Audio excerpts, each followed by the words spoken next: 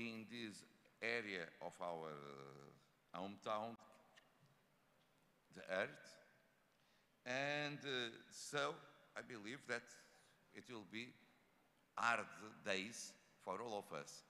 But we will work and we will achieve the results we need. And so we will have one agenda that needs to be adopted. But before that, I think there is technical issues that may be important to be addressed, and so I will give the floor to the Secretary General.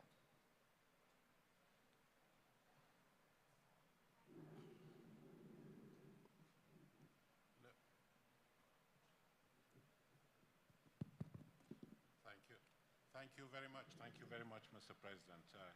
I also use the opportunity to welcome delegates to this assembly. We're looking forward to very rewarding deliberations during this assembly. I think that our Indonesian hosts have been very gracious in putting in place all the arrangements for a smooth assembly. But of course, no human endeavor is perfect, and sometimes we do have hitches, technical hitches in this particular case. We have been advised this morning that some of your microphones in this room may not be working for one reason or the other, and they have been identified with white tapes that are stuck to them. So if you are sitting before a microphone with a white tape and you want to take the floor, please just raise your country plate and the President will recognize you. A flying microphone will be brought to you so that you can take the floor appropriately. And I believe the technicians are working hard to resolve these technical hitches. But apart from that, Mr. President, we have no particular issues to report at this stage regarding the organization of the deliberations of this assembly. Thank you very much. Thank you, Mr. Secretary General. So, you received on time the agenda of this Governing Council. I will ask if we consider adopted the agenda. May we consider? Done. Point 2, approval of the summary records of our last session of the Governing Council that happened in Madrid. You received also the summary records of that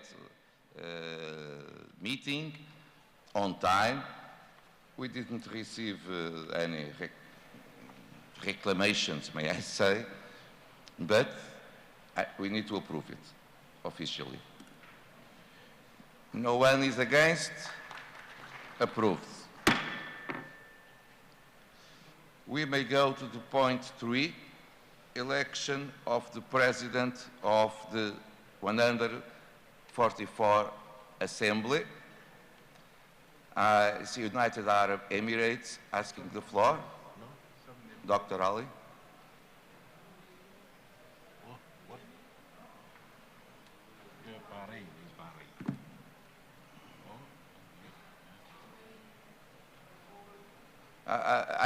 We are not hearing you, please. Zimbabwe as well. Just a second. Bahrain, I'm trying to understand. I see different... Yes, now it's working. The UAE proposed Her Excellency, the President of the Indonesian Assembly representative, to be the President of this General Assembly. Thank you. Thank you. I see Madam Speaker of Bahrain asking the floor as well. نعم صباح الخير. قبل أن أقول مداخلتي أود أن أهنئ. Yes, good morning. First of all, I would like to congratulate all mothers in this room and all around the world, because in Arab countries today is Mother's Day, and I would also like to praise what the UAE said. Mrs. Bahwani, the head of the Indonesian Parliament, we nominate her to be the President of the 144th Assembly. We wish her all the best governing this assembly, and we wish you all success in this conference. Thank you so much. I didn't have the phones, but I understood two words. This Indonesian, and so I understand that you are second the proposal of Dr. Ali from the United Arab Emirates. Yes, I am exactly. correct? Thank you. Okay, thank you, Madam.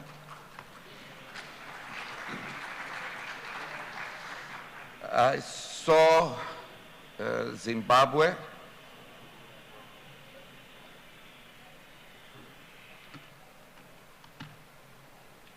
No. Where is South Korea in this news?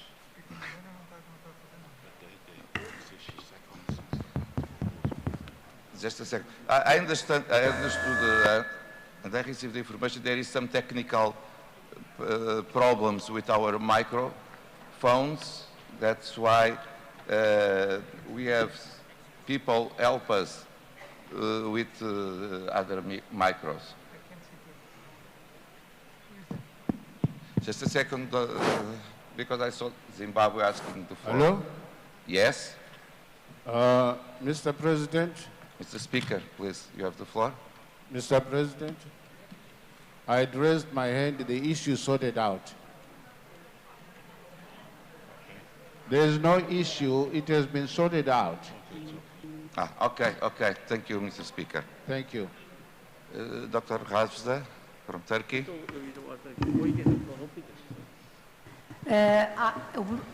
I wanted to thank the Indonesian delegation and the government for hosting us, for being such wonderful hosts. And also, as Turkey, we would like to join in nominating the Speaker of Indonesian Parliament as the head of to lead the General Assembly of the IPU. Thank you. Thank you. Dear colleagues, we have the proposal. I may ask the Governing Council if we may consider and accept this proposal, and this way, South Korea. Ah, Mamma Mia. Where is South Korea? There as well. Yes. Mr. Speaker, please. Yeah, honorable members of the Governing Council, good morning. I'm Park Byung-seok, Speaker of the National Assembly of the Republic of Korea. On behalf of the Korean National Assembly, I propose that Her Excellency Puan Maharani, Speaker of the House of Representatives of Indonesia, be elected President of the 144th IPU Assembly. Thank you. Thank you, Mr. Speaker. I understand that we have different delegations proposing that the Speaker Maharani from the Indonesian Parliament may assume the presidency of our Assembly. Someone is against? No? It's adopted. Madam Speaker, you have the presidency.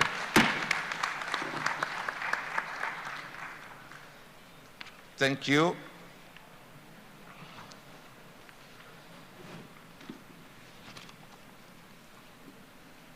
Now we may go to the point 4, consideration of requests relating to the IPU membership.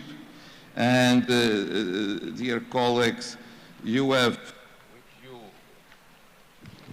also the information, and I will give the floor to the Secretary General, but I will say what is the proposal of the Executive Committee. It was discussed 2 days ago, maybe, or 3, I don't know, it's in so many meetings during these days, 2 days ago.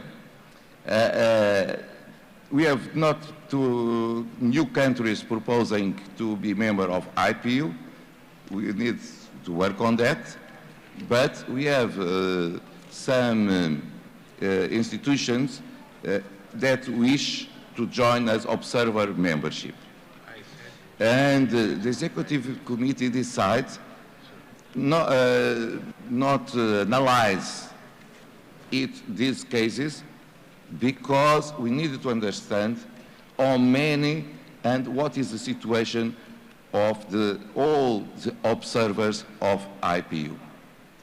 Because we are giving the statute of observer one behind the other, and we need to understand if they still doing what they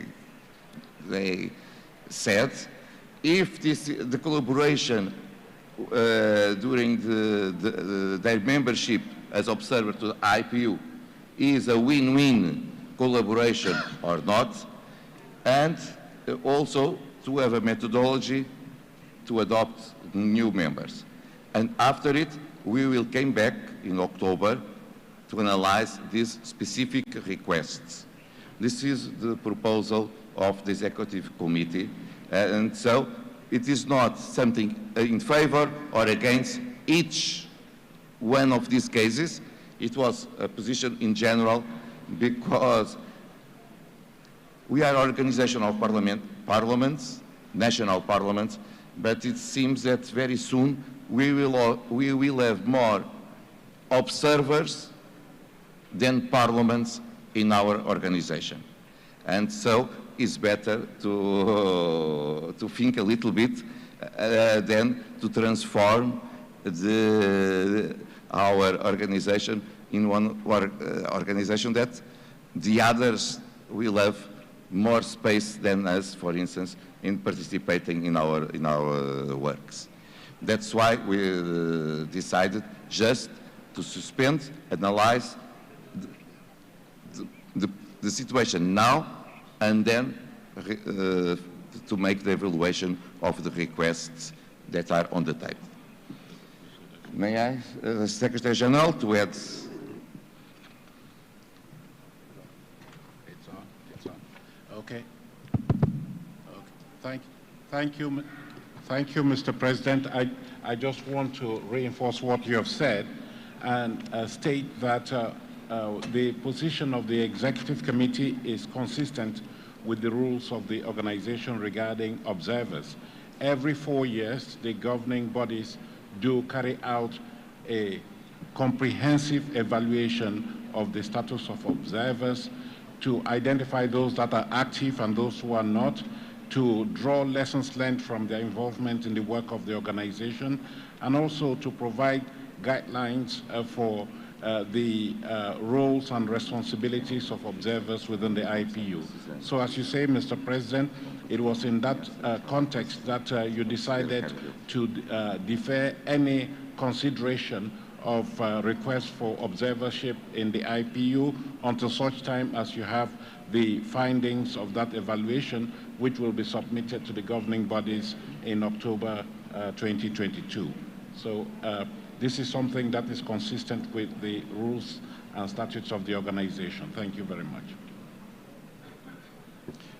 Thank you, Mr. Secretary General. I don't know if someone wishes to take the floor on this point. No? So we accept the proposal of the Executive Committee.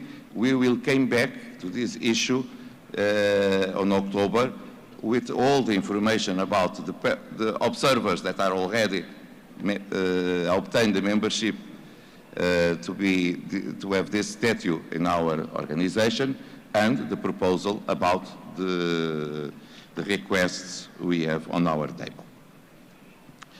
We go to the point 5, a report of the President. Dear colleagues, it's usual the President to report, to present a report of activities as President and also from this, as President of the Executive Committee, a very short one, because I believe that you prefer to discuss politics than to hear reports behind the reports. So I will have a video that will, where I will present my report.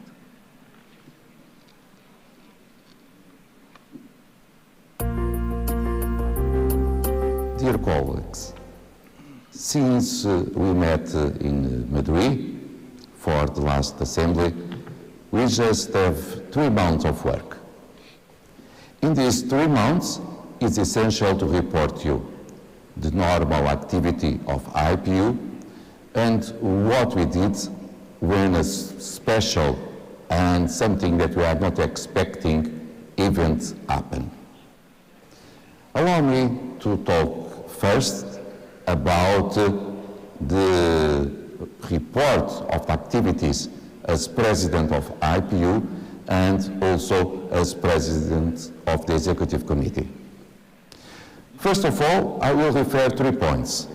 The implementation of the strategy that we approved in Madrid, everything we did to reinforce the visibility of the organization, and what we are preparing to obtain the universality of IPU. So, about the implementation of the strategy in Madrid.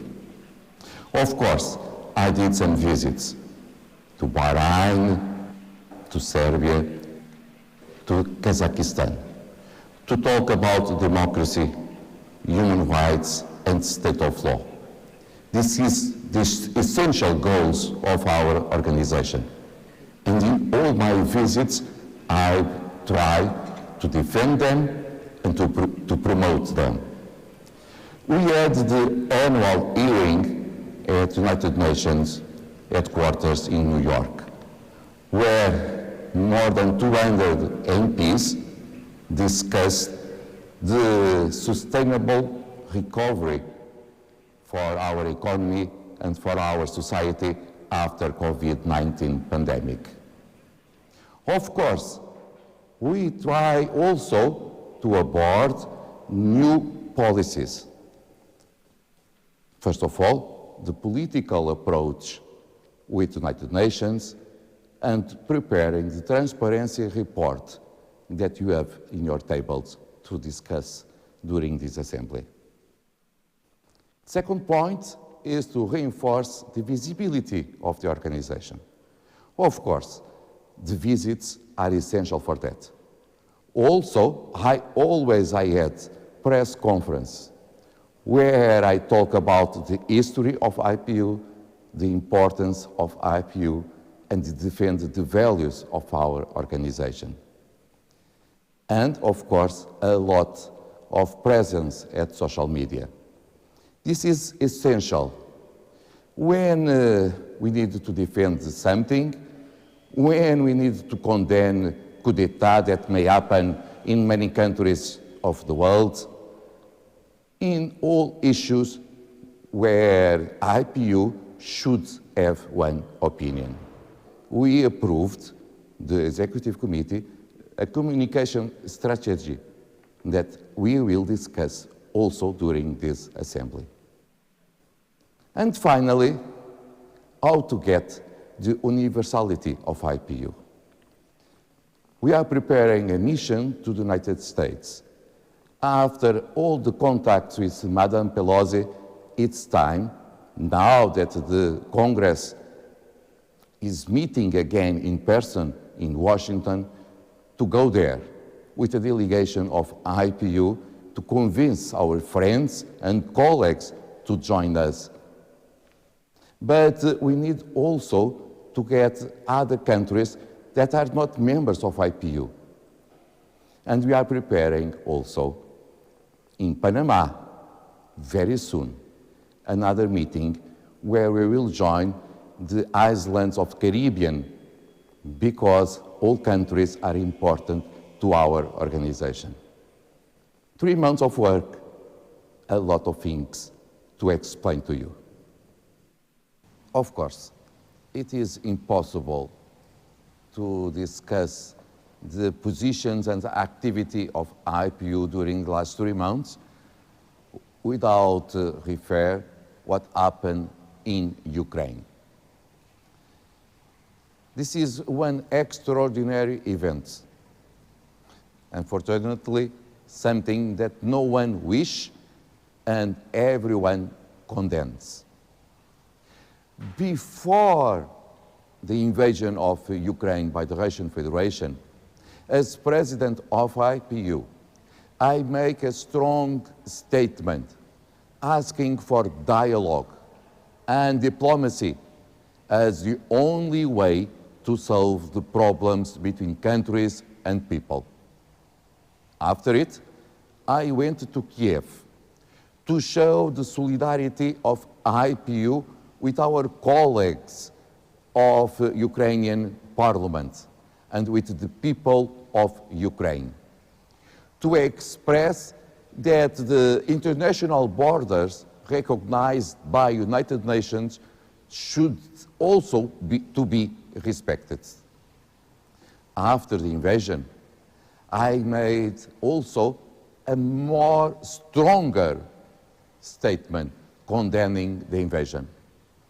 And the Executive Committee of IPU had one meeting where we discussed the issue and we had approved a very strong declaration condemning the invasion, asking for a ceasefire and defending diplomacy as the way to solve problems, and to saying also that IPU should be available to be a platform of dialogue between both parliaments.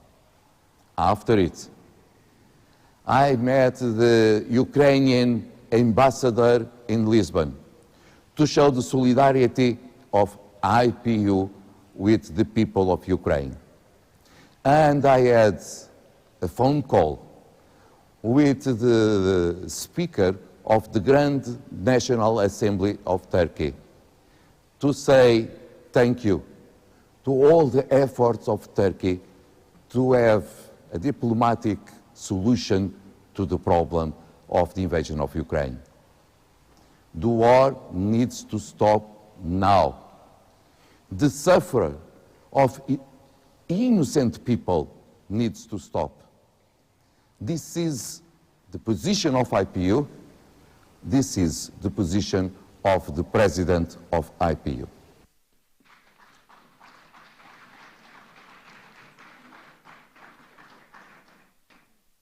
Thank you. Thank you so much, dear colleagues. This is the summary of my report. I understood that the report was sent to you all by electronic tools. And so I ask if someone wishes to raise the floor.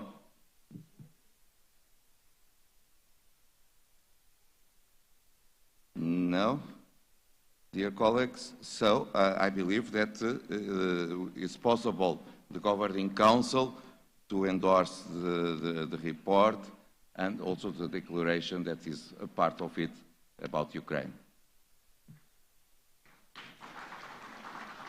Thank you so much. So we go to the point 6. And the presentation by the Secretary General of the IPU Impact Report over the past 5 years. You have 10 minutes, Mr. Secretary General. We know Master so well, so you have 10 minutes to present the report.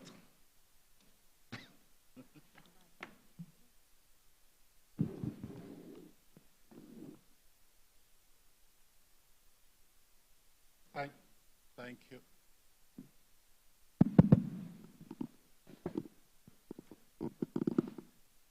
Thank you. Thank you. You can use mine. Okay. Thank you. Thank you very much, Mr. President. I will try, especially so as the report of the Secretary General has been distributed to you in one form or the other. It is a report. We do have, can you hear me now?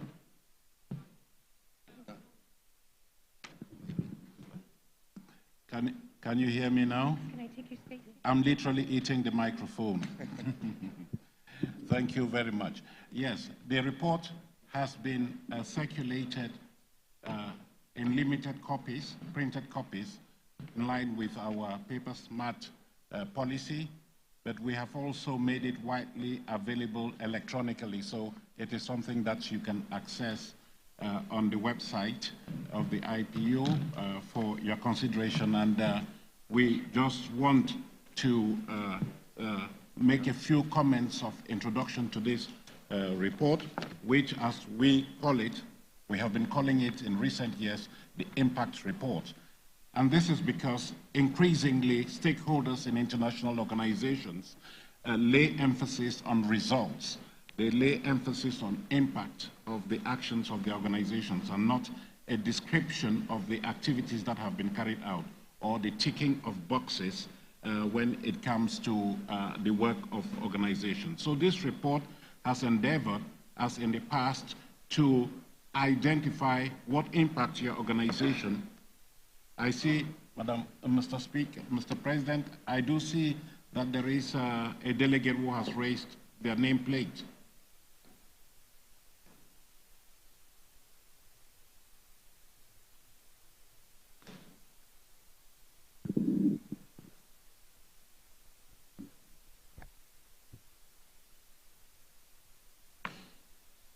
But if it is about the report, the Office of Secretary General is pleased to end the presentation.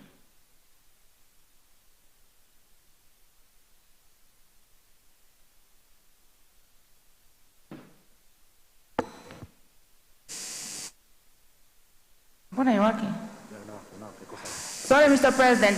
It's not about the report, but we can't hear clearly what is the Secretary General saying. I'm not hearing what... The voice is just too low. You're speaking too low. I thought I was shouting, and I thought I was literally eating the microphone. Can you hear me now? Okay, very good. I will do my best.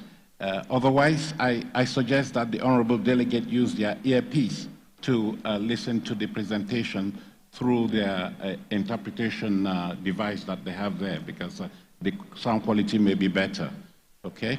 So I was just saying that this is a report that has been circulated to you all in hard copy, but as well as electronically. And we have laid emphasis in that report on results. What have we achieved? When we were in Madrid last November, I did say that at this particular assembly, I would present a report covering the 5 years of the previous strategy, so you could have an idea of the evolution of the organization and its impact over the period of 5 years. So this report covers that 5-year period that is compliant with the period covered by the previous strategy, the strategy that has now been superseded by the new one. And so in this report, you will see that there are certain I would say, landmarks that have been achieved by your organization. The President has mentioned the move by the IPU towards universality in its membership. We have also tried to broaden the reach of the organization. In 2017, you just had the office in Geneva and the one in New York. We have now had an outpost created in Vienna for the UN-based organizations in Vienna, where we now have an ambassador. So we are able to capture the issues that are being dealt with in Vienna. We have also seen in the past 5 years an increase in the visibility of the organization. I have that slide there that you have on your screen, which shows the popularity, the growing popularity of our website, the increasing use of social media platforms such as Twitter, Instagram, for the promotion of the message of the IPU. During the past 5 years also, we have made an endeavor to increase the number of tools that are available to parliamentarians to do their work. You do deliberate, like you're doing at this assembly. You do take decisions, make resolutions, and it is our role also then to give you the tools that you require to perform those mandates that you have assigned to yourself and your fellow parliaments. And that is why you will see in this report that there has been an increase in the number of publications that we're issuing that provide guidance and information data on the various issues that you're dealing with, so that when you deliberate in your own parliaments, when you take action, make policy, this is based on evidence, it's based on expert knowledge of the subject matter. We have also endeavored during this past 5 years to promote the organization as a platform for interparliamentary dialogue. We must say that over this past 5 years, much of it has been during a very exceptional period characterized by the COVID pandemic. And so we have been very hard at working towards improving upon the way we do business in a very challenging environment characterized, as I said, by COVID.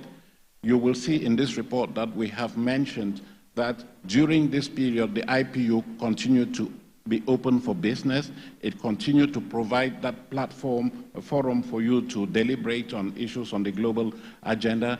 And this has been done thanks to the accelerated digital transformation that we have operated in the organization.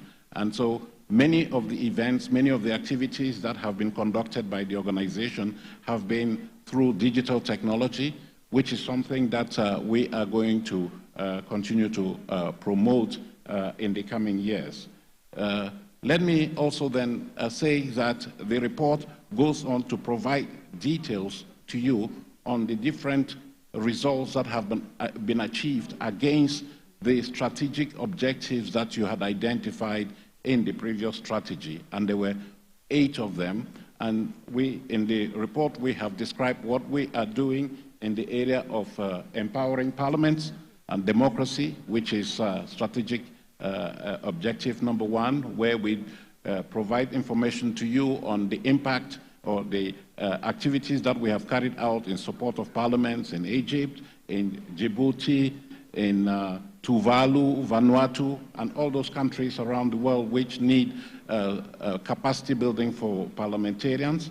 We have also given you information on what we have done to provide information through, for instance, the Global Parliamentary Report, the standards that we are developing for democratic parliaments, for you to look at and be inspired by this. During this assembly, we will be launching the latest edition of the Global Parliamentary Report, which will be focusing on citizen engagement, how parliaments around the world are engaging with their constituents in the discharge of their mandate.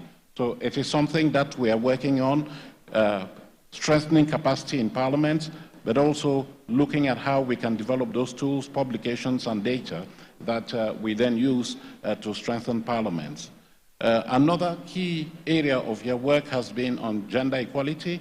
We have been steadfast in promoting access of women to the political sphere. And during the period under review, you see that picture there where you had the major summit of women parliamentarians in Vienna last year. Now, we do have in the world, I think the statistics were released a couple of weeks ago, that 26.1% of global parliamentary leadership is made up of women. And the statistics are encouraging, but the pace of progress is very slow.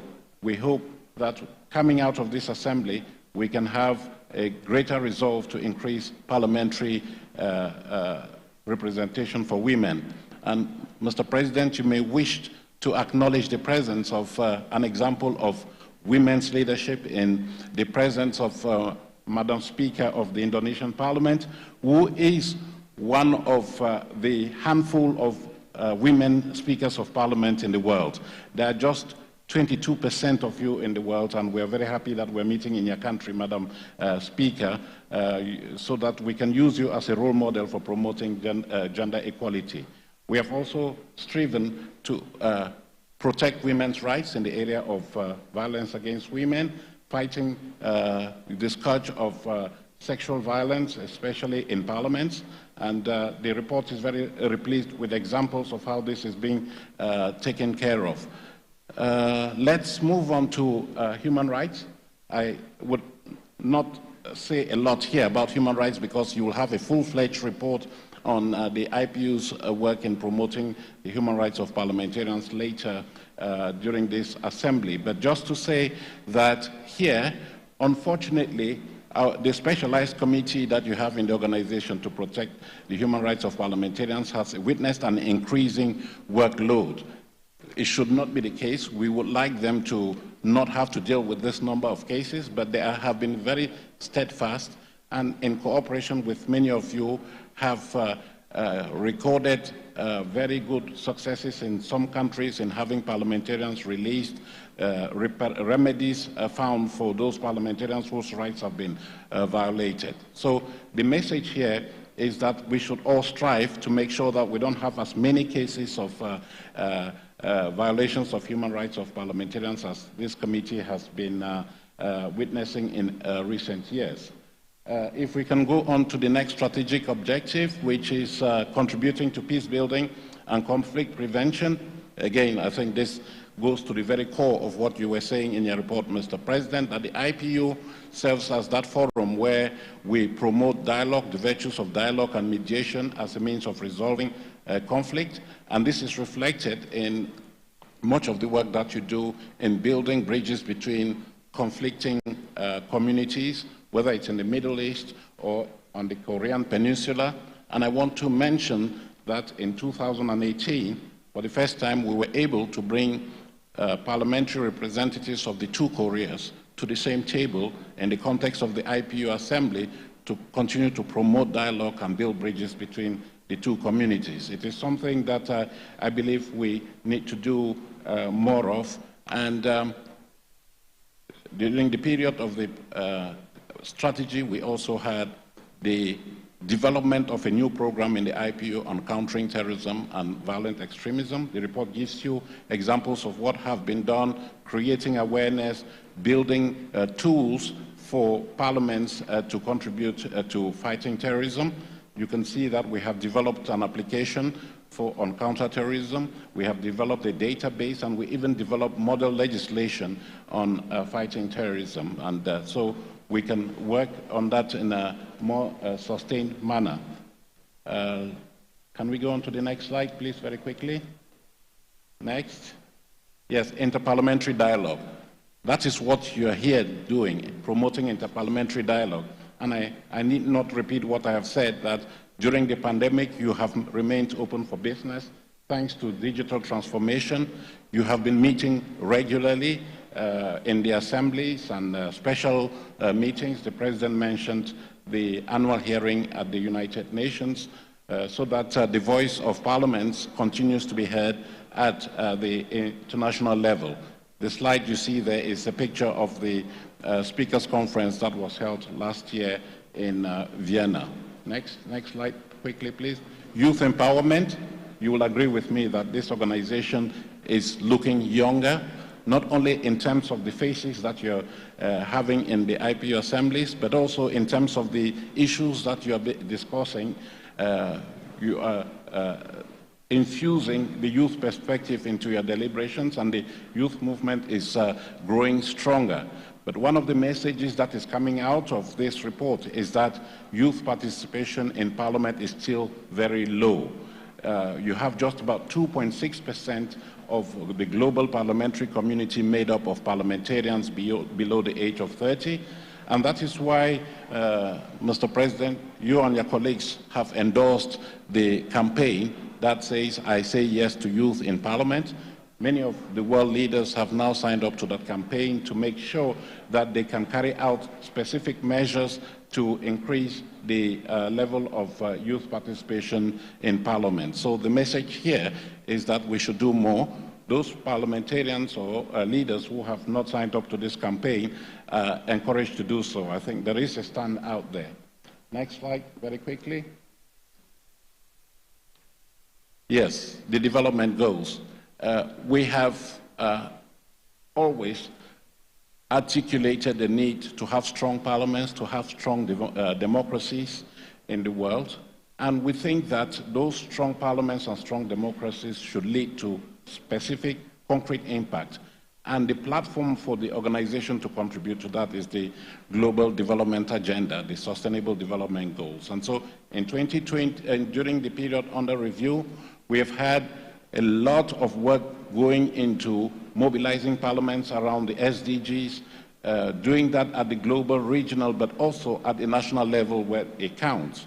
And we have in the report examples of countries that have more actively been involved in promoting parliamentary action, including creation of specialized bodies for the implementation of the SDGs at the national level.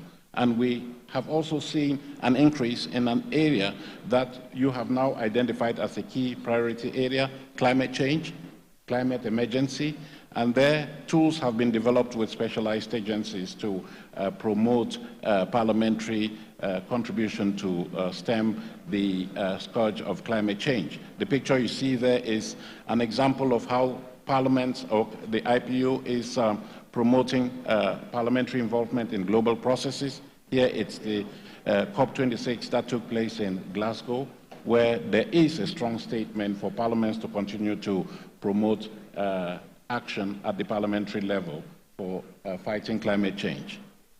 I think we're moving to that one. The President has talked about the annual hearing at the United Nations, promoting inter-parliamentary dialogue. Please. I think I should conclude, Mr. President, just to say that, as I mentioned earlier, we have, over the past 5 years, been working under very exceptional circumstances. But the message we are getting is that parliaments and parliamentarians are resilient. We have been able to cope with very difficult circumstances. We have been able to be open for business in meeting the challenges of climate change, not climate change, the pandemic. Secondly, we note with regret that there is a rollback of progress when it comes to democracy in certain parts of the world.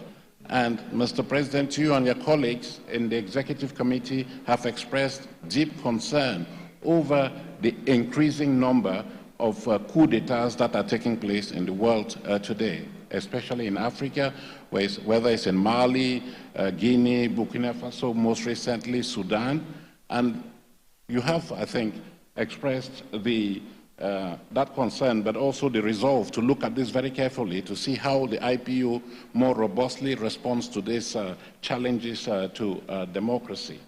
So we can say that over these past 5 years, the organization, with no false modesty here, has fared well, has been open for business, has seen its support base broaden, not only in terms of the membership of the organization, but also in terms of the support that you're getting financially from many donors. The donor base of the organization is broadening. You have more partners that are coming in to provide additional resources for you to address an ever-increasing base of activities. And Mr. President, I want to use this opportunity to recognize the contribution of many partners that are here or who are not here. The development cooperation agencies, such as the Swedish International Development Cooperation Agency, Irish Aid, the Canadian Department of Foreign Affairs and Trade, the Chinese NPC, Benin, Republic of Korea, Angola, Micronesia, Qatar, Sweden, Switzerland, United Arab Emirates, the Arab Parliament, who are providing financial resources to the organization to help us deliver on the mandate of the organization. My appeal is that we should reach out to other donors of goodwill to contribute to the financial resources of the organization. I also want to point to the expanding partnership that we have experienced with our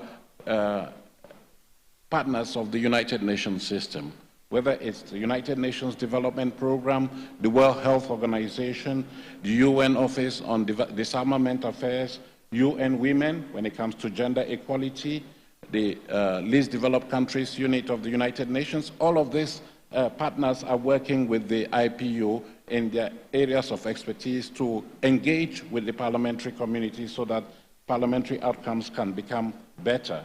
So in conclusion, yes, there are successes, but we still face challenges. I told you about the increase in the visibility of the IPU, but I think that we all have identified a major challenge, and that major challenge is how we reach out to all of the 46,000 parliamentarians that we have in the world. That is a major challenge for the organization. We are improving our visibility, but our communication needs to be more robust in reaching out if we want to really make a difference at the level of the international community, parliamentary community. Another major challenge, Mr. President, is digital transformation. The IPU cannot remain complacent when it comes to transformation in terms of use of technology in how they operate, both at the level of the IPU, but also at the level of national parliaments. We are challenged to support parliaments to use digital technology to improve upon the way they function. We have the mechanism that we have put in place. The Center for Innovation in Parliament in the IPU is helping parliaments harness the potential of technology to improve upon the way they do business. We need to pursue and scale up this digital transformation at the global but also at the national level. Mr. President, in conclusion this time, I am saying that we do have a basis for going forward, and that is the new strategy that you and your colleagues approved in Madrid last November. We consider this to be our marching orders. The strategy is a very robust one that has the potential to help us achieve the vision that you have for your institution. And what we are trying to do in that strategy now is to make sure that we adopt an integrated approach to the way we do business. We consider parliaments not in isolation, but as an ecosystem with a galaxy of partners revolving around parliaments. And lastly, to make sure that we are and we can develop the capacity of the organization to monitor progress in the implementation of this strategy, in the implementation of the vision of the organization.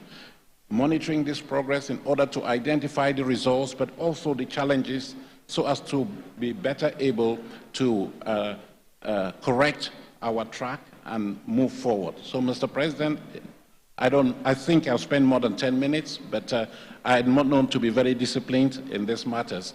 I just want to commend to you and your colleagues this report, which is not meant to be adopted as such, but to be taken note of and responded to so that we can strive to do better in the future. Thank you very much.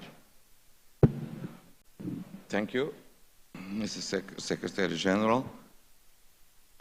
The report was distributed to all, you all. So I ask if someone wishes to raise the floor on this report. No. So thank you. And also thank you, Mr. Secretary General, for the results. You may see that in this report is evident how the activity has grown during the last years. Just the bad number there is the number of MPs that complain to the Committee of Human Rights of Parliamentarians. But allow me to say that it shows also the success of IPU, because as the IPU is more relevant and more known, more people will apply to the IPU. But of course, we are happier if it is no one needs to complain to defend human rights in our committee. Yemen. Because I saw someone raising the floor. Yemen.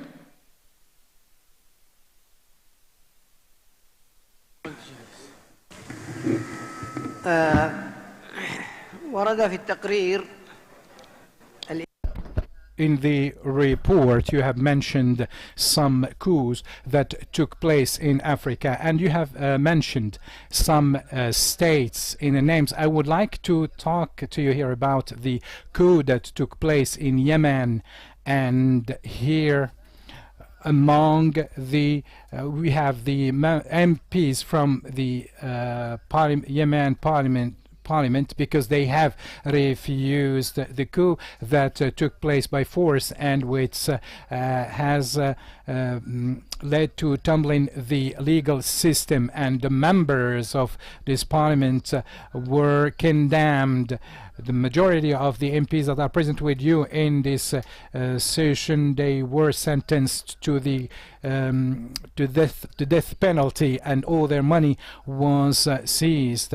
And the IPU, which is representing the whole world, did not know about what happened in Yemen in terms of the coup that took place with and those who are using the constitution and the constitutional oath, which is actually prohibiting taking over power by force. Anyone who is against this now is considered as a criminal and is sentenced to death. And the majority of the Yemeni MPs, they are here present today in order to, from all the word from Kuala Lumpur, from Cairo, from Istanbul, from other countries, they are now somehow penalized because they have clinged to their constitution and to their constitutional oath. Thank you very much indeed.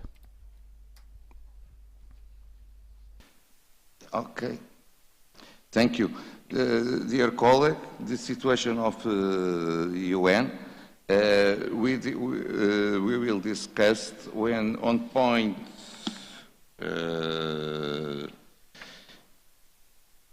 11, situation of certain parliaments. Of course, is one situation that is in our worries, and we pay attention to the situation in Yemen.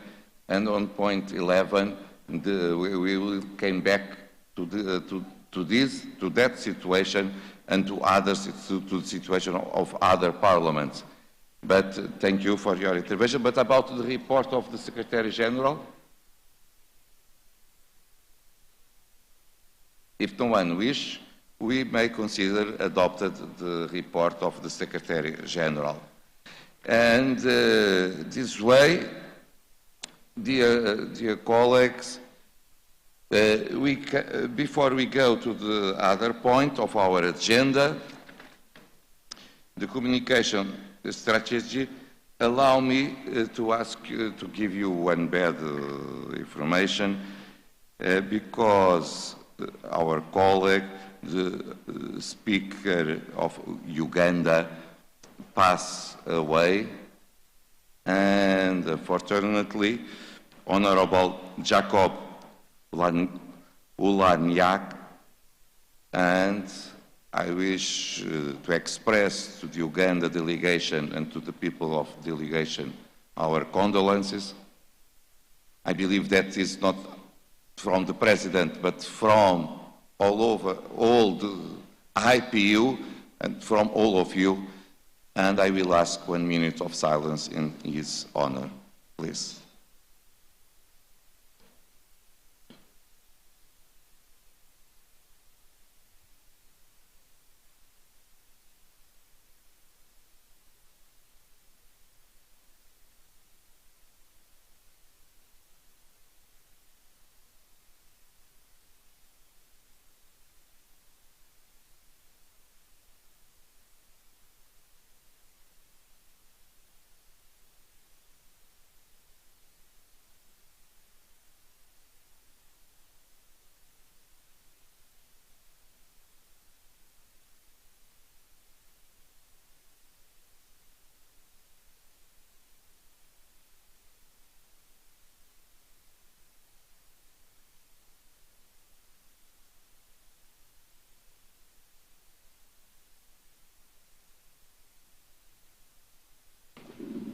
thank you. Of course, one letter will be sent to the Uganda Parliament to express to the people of Uganda the condolences of IPU, and not just IPU, the Secretary General, the President, but all MPs and speakers that are in our meeting. Now, point 7, communication strategy. I will give the floor to the Secretary General. As you know, this is one point for me very important personally. As President of IPU, I said always that in politics, the communication is essential in our society. I believe that it's something that you understand very well because you are all politicians and need to be elected. And if you don't communicate well, it will be more difficult to be re-elected. And so we as a whole, as one of the most important organizations of the world, need to improve a lot, because it's so easy to understand. When we talk with people outside politics, just a few knows IPU. And many people just understand what is IPU when became member of parliament. And so it means that we failed during the past to give visibility to the organization. And we need to do different, because if we do the same way, the results will be the same. That's why we decided to approve a new strategy. I will give the floor to the Secretary General to present it.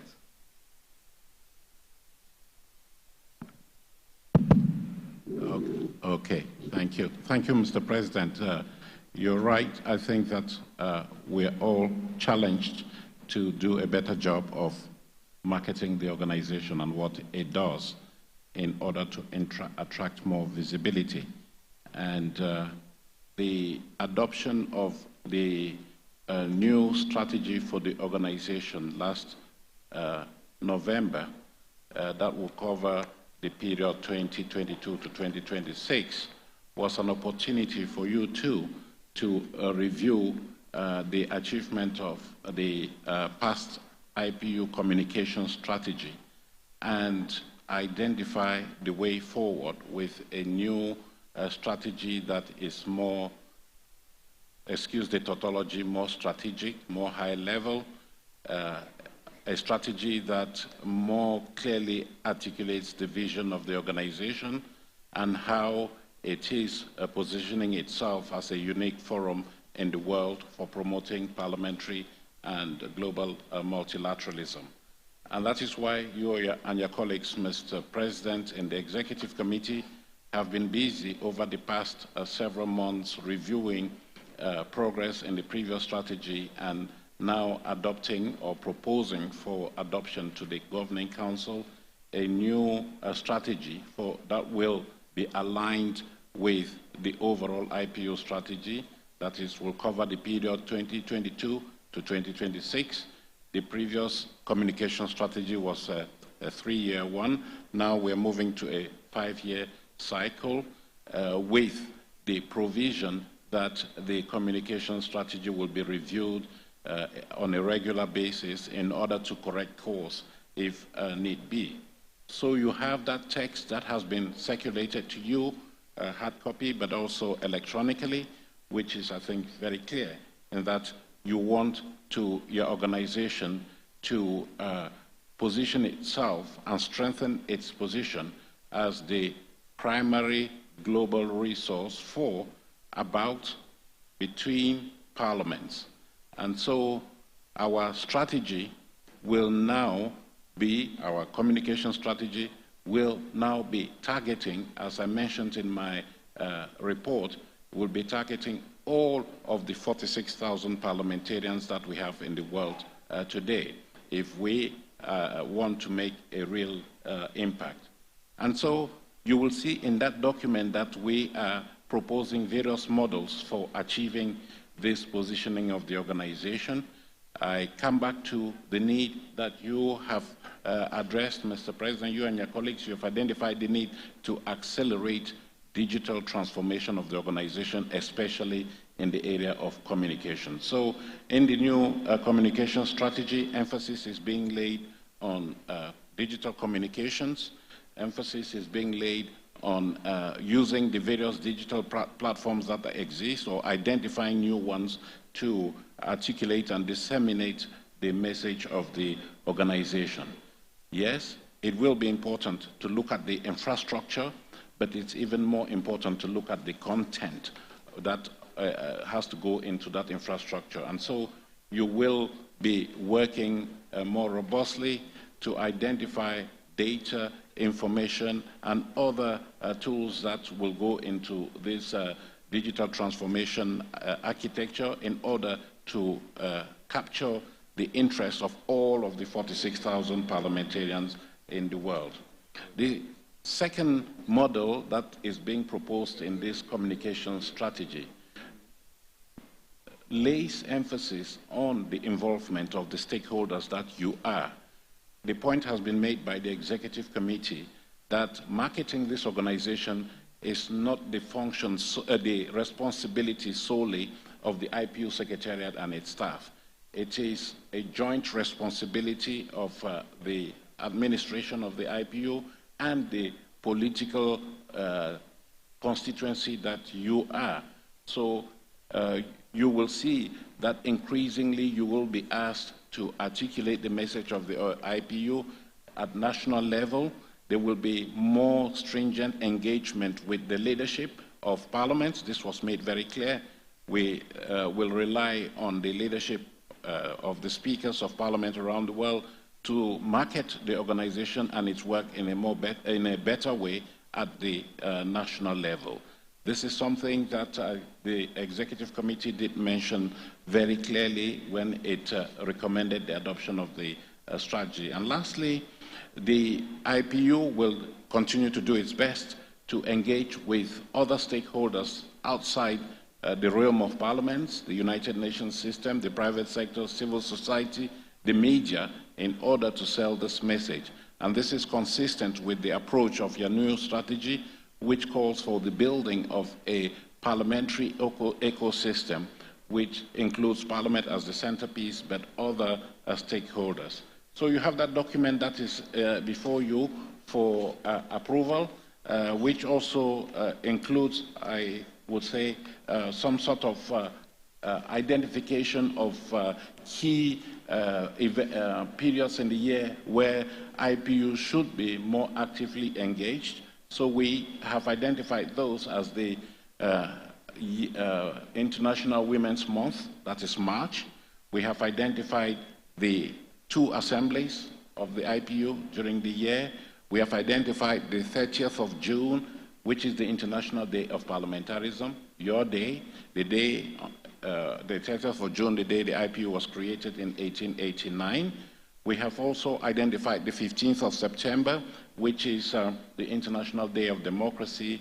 And then we have the 25th of November, which is the International Day for Elimination of Violence Against Women.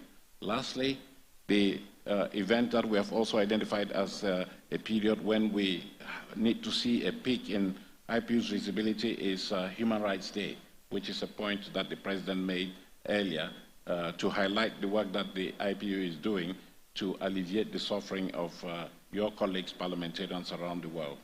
Mr. President, with those introductory remarks, I believe you want to invite the Governing Council now to formally endorse this new communication strategy, which, as we have said, will be monitored on a regular basis and the necessary corrections implemented. Thank you very much.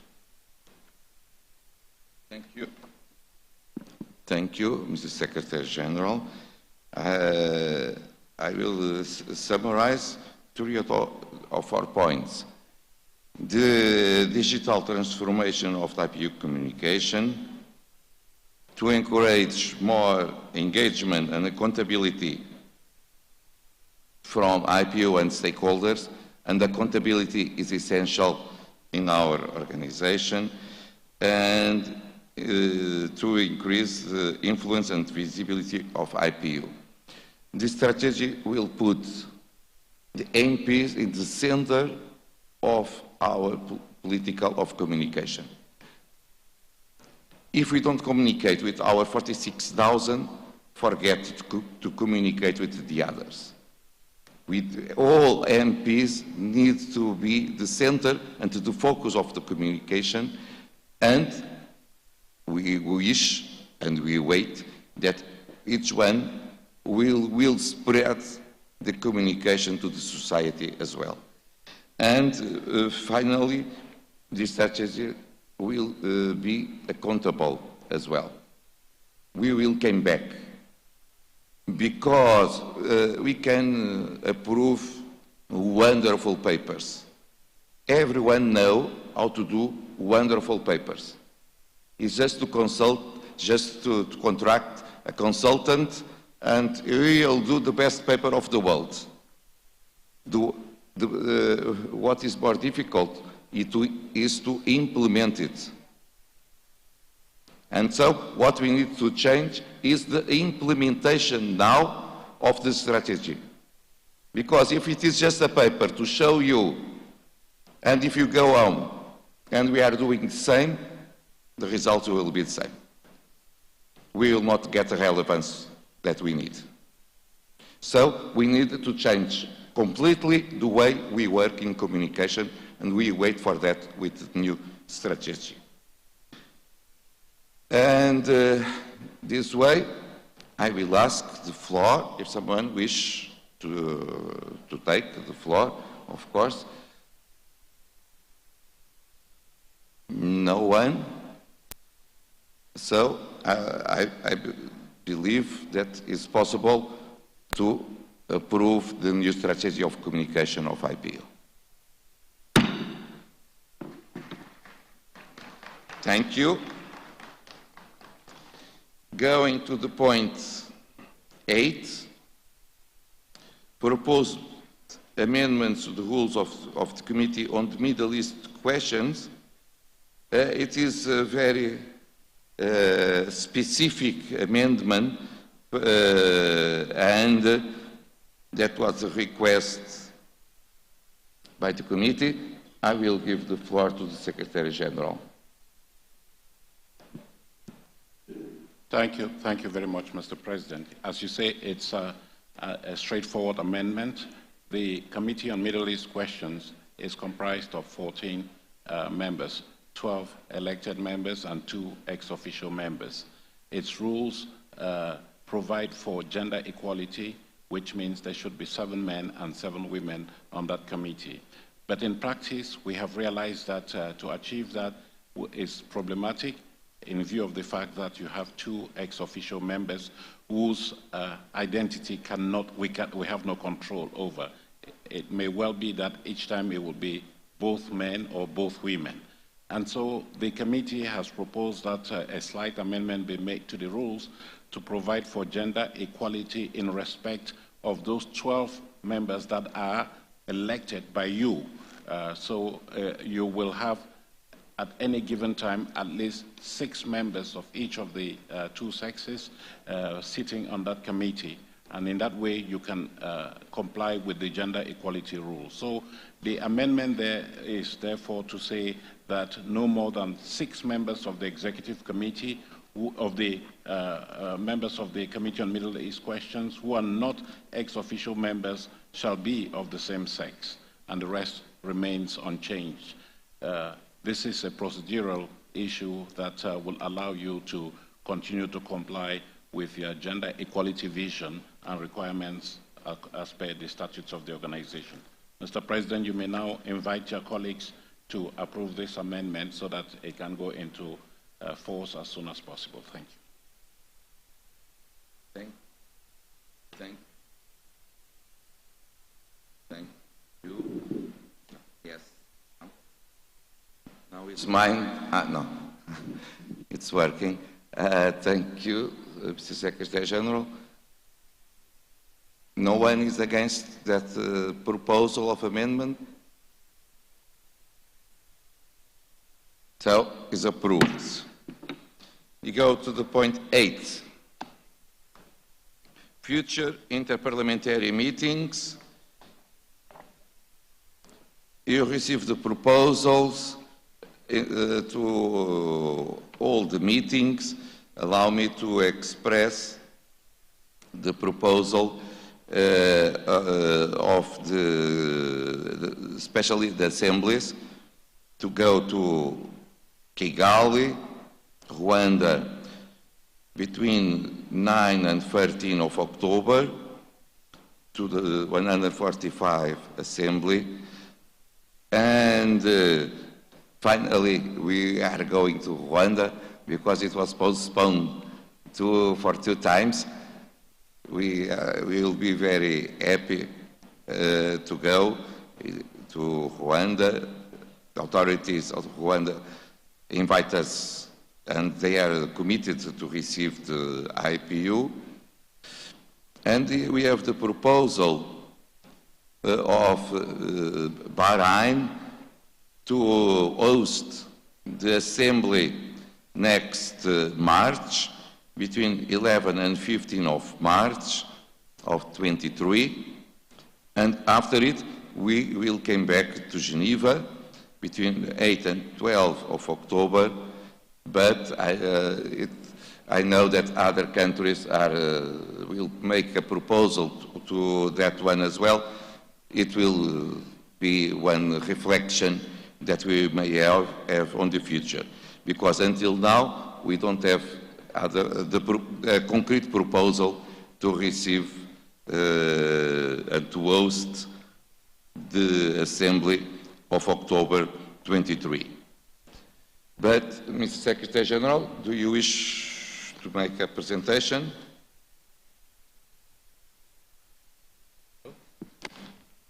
How do you take it? Okay, thank you very much, Mr. President. It's not a presentation, it's not another report. It's just to confirm that you have this schedule of meetings that has been circulated to you. And yes, we are pleased to be able to go to Rwanda later this year. And you also see now that the Kingdom of Bahrain has graciously offered to host the assembly thereafter in March 2023 in Manama. I can confirm, Mr. President, that we have received all the necessary guarantees for visas to be issued to all participants in that assembly. We have sent a technical mission to Manama to ascertain the availability of the technical facilities to host. 테스팅 중입니다. 들리시나요? 마이크 테스트 중입니다. 들리시나요? 8번 채널 테스팅 중입니다. 들리시나요? That offer from the authorities from the Kingdom of Bahrain. In addition to the statutory assemblies, you have a list of specialized and other meetings that is before you. And if you look at that list, most of the meetings have already been authorized or approved by the Governing Council. There are a few that require your approval, but I just want to reassure members here, in case that was a problem, that all the only meetings for which we have identified resources, either core or external, are included in this list. And so whatever is there is something that we can reasonably implement if other conditions are met. You will see that many of the meetings do not have venues for a variety of reasons, because we are still negotiating. The dates have not been clarified for others. But we do foresee, as we have said before, many of these meetings taking place digitally, online, in compliance with our new reinforced digital transformation policy. We would like to commend those meetings for your approval, so that we can continue to make arrangements for their implementation. I would like to particularly single out this year's Conference of Young Parliamentarians, Global Conference of Young Parliamentarians, which the Republic of Egypt has so graciously offered to host in May this year. Mr. Speaker, I believe that's the case. You can confirm that this is going to take place in May this year, with the specific venue to be identified clearly. So all those meetings that are in there are meetings that are consistent with the key areas of priority that you have identified for the organization. So each time we are considering a meeting, we look at our strategy and make sure that what we are doing is consistent with that strategy, and so that we don't spread ourselves thin, as you have said before. So you have that schedule of meetings that is there for your consideration, and Mr. President, you may wish to invite you and your colleagues to endorse that schedule there that has been distributed to you. And let me say that details of each of these meetings will be published as we go along on the IPU website, so you know the state of preparation, and you then have some degree of certainty as to your involvement. Thank you.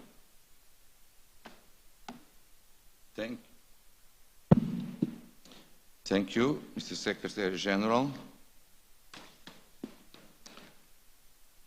Someone wish to take the floor on this issue? Turkey. Yeah, I'm sorry. I'm looking for this side of the room. Thank you so much, Mr. President. Thank you, Mr. General Secretary, for the presentation. It's not on the agenda yet, I just looked, but we have an invitation for an IPU meeting on migration. And it's a very relevant topic right now, as we're dealing with the crisis in Ukraine, which is a humanitarian crisis. I didn't see it online, that's why I'm saying it, so thank you so much. So I'll take this opportunity to invite everybody to Istanbul. We will be honored to host the delegation. Hopefully, we'll be as good hosts as the Indonesian Parliament. Thank you. Thank you, Dr. Krause.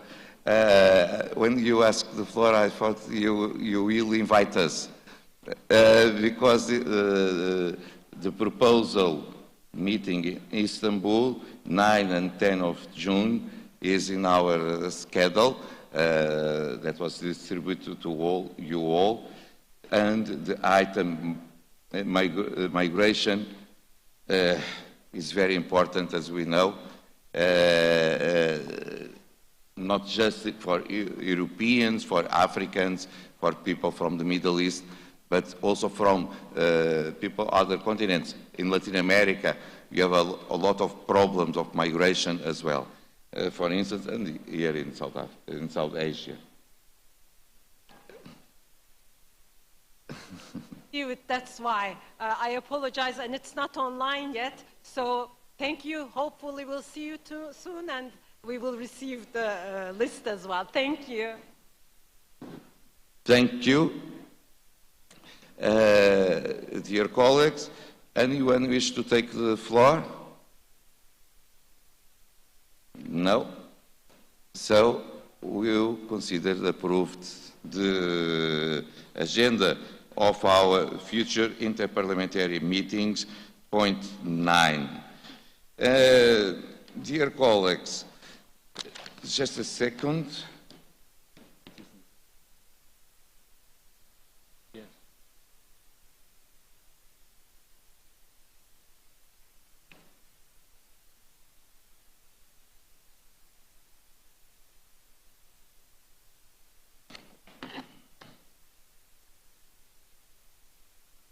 Dear colleagues, we have one extra point. I ask your comprehension for that. As you know, we have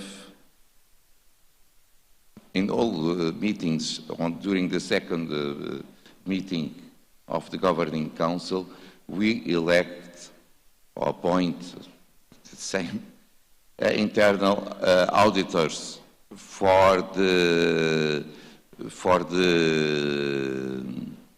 other year. What happened is very easy to explain. The internal auditor elected from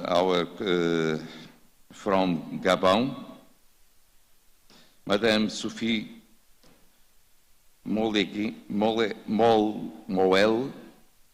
was appointed, but she is not already member of Parliament. And so she left the Parliament. And we came in one situation without internal auditor. Of course, there is no worries about our financial situation, especially because nowadays we have a subcommittee on finance composed by MPs from all geopolitical groups that accompany the situation of the organization every day, may I say. They have meetings frequently, and they have frequently contacts with the financial team of IPU. But in accordance with our statutes, we need to have one internal auditor for the accounts of 2021. So, the proposal of the Executive Committee was to this Governing Council, in one extraordinary situation, to accept the nomination of a colleague to do it in 3 days, the report about the financial situation 2021. We have two options, not to do the report or to have the report. Our statutes saying that it is important the existence of the report of the internal auditor, and we have a person that was member of the Executive Committee and member also of the Subcommittee on Finance. And this way, she accompanied, during that her term,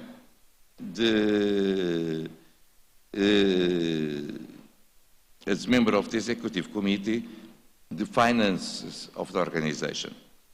Madame Laurence Riel of Switzerland. The position of the ExCom is to accept the proposal that in this situation, to accept that someone in 3 days prepare a report. Of course, she knows the situation of the organization as former member of the Executive Committee and former member of the Financial Committee. And so she will not look for the figures for the first time. But this is the reality. For future, we should always be aware that we need to elect two internal auditors, because it may happen again. Someone left a position as a member of Parliament, or someone may pass away. And to not repeat what we have today, we need to avoid a situation like what we have.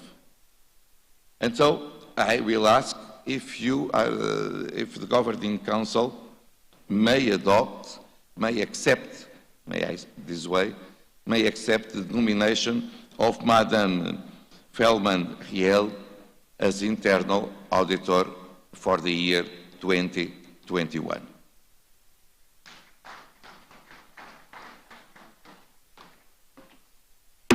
Is adopted, and a special thanks to our colleague, because just 1 amazing passion to the IPU explains the acceptable position she has in these circumstances as she is doing the job.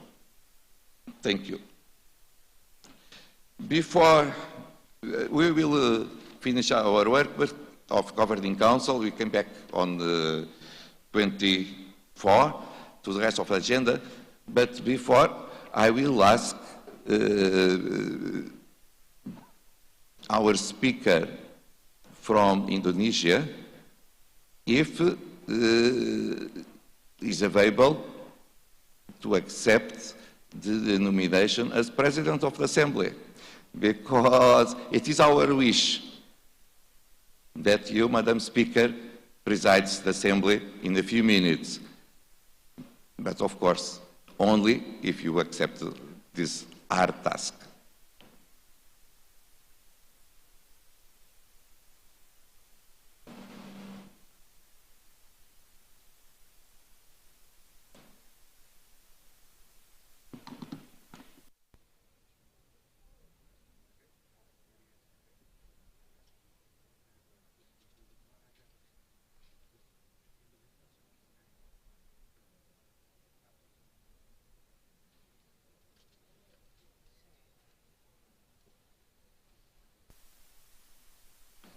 A microphone to the Madam Speaker, please.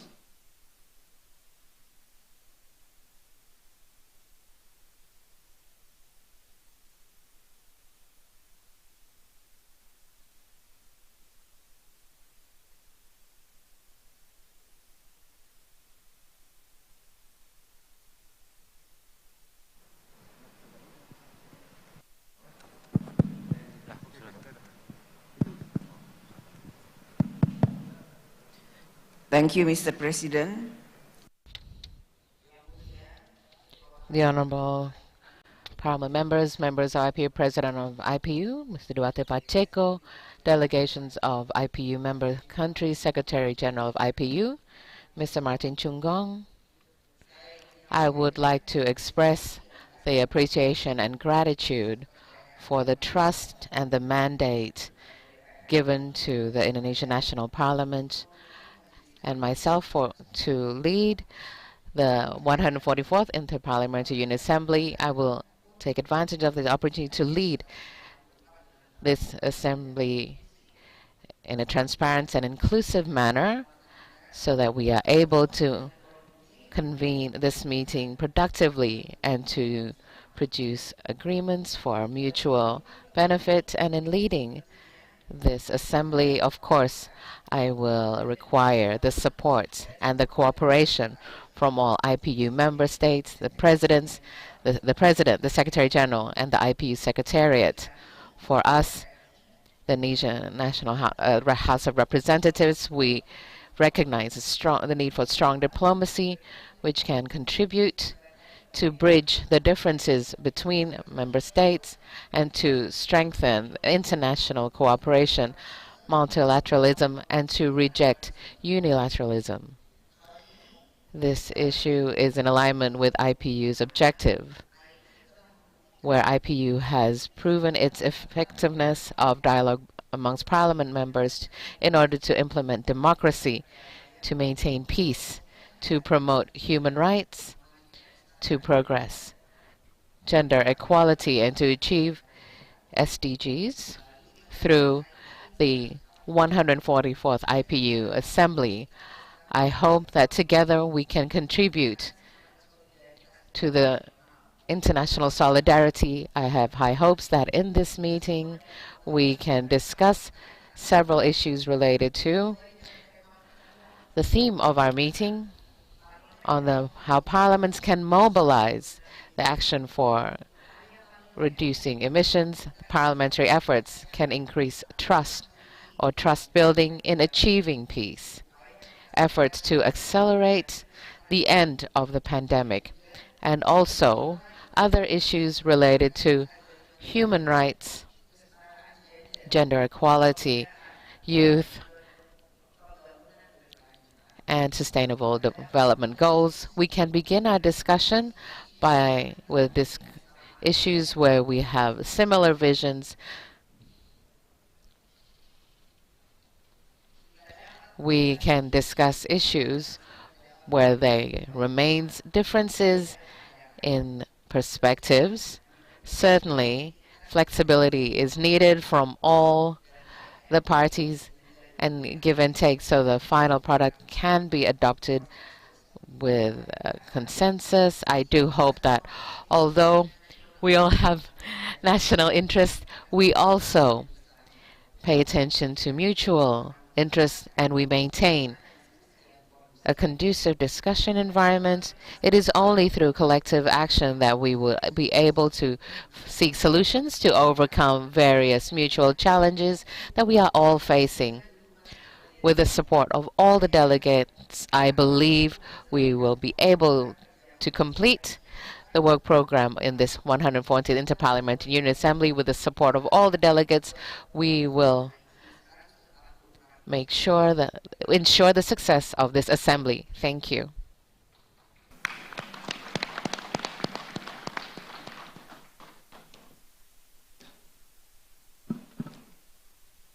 Thank you so much, Madam Speaker. We all trust in you to lead our assembly, and we will contribute to the success of the assembly here in Nusa Dua, collaborating with you, and thank God you accept the nomination. Thank you.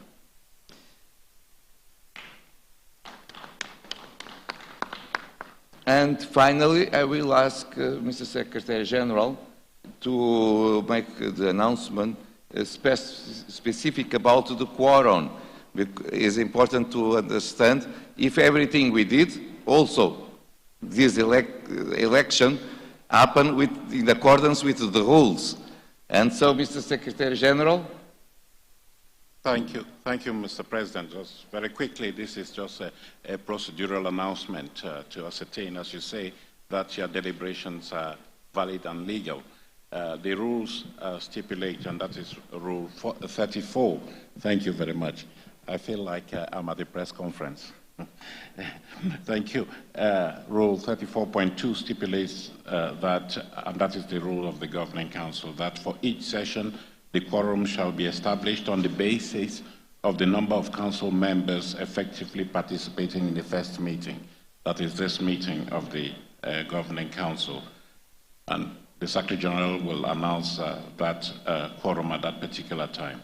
So it has been ascertained by my colleagues that at the beginning of this session, of this first sitting of the Governing Council, there were 118 council members present in the room.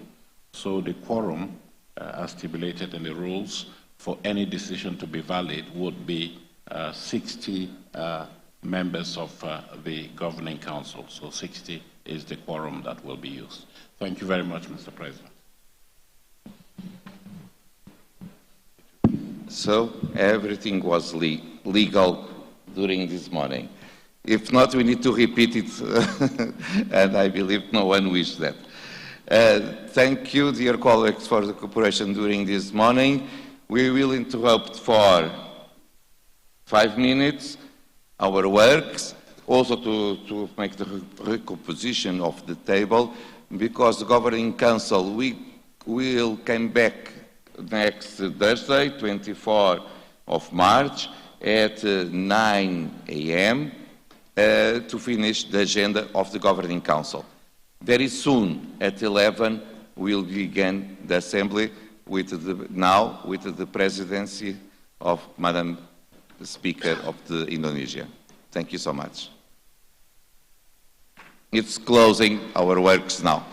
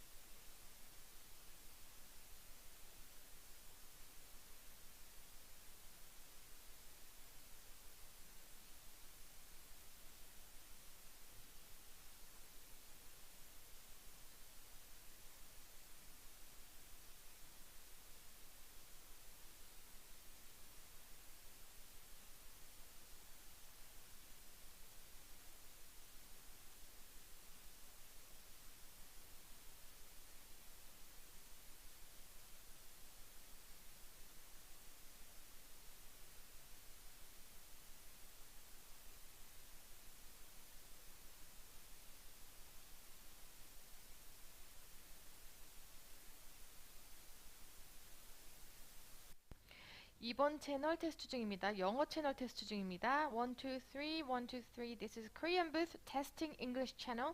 1, 2, 3, 1, 2, 3. 하나, 둘, 셋, 하나, 둘, 셋. 한국어를 이번 채널로 테스팅 중입니다. 하나, 둘, 셋, 하나, 둘, 셋. 한국어를 2번 채널로 테스트 중입니다. 하나, 둘, 셋, 하나, 둘, 셋. This is Korean booth testing English channel. 1, 2, 3, 1, 2, 3. 2번으로 한국어 채널 테스트 중입니다.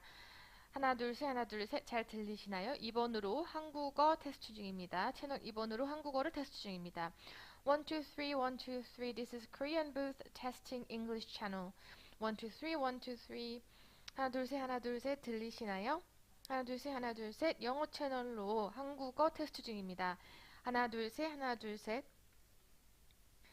영어 채널로 한국어를 테스트 중입니다. 하나, 둘, 셋, 하나, 둘, 셋. This is Korean booth testing English channel. 1, 2, 3, 1, 2, 3. This is Korean booth testing English channel for relay interpretation. 하나, 둘, 셋, 하나, 둘, 셋. 한국어를 영어 채널로 테스팅 중입니다. 하나, 둘, 셋, 하나, 둘, 셋. 들리시나요? 하나, 둘, 셋, 하나, 둘, 셋.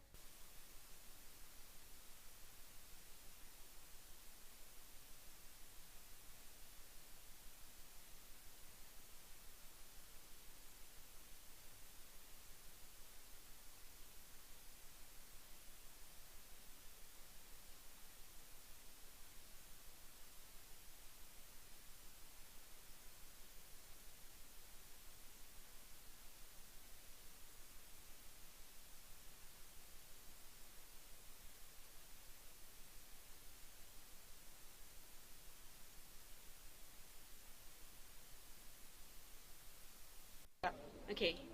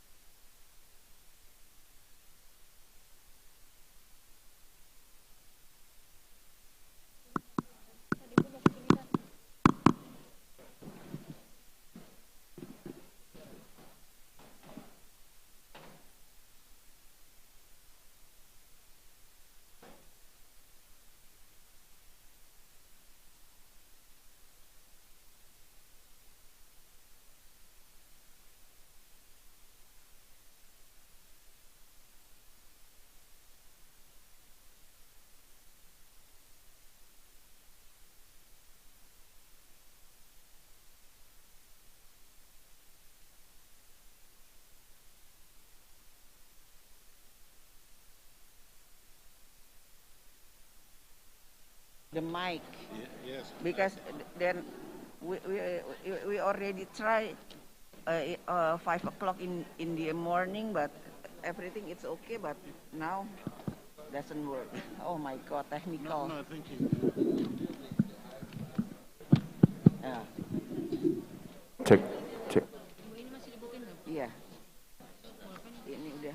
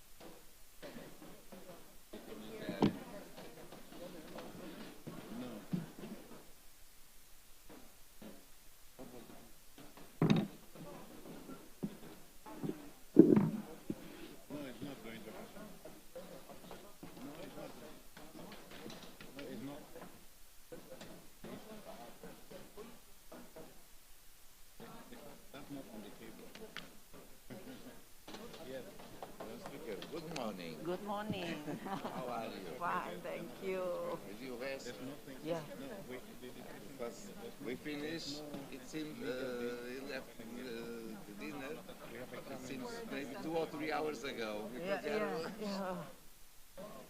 Yeah. Busy week. Yeah, it is a busy week.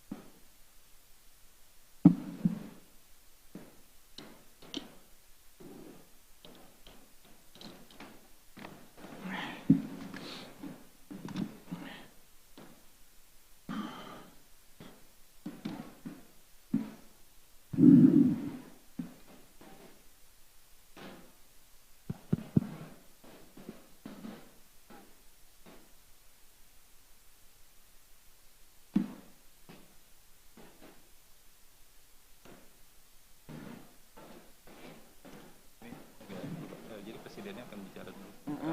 Kemudian ikan itu dulu rupanya dari podium pidato ibu. Iya. Dear colleagues, 5 minutes break passed. So, may I ask you to take your seats, please?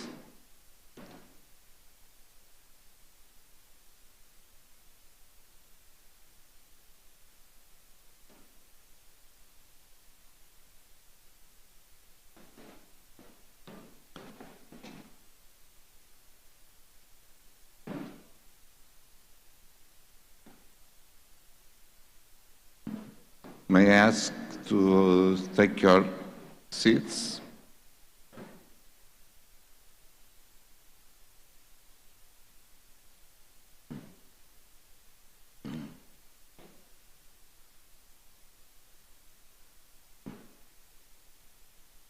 Thank you.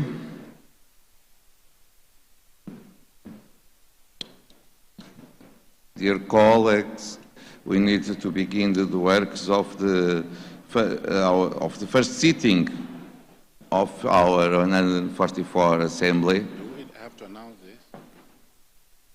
And so, No? I ask you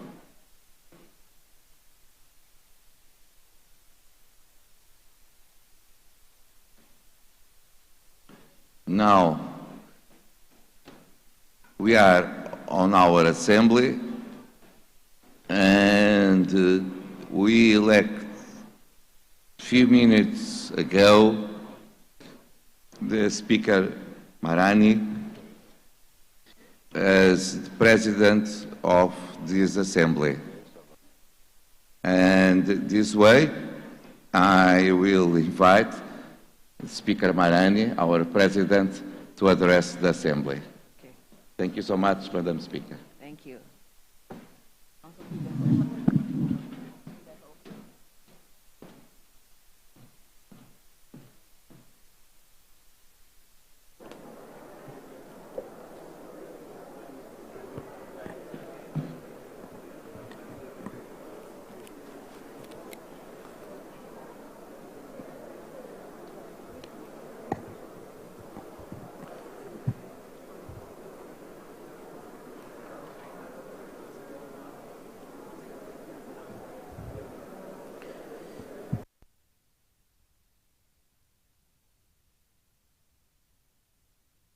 Yang Mulia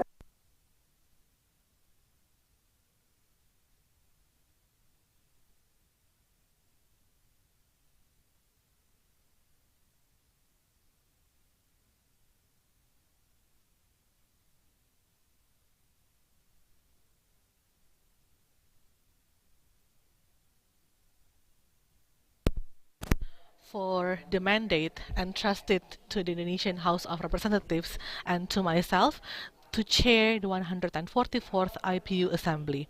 In the beginning of this assembly, we will listen to a series of keynote speech to springboard our discussion that will end in 24th of March 2022. The 144th IPU Assembly is held amidst various crises in the world. The virus continues to mutate, the rising geopolitical tension, and the global warming is not yet to be curbed. The price of oil, food, and essential items continue to rise. This also increase our challenges in peace and security, democracy, and even to recover from the pandemic and to mitigate and adapt to the climate change. The world should contribute to find solutions to strengthen the commitment and actions to resolve all of these challenges. These require collective efforts. We need to build mutual trust building if we were to create a lasting peace. We need to strengthen our global solidarity if we were to curb the spreading of the virus. We need to strengthen the partnership if we were to reduce the global emission.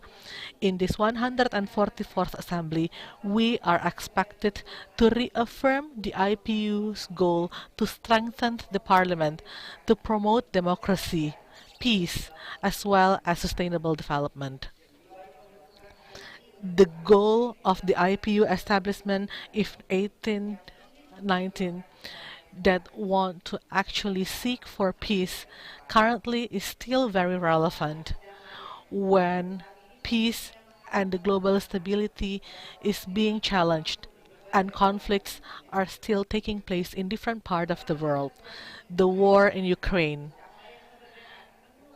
the full independence of Palestine, the democracy crisis in Myanmar, as well as other crises in different parts of the world demonstrate that we still need to work hard towards lasting peace. We need to fight for and we need to nurture peace. We need to conduct preventive diplomacy to prevent war and conflict. Therefore, the 144th IPU General Assembly should be our collective momentum for all parliaments to contribute to resolve different global challenges. We have to build the habit and the culture of dialogue and should always prioritize democracy. All countries in the world should abide by the international law, UN Charter, and also respecting the territorial integrity of all countries in the world. With regards to the challenge democracy during the pandemic, we need to show that the parliaments, as the guardian of democracy, can strengthen the resilience of democracy. A democracy that guarantee democracy, liberty, democracy that deliver and can contribute to end the pandemic and reduce the inequality. Democracy also play an important role to maintain peace. It will be difficult for democratic countries to begin a war. This is due to the fact that we have check and balances, so there is no absolute power with the government, with the executive. To end the pandemic, we also need to pay attention to all of the measures. We hope that the Parliament can accelerate the equitable vaccine distributions and also promote vaccine distribution in developing countries. We also need to strengthen the global health architecture to prevent and to respond future pandemics. The pandemic has already left significant social impact. 120 people fell into poverty. We have inequality and malnutrition. This will actually affect the achievement of the SDGs. Therefore, in our effort towards the global recovery, we should not only emphasize on health and economic recovery. We also need to promote so that social recovery, for instance, poverty eradication and alleviation, can also be supported by the international community. With regards to women and youth issues, we need to increase the participation of women and youth in decision-making processes in different public agencies. Aside from that, it is also important for us to strengthen our commitment to reduce the impact of war and climate change for women. Women comprise of 80% of displaced persons affected by the climate change. Women and girls are also the most vulnerable groups in conflict situation. The theme that this 144th IPU Assembly carries, Getting to Zero, Mobilizing Parliaments to Act on Climate Change, is giving parliaments a chance to be in the front line to achieve zero emission. Parliaments need to play its role in mobilizing concrete actions to overcome climate change.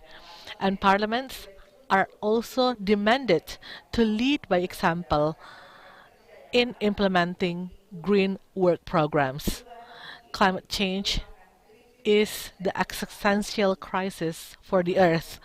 Global warming is happening at alarmingly faster rate than ever before.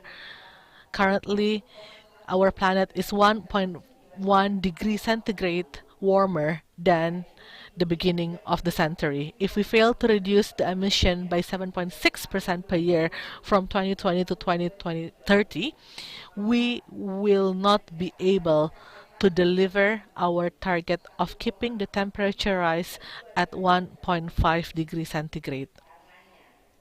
For these reasons, we need to mobilize climate change mitigation and adaptation actions.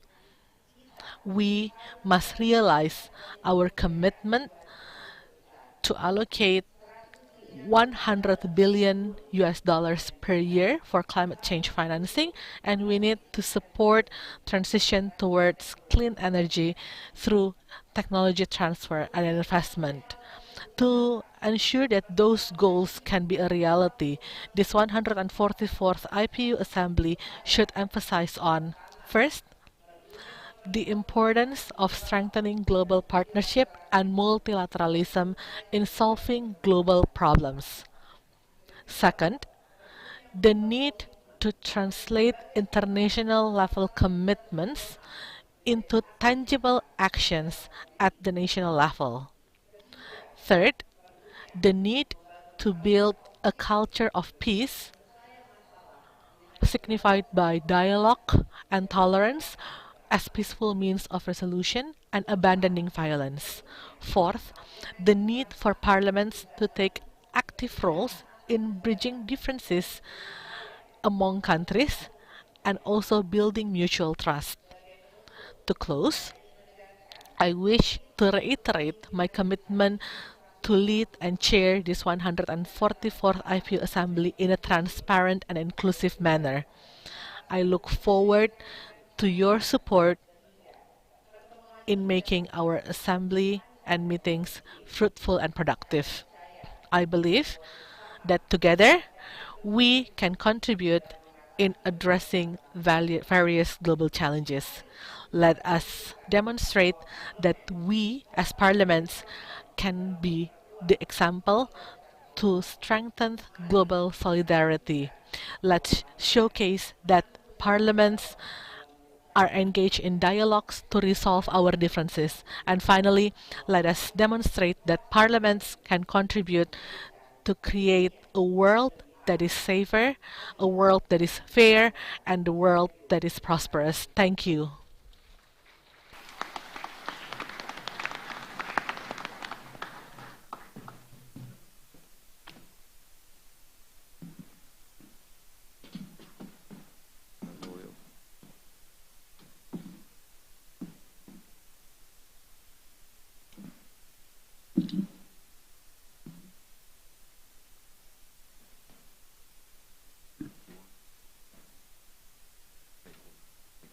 Okay.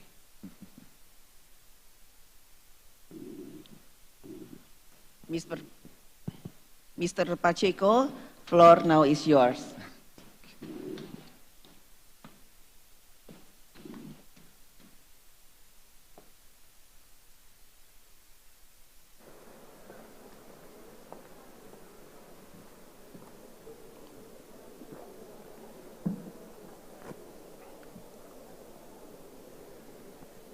Madam Speaker Marani, honorable speakers and members of Parliament, dear colleagues, ladies and gentlemen. It is an honor for me to welcome you all at opening of the general debate of the 144th Assembly here in Nusa Dua. This is a unique occasion when parliamentarians from around the world join together to discuss shared challenge and explore opportunities for a safer and a more sustainable world. And may I say something about what happened yesterday and today is one special moment for Iran. The first day of the year in Iran. And so they need to commemorate away from home, but with all of us. Congratulations and a Happy New Year for you.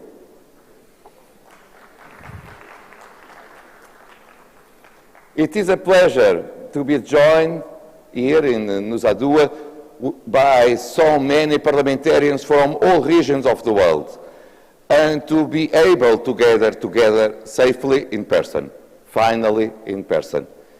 Dear colleagues, the planet is facing a crisis. Climate change is worse and worse every passing minute. It is only continuing to intensify unless we quickly enact major change to our economies, to our energy use practices, and to our food systems.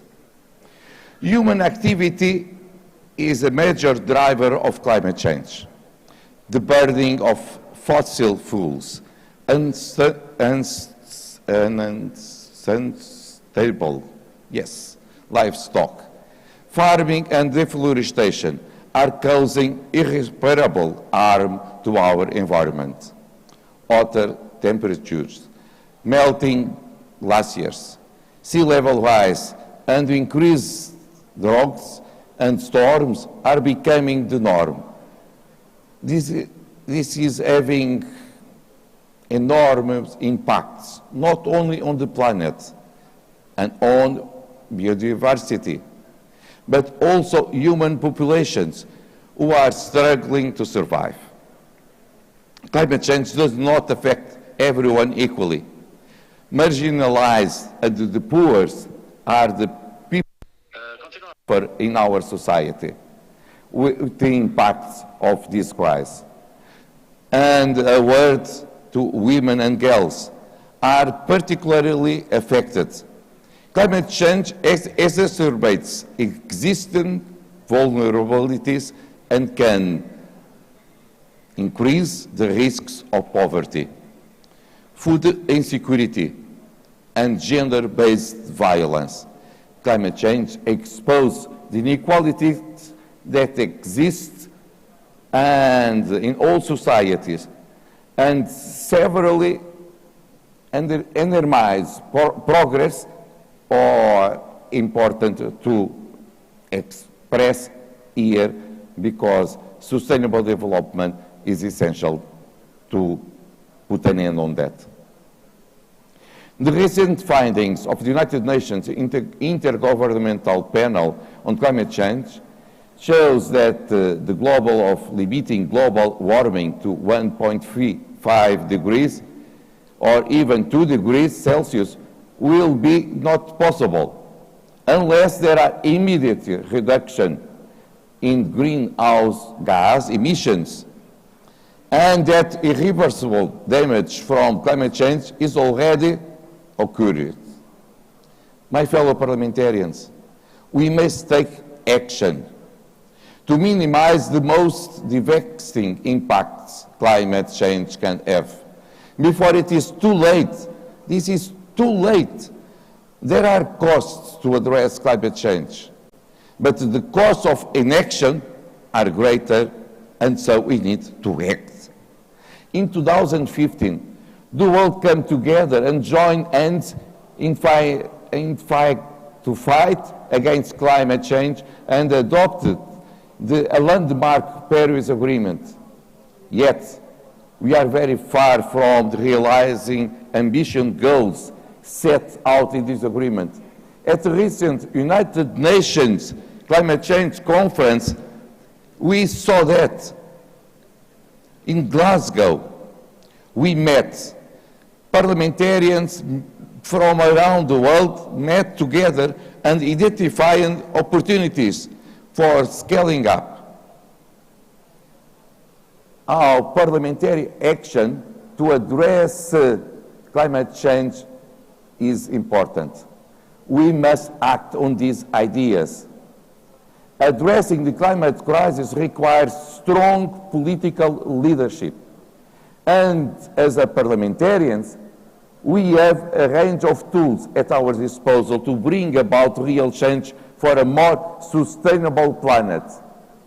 We can use our legislative and budgetary powers to put strong climate laws in place and make ample funding available to support climate action.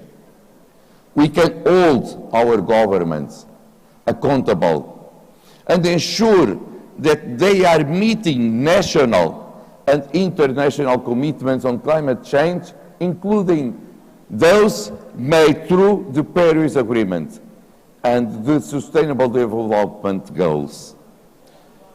Through our representation function, we must work to protect marginalized and unrepresented groups who are the most impacted by the climate change. Furthermore, parliaments can also work to reduce our own emissions at the institutional level and become greener to further encourage sustainability. Climate change is leading to new crises. As the impact of a warming climate worsens, people are forced to uproot their lives and migrate. Climate-related displacement and migration are on the rise in many parts of the world because people simply do not have the option to stay home. And in longer, they need to live. In 2020, there were one estimation that points at 7 million people were internally displaced by due disasters. And we can only expect that number to rise as climate change is worse and worse. So, actions to address climate change must be informed by science. They must also be developed through gender responsive and social inclusive laws. We truly cannot leave anyone behind as we tackle the climate crisis. That's why, ladies and gentlemen, the climate crisis is here. We cannot keep waiting. Our youth are waiting for us, are counting on us. The actions we take today as parliamentarians will determine the future of the future generations and how they will be able to live on a healthy planet or not. We have a major responsibility that we cannot ignore. Climate change does not recognize borders. Strong inter-parliamentary cooperation on climate change is essential. The only way to build a more sustainable world is through recognizing our shared challenge and fostering constructive, open dialogues on climate crisis. The IPU is strongly committed to advancing parliamentary action on climate change and fostering solidarity. We must work together. We must unite together in this global fight against climate change. For the well-being of the people and the environment, and ensure future generations have the right to have what we had before, a healthy planet, as we did when we were children. I look forward, dear colleagues, to the fruitful dialogues that will take place during the general debate.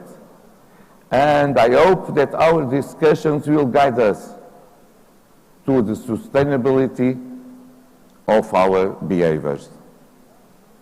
But please, always thinking that discussions are important, reflections are important, but what we need now is actions.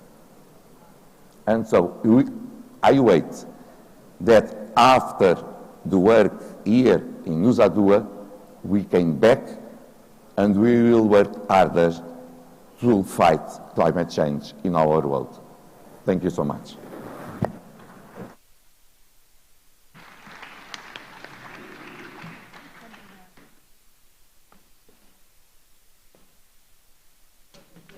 Thank you.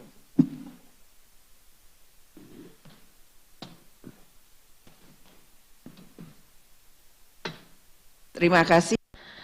Thank you, Mr. President of the IPU. Now, let's go to the keynote speaker session. This first session will be started with a video message from Mr. Ban Ki-moon, former Secretary General of the United Nations and founder of the Ban Ki-moon Center for Global Citizens. For many years, Mr. Ban Ki-moon has been a champion for robust action at all levels to combat climate change. More recently, he has been closely associated with global efforts to support countries most affected by climate change.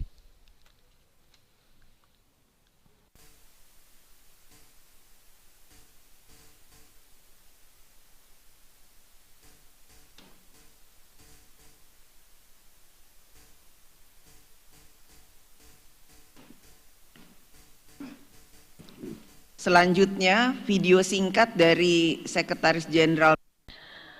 Then, we will also have a short video from the United Nations Secretary General, Mr. Antonio Guterres. For now, I would like to... Honorable President and Secretary General of the Inter-Parliamentary Union, IPU, Honorable Speaker of the host Parliament, Honorable Heads of Delegations and distinguished colleagues, I'm delighted to share this message with the global parliamentary community at the opening of the general debate at the 144th IPU Assembly.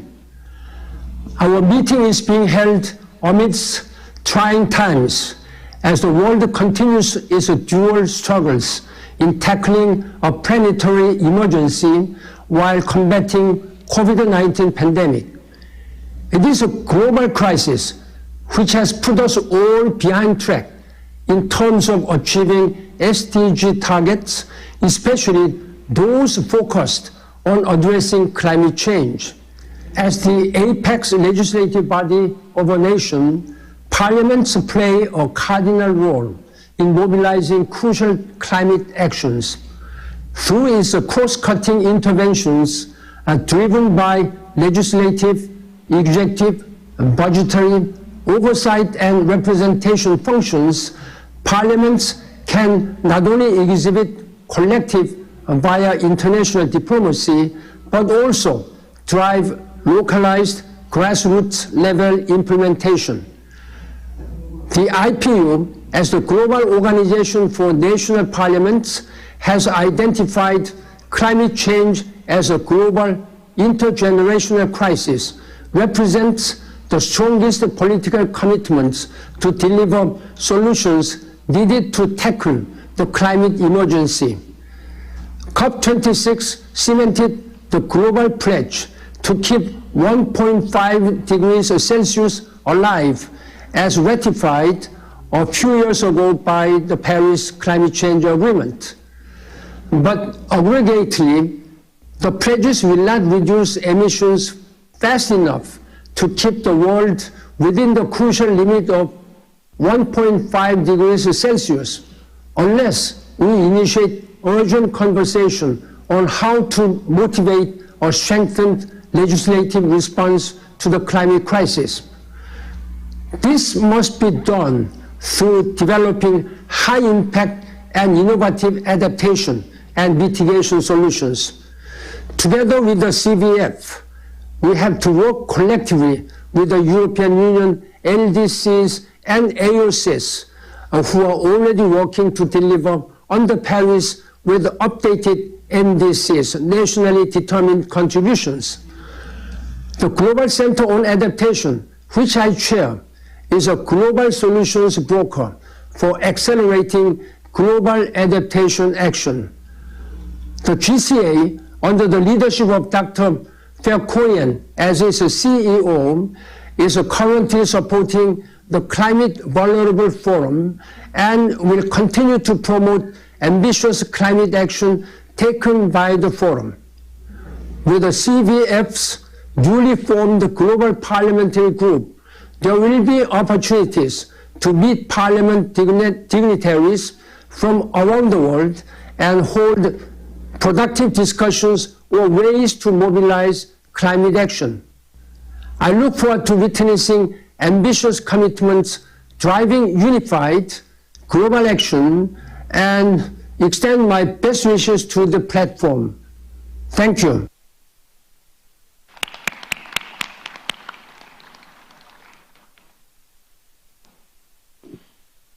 Selanjutnya,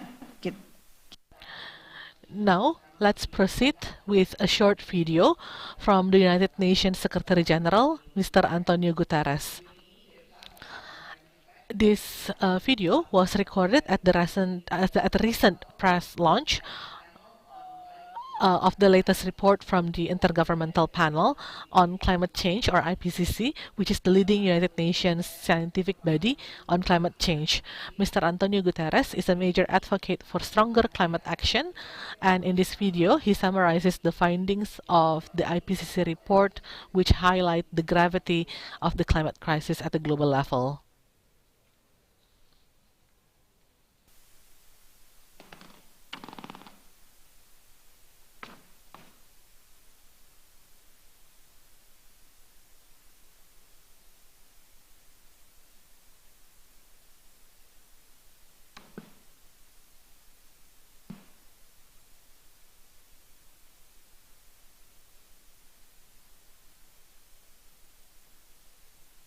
Dear representatives of the media, I've seen many scientific reports in my time, but nothing like this. Today's IPCC report is an atlas of human suffering and a damning indictment of failed climate leadership. With fact upon fact, this report reveals how people on the planet are getting clobbered by climate change. Nearly half of humanity is living in the danger zone now. Many ecosystems are at the point of no return now. Unchecked carbon pollution is forcing the world's most vulnerable on a frog march to destruction now. The facts are undeniable. This abdication of leadership is criminal. The world's biggest polluters are guilty of arson on our only home. It is essentially to meet the goal of limiting global temperature rise to 1.5 degrees. And science tells us that will require the world to cut emissions by 45% by 2030 and achieve net zero emissions of greenhouse gases by 2050. But according to current commitments, global emissions are set to increase almost 14% over the current decade. That spells catastrophe. It will destroy any chance of keeping 1.5 alive. Today's report underscores two core truths. First, coal and other fossil fuels are choking humanity. All G20 governments have agreed to stop funding coal abroad. They must now urgently do the same at home and dismantle their coal fleets. Those in the private sector still financing coal must be held to account. Oil and gas giants and their underwriters are also on notice. You cannot claim to be green while your plans and projects undermine the 2050 net zero target and ignore the major emission cuts that must occur this decade. People see through the smoke screen. OECD countries must phase out coal by 2030 and all others by 2040. The present global energy mix is broken. As current events make all too clear, our continued reliance on fossil fuels makes the global economy and energy security vulnerable to geopolitical shocks and crises. Instead of slowing down the decarbonization of the global economy, now is the time to accelerate the energy transition to a renewable energy future. Fossil fuels are a dead end for our planet, for humanity, and yes, for economies. A prompt, well-managed transition to renewables is the only pathway to energy security, universal access, and the green jobs our world needs. I'm calling for developed countries, multilateral development banks, private financiers, and others to form coalitions to help major emerging economies end the use of coal. These targeted mechanisms of support would be over and above existing sustainable development needs.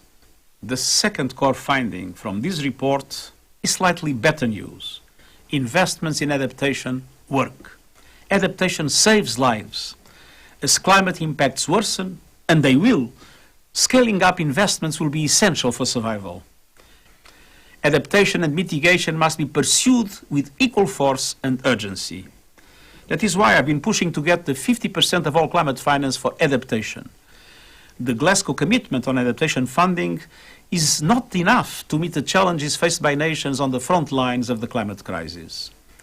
I'm also pressing to remove the obstacles that prevent small island states and least developed countries from getting the finance they desperately need to save lives and livelihoods. We need new eligibility systems to deal with this new reality. Delay means death. I take inspiration from all those on the front lines of the climate battle fighting back with solutions. All development banks, multilateral, regional, national, know what needs to be done. Work with governments to design pipelines of bankable adaptation projects and help them find the funding, public and private. And every country must honor the Glasgow Pledge to strengthen national climate plans every year until they are aligned with 1.5 degrees Celsius. The G20 must lead the way, or humanity will pay an even more tragic price. I know people everywhere are anxious and angry. I am too. Now is the time to turn rage into action. Every fraction of a degree matters. Every voice can make a difference, and every second counts. Thank you.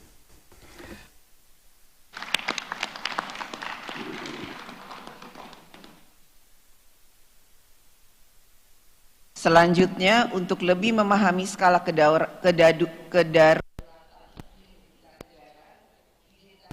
In order to better visualize the magnitude of the climate emergency at the country level, I now suggest that we see a brief video from the recent UN Climate Change Conference, COP26, in Glasgow in 2021. This video features Mr. Samuelu Penitalateo, the Speaker of the Parliament of Tuvalu. Tuvalu is one of the small island developing states in the Pacific that experience directly the detrimental effects of climate change.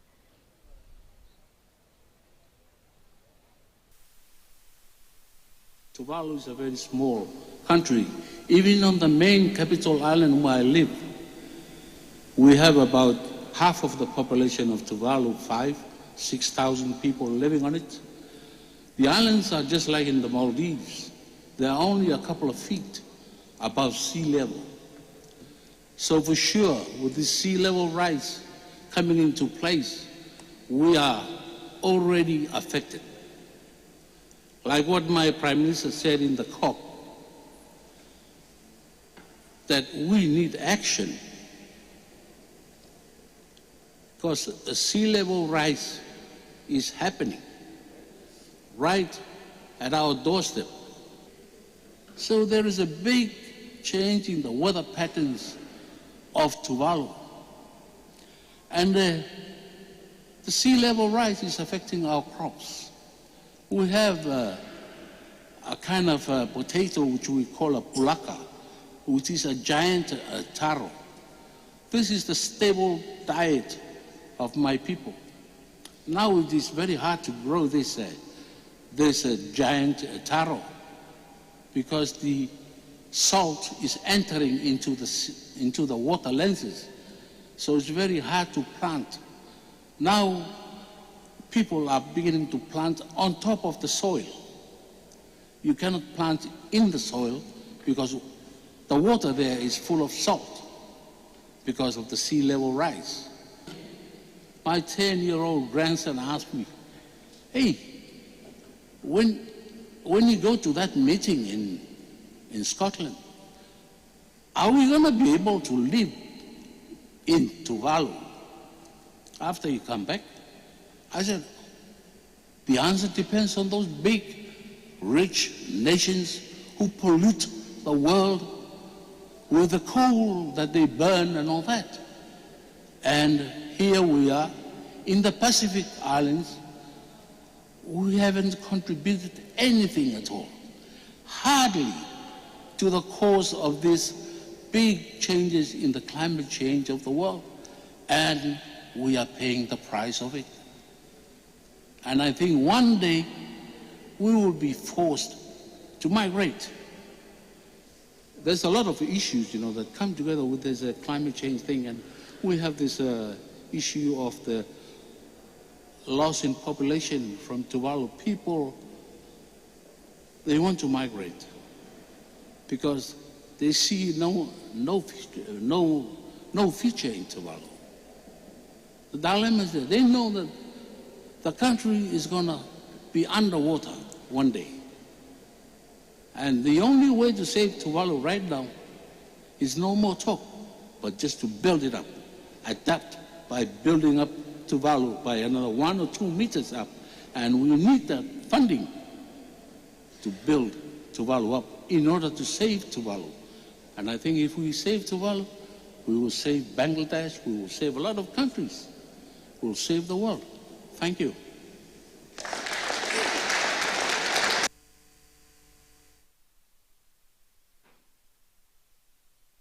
Selanjutnya, untuk last but not least, to hear from a young generation, I would like to introduce a young woman from our own island of Bali, Miss Melati Wisan. Melati is a leader of the Youthopia movement, which seeks to empower young people to become change makers. And Melati is also one of the founders of Bye Bye Plastic Bags, an organization powered by youth around the world who are fighting to get rid of plastic bags. We have Melati here to remind us of our responsibility to the young generation and the future generations, that it is our duty to leave a greener and healthier planet than what we ourselves inherited from our forefathers. To Melati, the stage is yours.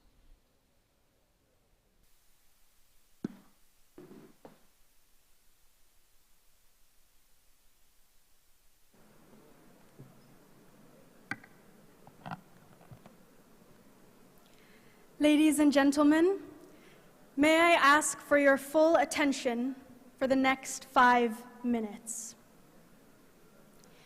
Talking about time, we have 7 years, 123 days, 22 hours, and 45 minutes to take action to reverse the climate crisis. As we heard, the latest IPCC report confirms that climate change is real. It is already happening. As Antonio Guterres says, it is happening now. And in fact, not a single place on Earth is not already affected by the climate crisis. But the good news is, we still have 7 years, 123 days, 22 hours, and 45 minutes to take action. Young people know this. We are not waiting until we are older to start taking action. Young people from all corners of the world, from the representatives and the countries that we have here, young people in India, young people in Japan, in Malawi, in Ecuador, in Indonesia, young people know this, and we are taking action. Now, for a minute, I know it might be difficult, dressed up inside a conference room, but take a moment to think back to when you were 12 years old. Do you remember when you were 12 years old? When I was 12, together with my 10-year-old sister, growing up here on the beautiful island of Bali, we decided to take action against plastic pollution. We had a clear vision to make our island of Bali plastic bag free. Almost a decade later, and here we are. Today, I'm 21 years old, and I have learned a lot. From 12 to 21, from a young, inspirational, so cute 12-year-old, to what I hope to be today, a confident young entrepreneur and role model for all of the up-and-coming, rising young people.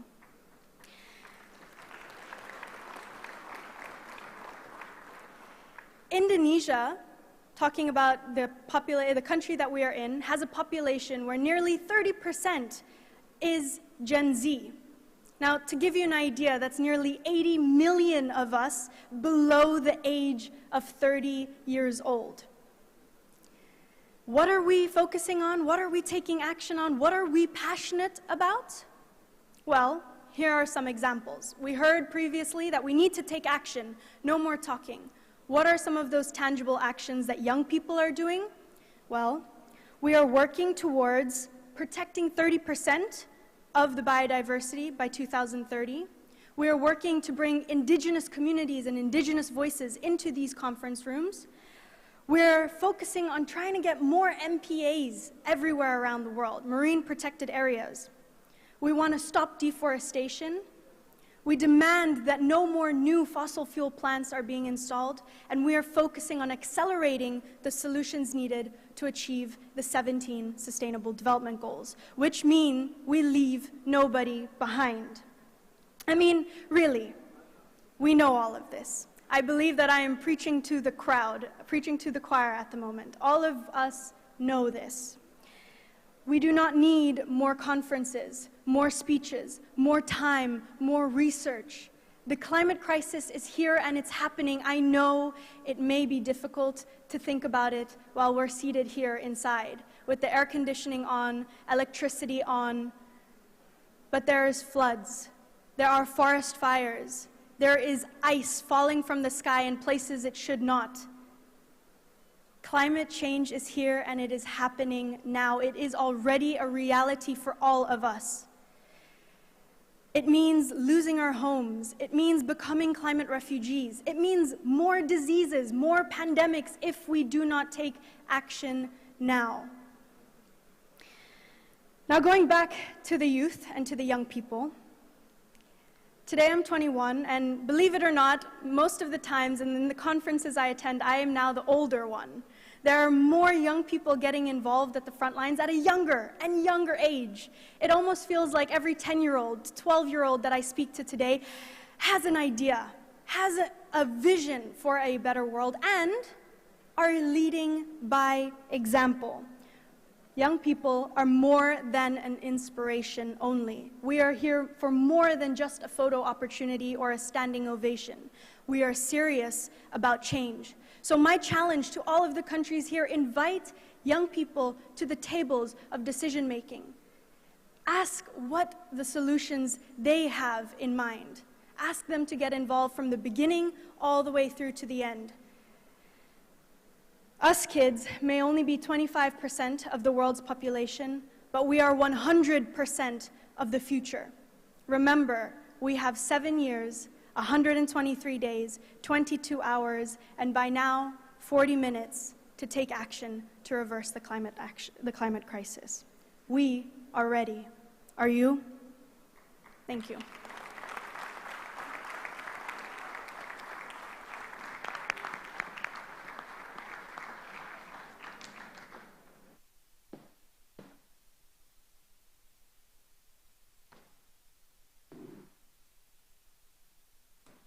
Sebagaimana diketahui, as you are well aware, the IPU Assembly has a gender-inclusive tradition to ensure equal participation by men and women.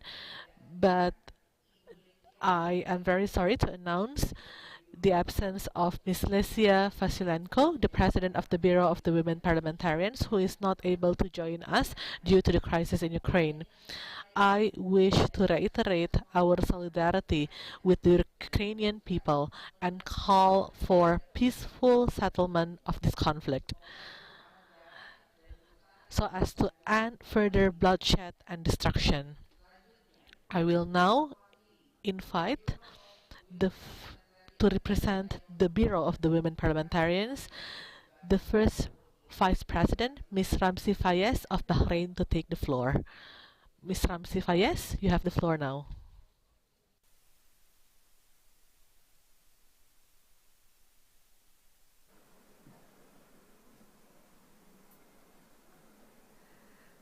Honorable Madam Speaker, Mr. President, Mr. Secretary General, Madam President of the Forum of Young Parliamentarians, distinguished guests, dear colleagues.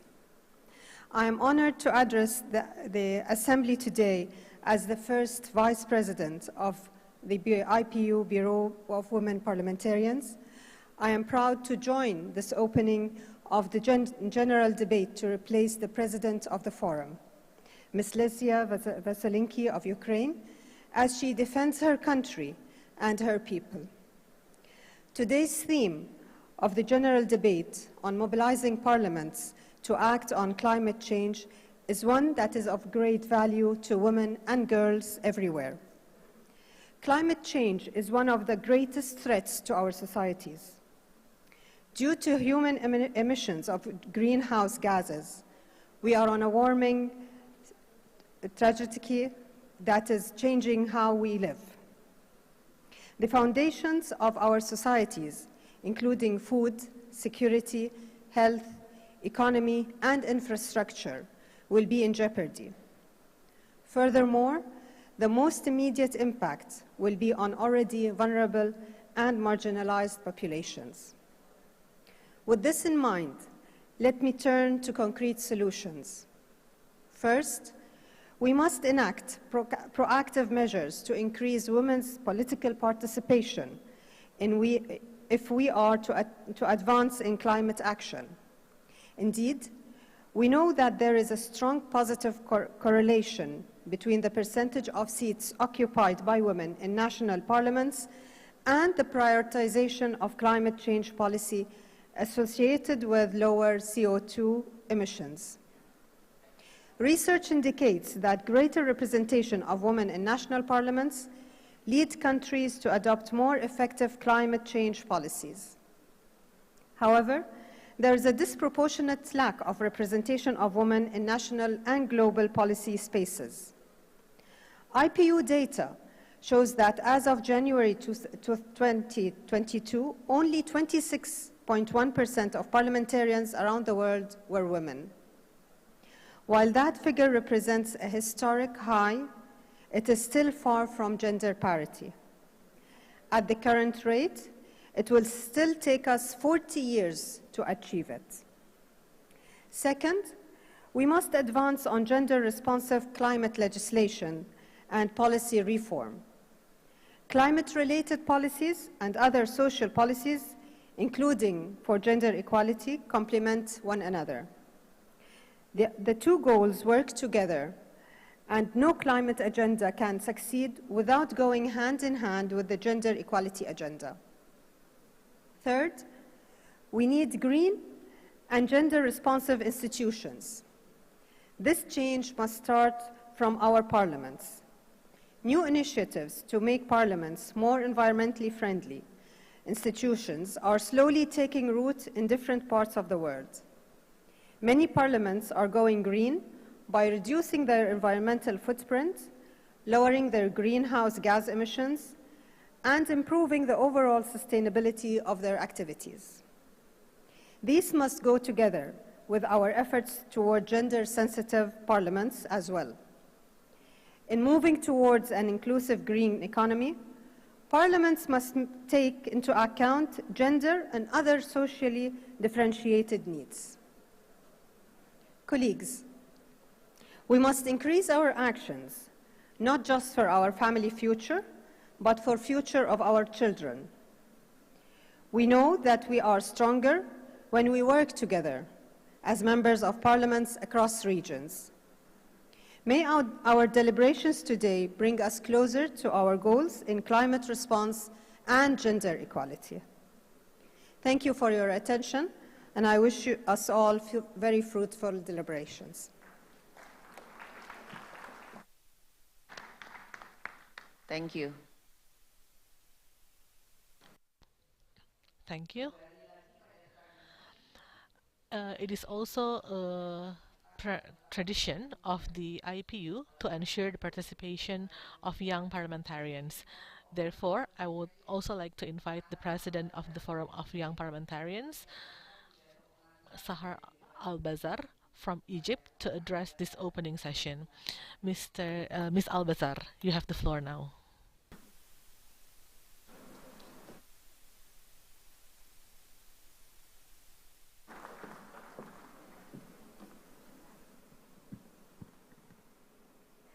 Honorable Madam Speaker, President, Mr. Secretary General, Madam Vice President of Bureau of Women, distinguished guests, dear colleagues. I am very pleased to address you as the President of the Forum of Young MPs. I am also speaking on behalf of the youth and future generations. At the IPU assemblies, we always debate important issues. However, in the minds of young people, climate change is one key issue that defines our time. The next 10 years will determine our world for centuries. The degradation of our environment happened before us youth being born. Yet it is us who will have to suffer the effects, and it is us who will work on repairing the damage. Therefore, we simply have to have a say in the climate action. Exclusion is not only unjust, but it's also not wise, because it will be waste of talents and fresh ideas of the most educated generation in the history. Young people all over are watching how politicians are tackling the climate emergency, and very often they are not satisfied. We can see it in Greta Thunberg of our today. We see it in the movement of Fridays of Future. We see it in millions marching, demanding for actions. Their voices and their solutions need to have a place in our parliaments. This is where young MPs come in. As young people, we are ideally placed in parliaments to bridge the views of youth into parliaments. However, with less than 3% of young MPs under 30, we and the voices we represent are greatly underrepresented. So what can we do? Yes, we must urgently prioritize action to implement Paris Agreement, and to get there, we need more youth participation. We need more young MPs in the parliament. We need to include youth civil society in parliamentary processes, and we need MPs from all ages to listen to the youth and speak on their behalf. There is only one way, easy enough to do right now, is to sign up for the campaign I Say Yes to Youth in Parliaments. You can sign up in our booth, and you can sign up online. Finally, I am pleased to say that my home country, Egypt, is prioritizing youth inclusion in the lead-up process to COP27 conference in Sharm el-Sheikh. The first event will be in May, which is the IPU Global Conference of Young MPs, which will be dedicated to climate action. I hope you all send your delegations of young MPs. In September, Egypt will host with UNFCCC Conference of Youth. Both events will feed the youth perspective to the climate change in COP27 conference in November. This is a great example of youth inclusion in important political processes. Ladies and gentlemen, in this defining moment, we cannot exclude anyone from solving the climate crisis, especially youth. Let's work together. Thank you so much.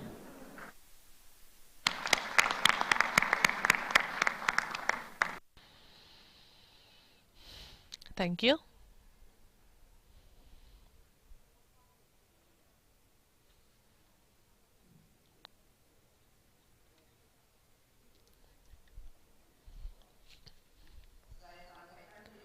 I would like to thank all of the delegates who have shared their keynote speech to introduce us to the general debate. Before I ask the special guest to leave the podium, I would like to invite all of you to take a group picture on the podium. And also would like to invite the camera to move forward. We will take a group picture.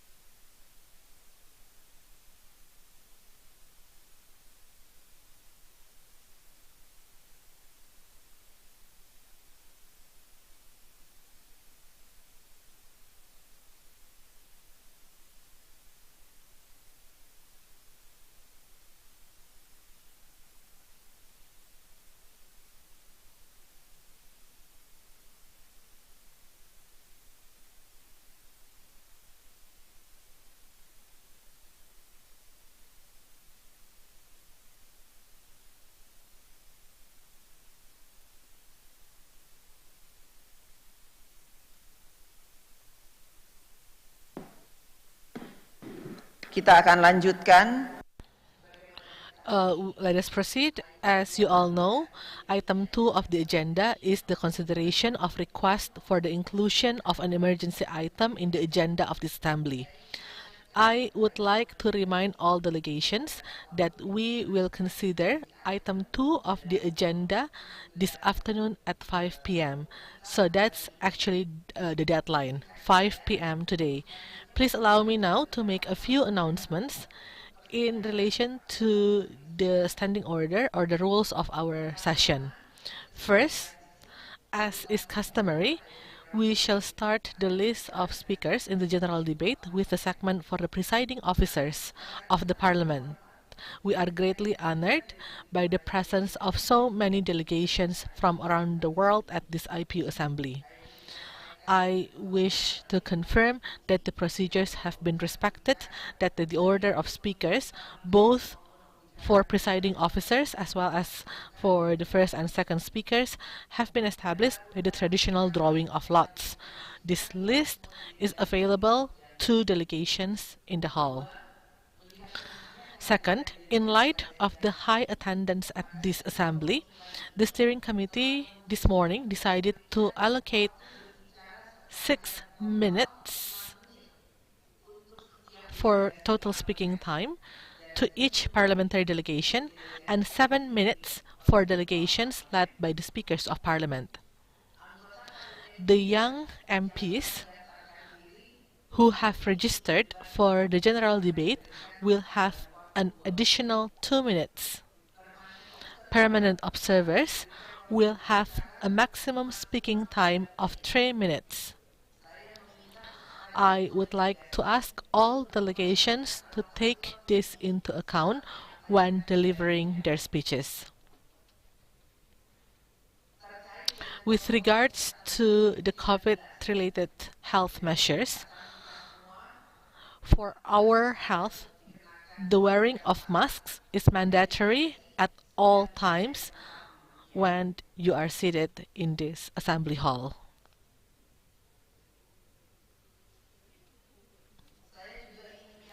I also wish to inform you that as there are still delegations which have not yet registered to speak, we will be keeping the list of speakers open until tomorrow, Tuesday, 22nd of March at noon, 12 noon. I also would like to remind all the delegations that you are entitled to nominate one of your members to serve as the Vice President of this Assembly. I invite all delegations who have not yet done so to communicate the name of their candidate to the IPU Secretariat. I will be very pleased and honored over the coming days to share this presidency with some of the Vice Presidents during the general debate. Finally, honorable delegates, I wish to inform you that in order to facilitate the work of the Assembly, on either side of the stage, there are ushers or Assembly officials who will be pleased to transmit and convey any of your messages to myself or to the Secretariat. You have before you the list of speakers who have registered so far for the general debate. Finally, I wish to request all delegates to strictly respect the speaking time allocated to you so that all delegates who have registered to speak may have the opportunity to do so within the time available for the general debate.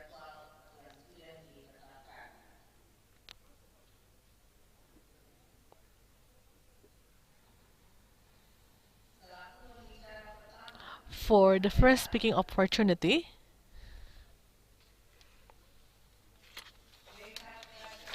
I would like to invite Mr.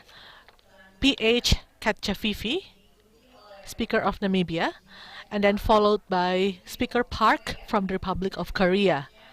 And then for the third opportunity, we will have Speaker Talbi El Alami from Morocco. The floor is yours.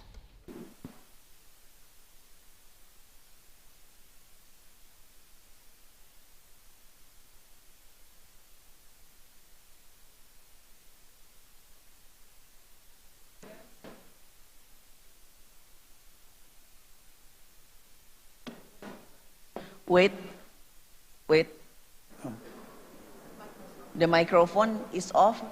Please, technician. Can you hear me? Yes. Oh, okay. yeah. You can start. Madam President, President of IPU, Secretary General of IPU, fellow parliamentarians, ladies and gentlemen, Okay, so allow me on behalf of the Namibian Parliament to thank the government and the Parliament of Indonesia for the warm welcome extended to our delegation. Today, the 21st of March, is our Independence Day. We celebrate 32 years since the attainment of our freedom and independence. Madam President, the theme of this assembly is topical and relevant to parliaments across the world.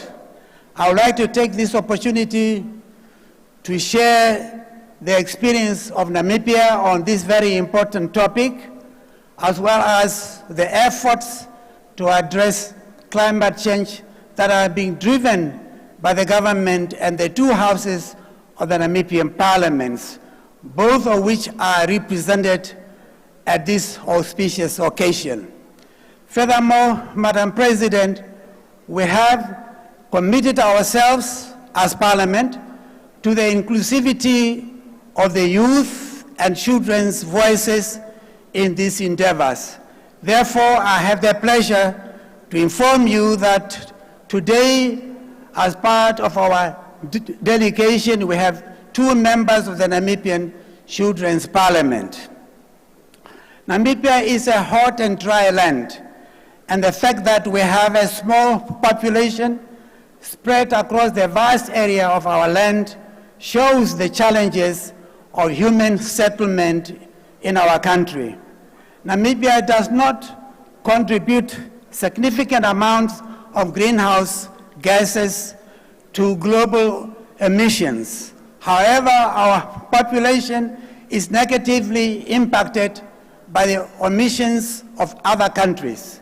We have already started the experience of the impact of climate change, with a long period of drought that lasted 5 to 7 years in most regions of our country, and increased flooding in some areas of our country this year as the drought ended.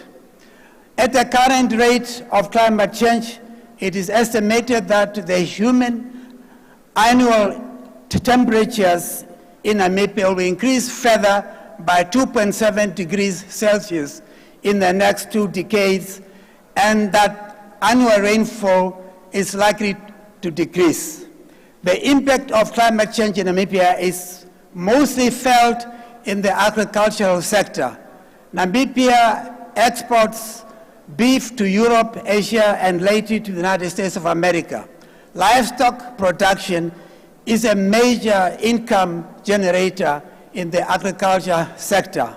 However, it is threatened by climate change, and in the most recent drought, reduced livestock number considerably.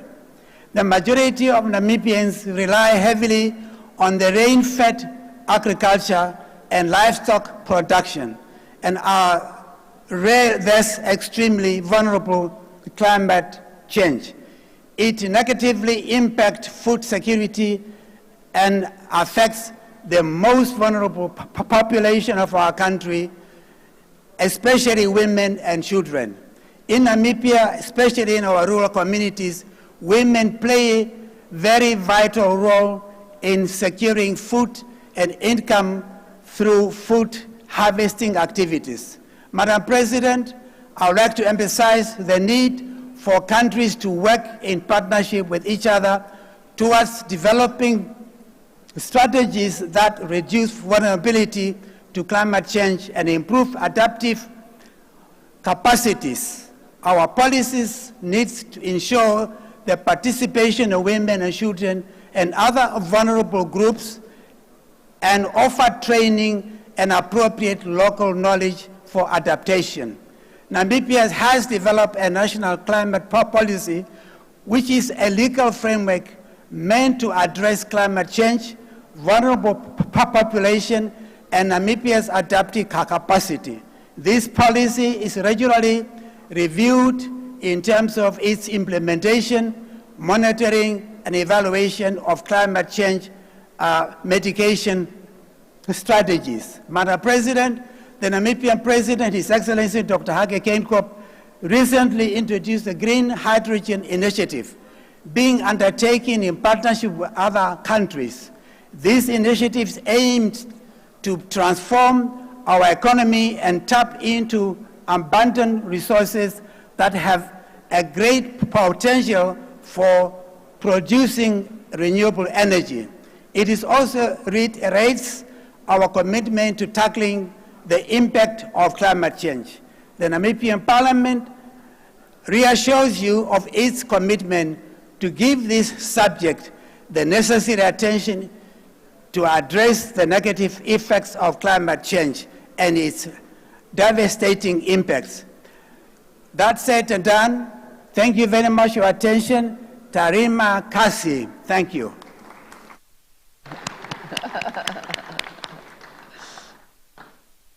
Thank you.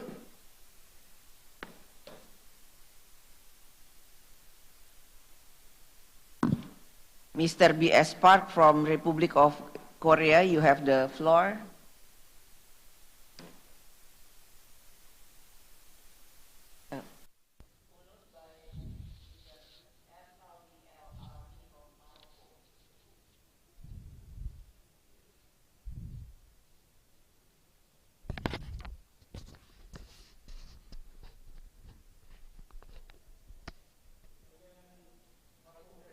Honorable fellow speakers and delegates, I am Park Byung-seok, Speaker of the National Assembly of the Republic of Korea. At the outset, I would like to express my deep gratitude to the IPU and Speaker Puan Maharani for bringing together parliamentary delegations from around the world under difficult circumstances caused by the pandemic. Bali, a place often called a paradise on earth, reminds us of the true beauty of the planet Earth. This beautiful planet, however, is in pain. Heat waves strike the frozen land of Siberia, while snowstorms rage in scorching hot deserts. Extreme weather events such as torrential rain, heavy rainfall, and severe heat and cold are threatening us, regardless of time and place. Korea is no exception. Recent wildfires have caused massive destruction in the mountains along the eastern coast. It is fortunate that the international community adopted the Paris Agreement in 2015 to save our precious planet. As of 2022, a total of 138 countries have committed to carbon neutrality. What matters is to act on our commitment. If we fail to act today, there is no tomorrow for our planet and ourselves. Honorable delegates, parliaments should be at the forefront of net zero initiatives around the world. Today, I would like to take this opportunity to make a few proposals and share the efforts of the Korean National Assembly to reduce its carbon footprint. First, we should be a leader for climate action. It is not the future of the Earth, but the very present that is threatened by the climate crisis. Parliaments should be committed to setting and achieving reduction targets and take the lead. In 2020, the Korean National Assembly adopted a resolution calling for emergency response to the climate crisis to join global efforts to reach net zero. Last year, we adopted the Framework Act on Carbon Neutrality and Green Growth to put into legislation the government's carbon neutrality vision and implementation plan. Based upon this, the government announced its enhanced NDC target at COP26 last November. The revised target is to cut emissions by 40% below 2018 levels by 2030, an increase of 14% from the initial target of 26.3%. The National Assembly itself has jumped on the green bandwagon, undertaking new initiatives to be more environmentally friendly by 2030. By accelerating digitalization, we are transitioning to an entirely paperless parliament. We are also switching to green options for the fleet of official vehicles. In addition, efforts are underway to use more efficient and environmentally friendly products. Second, we should be a guardian of a just transition. The climate crisis hits the most vulnerable first and hardest. Parliaments should take the lead to protect disadvantaged populations from the risks presented by the transition to a carbon-neutral society. The Korean National Assembly has set a just transition as a guiding principle for climate action to share burdens incurred in the transition to a greener economy.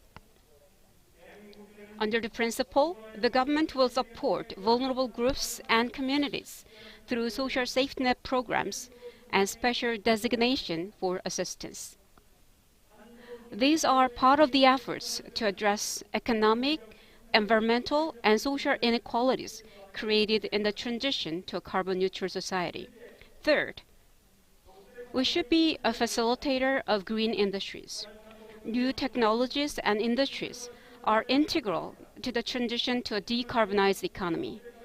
Parliaments should serve as a facilitator to support businesses shifting to environmentally friendly and green industries so that they can take a leap forward through new technologies and industries.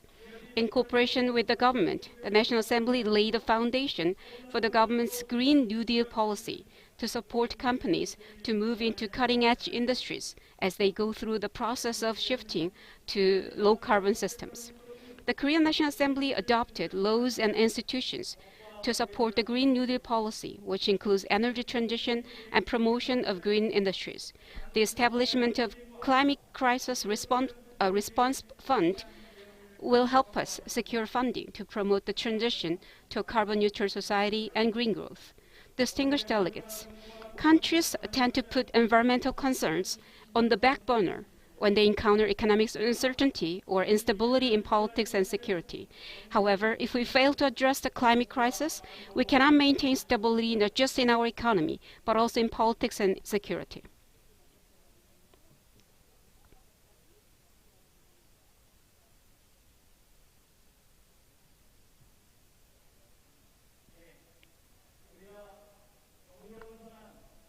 To make a just transition and to take the lead with the government, parliaments should take action together. We cannot drag our feet any longer. It is time for us to act, to get to net zero. Let us act now. Thank you for your kind attention.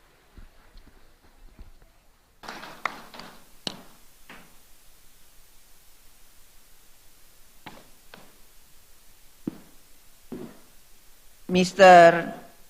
Ertalbi El Alami from Morocco, you have the floor, followed by GFN Mudenda from Zimbabwe.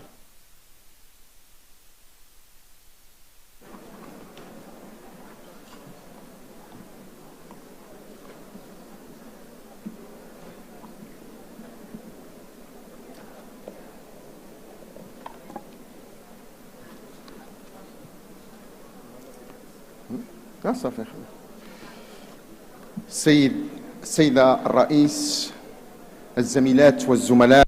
President, colleagues, أتدخل باسم برلمان المملكة المغربية في هذه الدورة باختيار موضوع تعبئة البرلمان مواجهة التغيرات المناخية ليكون محورها الأساس إدراكا للمخاطر المحدقة. So we are all aware of the threats that to humanity and planet Earth, and we are all aware that parliaments should be committed in order to face the climate challenges. On behalf of the Moroccan group in the IPU, I would like to extend my thanks and appreciation to the Indonesian authorities for organizing this session so successfully. I am also pleased to reiterate Morocco's commitment under His Majesty's guidance in order to protect the environment, in addition to fulfilling its commitments under the UN Convention for Climate Change. This gave the international community, this made the international community trust Morocco, as it nominated Morocco to head the 6th committee in a 2-year mandate. Marrakesh hosted in November 2016 the 22nd session of the Conference of Parties,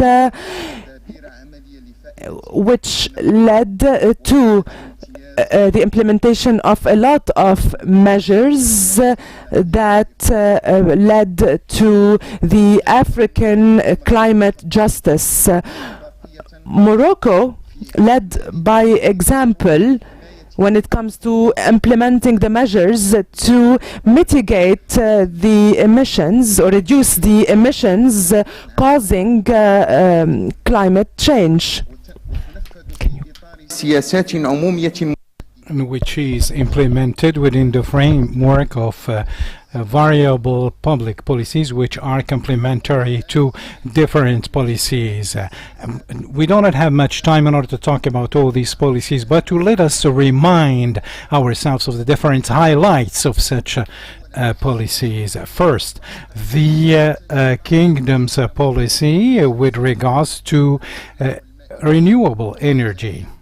Second, the agricultural policy, which is contributing to preserving the environment and supplying food to Moroccans, and which is somehow supplying a number of international markets. The control of the different activities of maritime fishery while preserving the renewal of the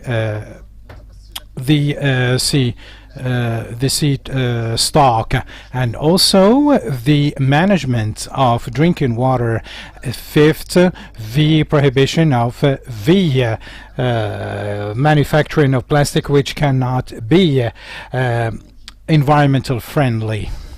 Sixth, to commit everybody to take into account the environmental dimension in all the investment projects, and not to authorize a project unless it has a sort of environment impact study while respecting the ecological standards. Seventh, to accelerate the renewable energy plants, especially the Ouarzazate Noor solar energy plant, which is one of the greatest in the world for the production of clean energy, and to generalize such a project in all the kingdom in Noor al-Ayun, Noor Bujdur, and Noor al-Dakhla, which these are regions that are to host a $3 billion project that will adopt the newest technology, knowing very well that 22 cities from Tangier to the Guera do have projects that are producing energy from renewable resources, and there are many other projects with the liberation of the sector of the production of energy and opening the way for local production. We are one of the leaders in producing clean energy. Within the framework of solidarity foreign policy, the Kingdom is sharing its experience and its policy with other friendly and neighboring African countries through some projects such as the harmonization of agriculture, such as the AAA initiative, which was launched by the King Mohammed VI during the during the Environment Summit of 2016 in order to reduce the vulnerability of Africa in order to implement agricultural projects in a number of countries in the kingdom and to contribute to reducing and mitigating poverty.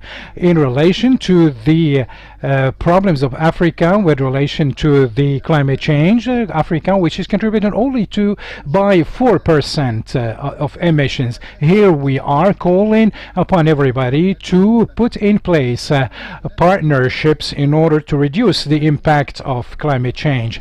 Partnerships that go beyond the limited understanding of support and collaboration and cooperation. Why? Because the continent does have important resources and potentials for producing 60% of agriculture, the agriculture of the world. Colleagues, dear President, as legislators, here we are questioning what is the obstacle to the implementation of the different conventions for the protection of the environment. One of the main obstacles is the weakness of commitment of the governments and different funders, and the weakness of different financing for policies, and in order to do away with the measures that are causing further emissions. The weakness of exchange in technology and the cost. Well, and also the non-commitment to the Green Fund is one of the signs of the weakness of these engagements and commitments. COVID-19 was a worldwide test that has questioned the concept of international solidarity.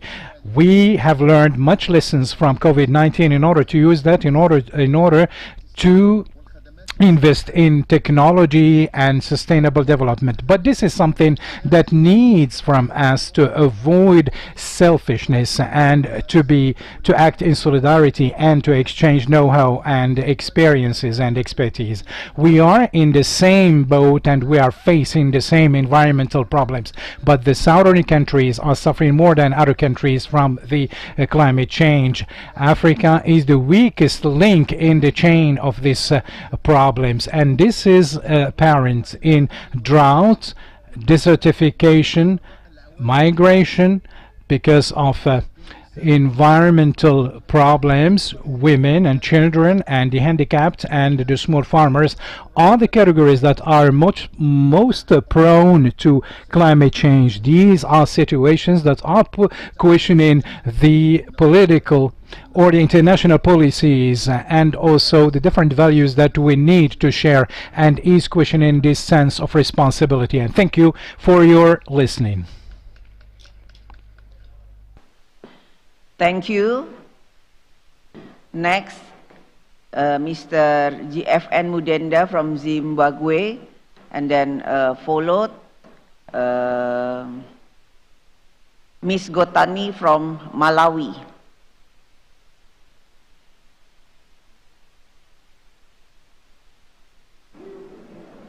Is reframing.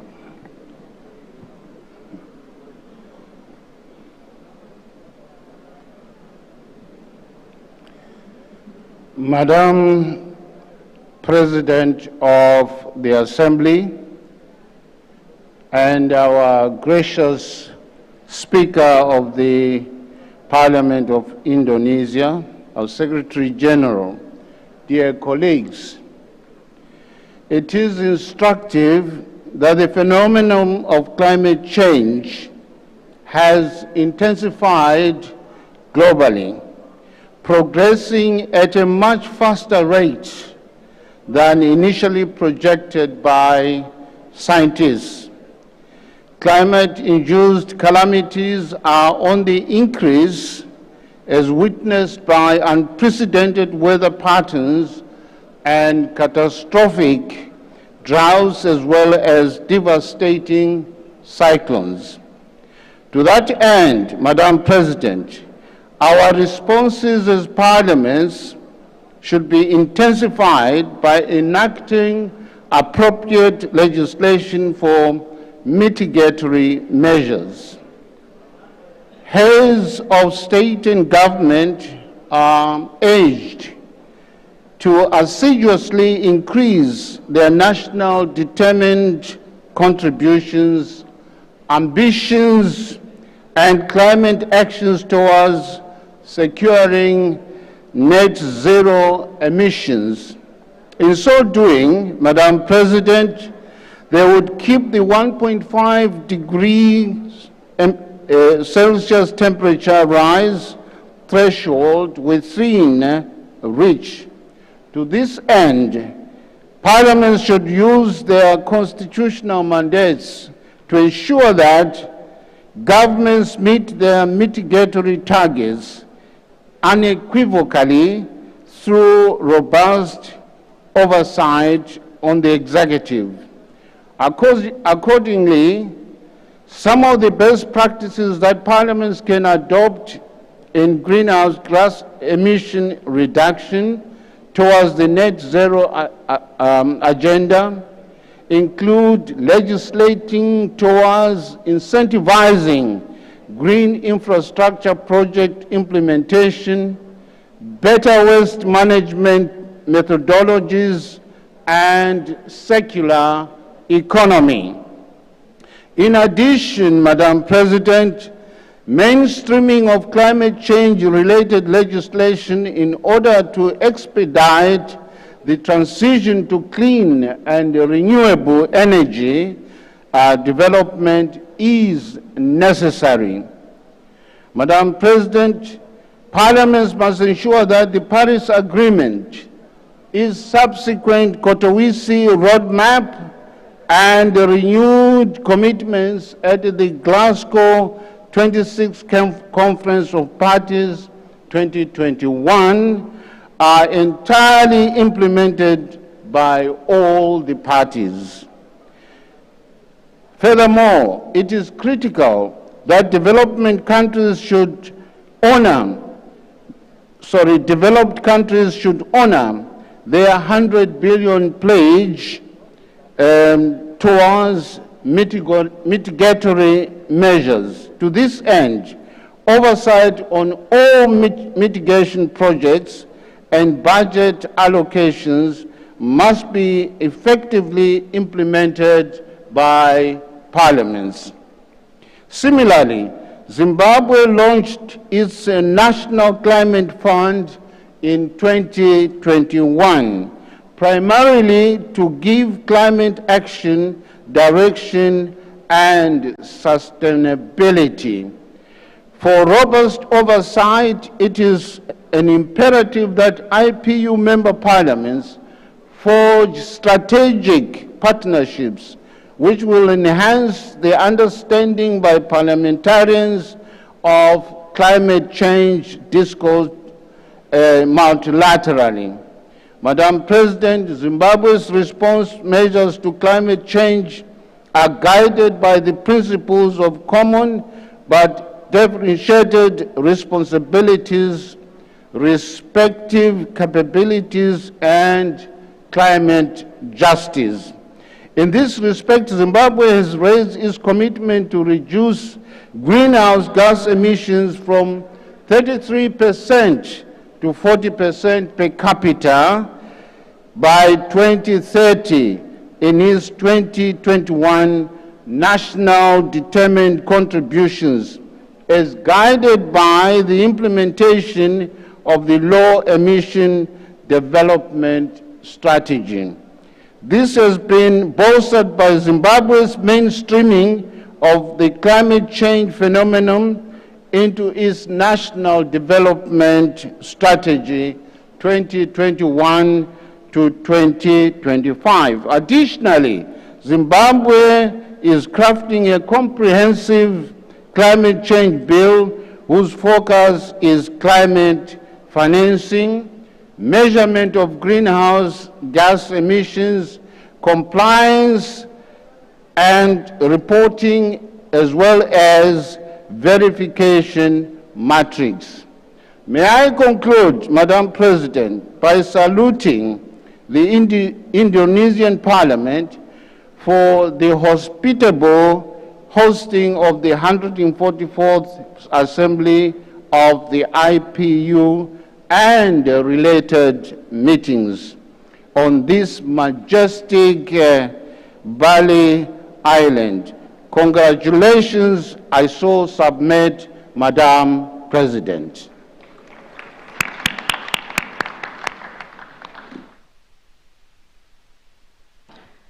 Thank you. Next is Ms. Gotani from Malawi, followed by Mr. Nadir from Guyana. And Guyana is the last person before we take a break for the lunch. Please be prepared, Mr. Nadir from Guyana.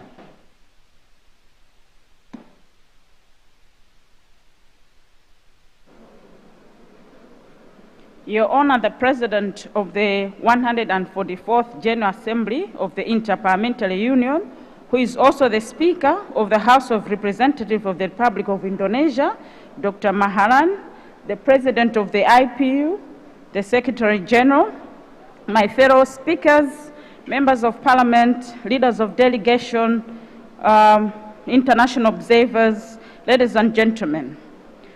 Before I start my speech, my condolences to the Parliament of Uganda for losing Speaker Jacob Olunyana. Our condolences to the people of Uganda. Ladies and gentlemen, I am greatly honored to stand before this honorable assembly, which is meeting in this beautiful city in Indonesia, to contribute from a Malawi's perspective to the topic, Getting to Zero, Mobilizing Parliament to Act on Climate Change. Madam President, it is now abundantly clear for everyone to see and appreciate the fact that almost all countries on earth are facing and are having to deal with significant consequences of climate change. The challenges of climate change are felt even more in the world's poorest countries, partly because of their low adaptive capacities. Countries in sub-Saharan Africa, where Malawi belongs, are cases in point.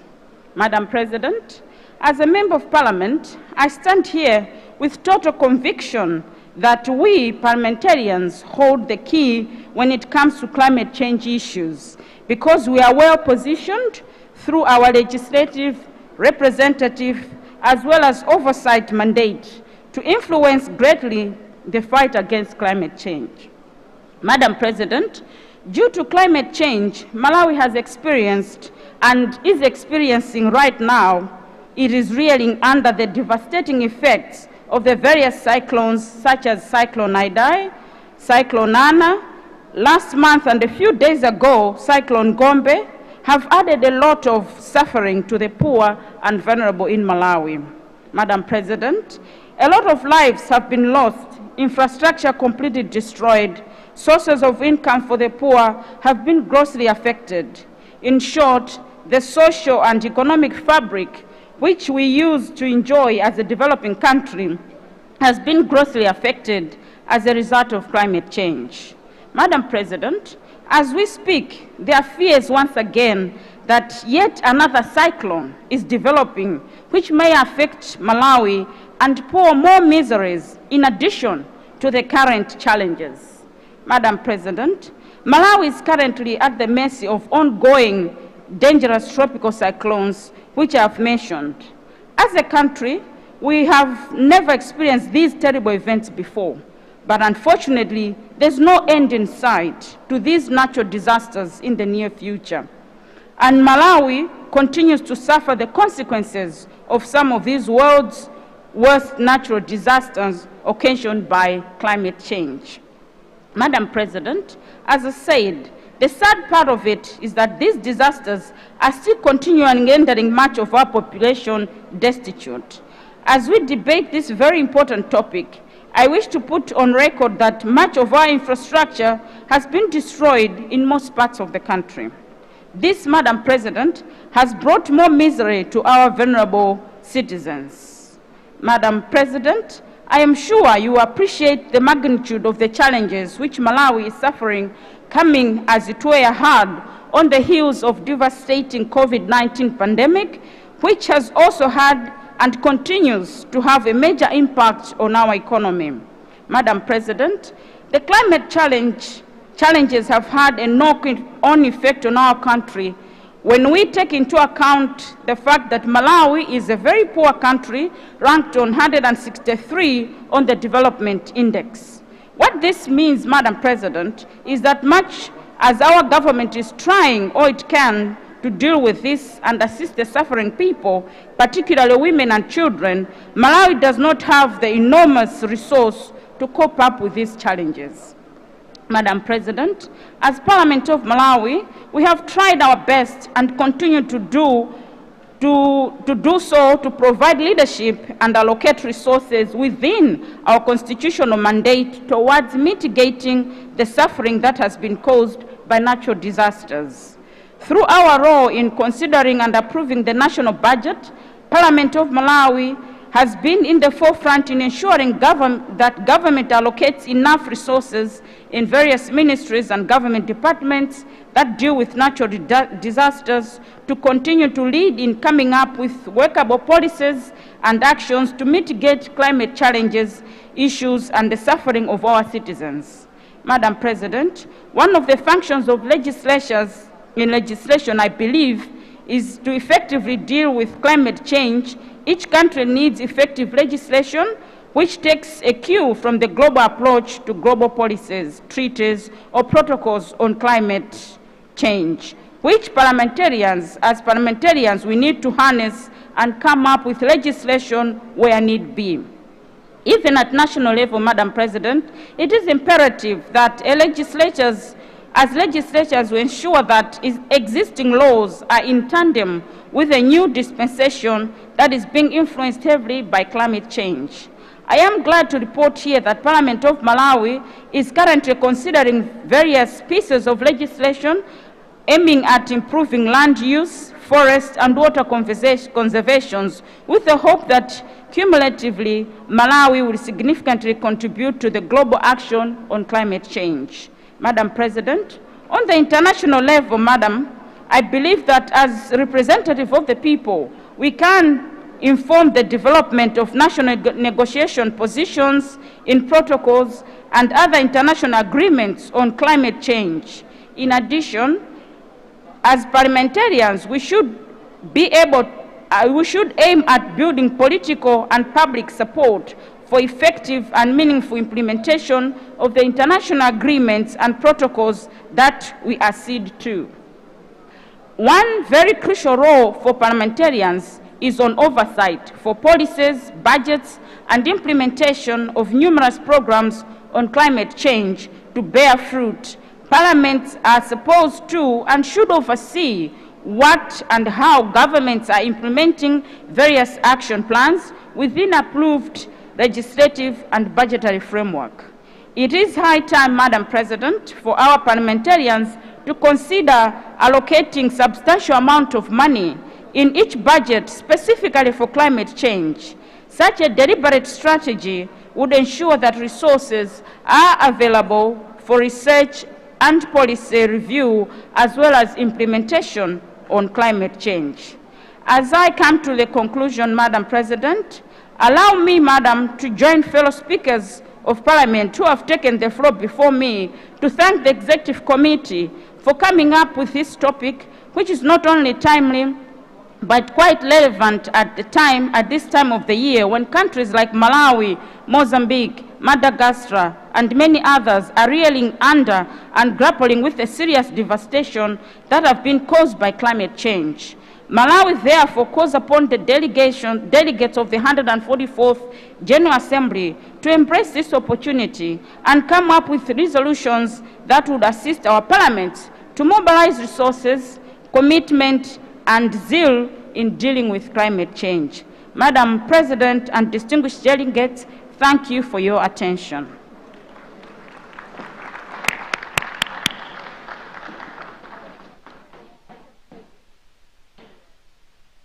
Thank you. Now, please take a floor, Mr. Nadir from Guyana. Thank you, Madam President. Madam President, first the Guyana delegation thanks you and the organizers of the IPU for the excellent facilities you have provided for us here in Bali. Madam President, climate change is like the Russian invasion of the Ukraine. We all know it's happening. However, we fail to take serious action to mitigate and stop it. Like all countries here, we are at the front line of the negative impacts of climate change. In several areas, we've had to raise our defenses sea defenses 2 feet.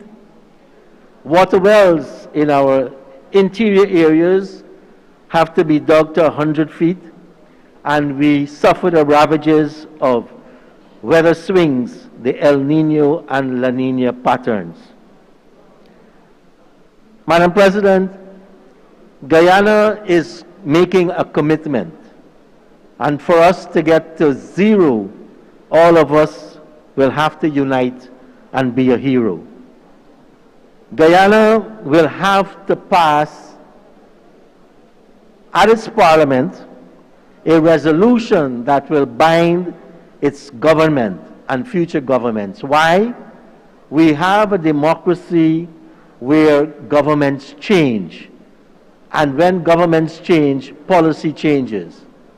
The one glue would be to have a resolution of Parliament. And in this regard, today, I have been heartened to hear of the resolutions from Korea and from Zimbabwe with respect to binding governments. And this is a recommendation we want to make to other countries whose parliament have not done so. Madam President, my Attorney General will be speaking later, and I now cede my remaining time to him. As the saying goes, politicians have to learn to stand up, speak up, and shut up. Thank you.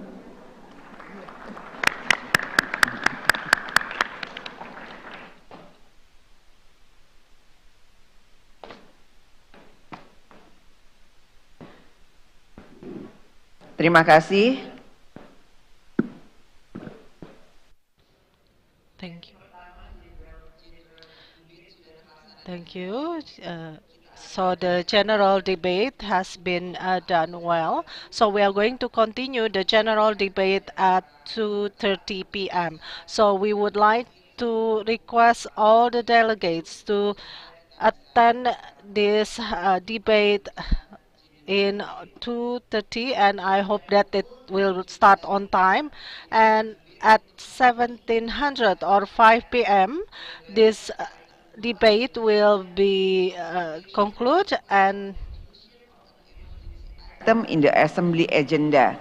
Dengan demikian, saya tutup pleno pada sesi. And with this, I close the sitting. Thank you.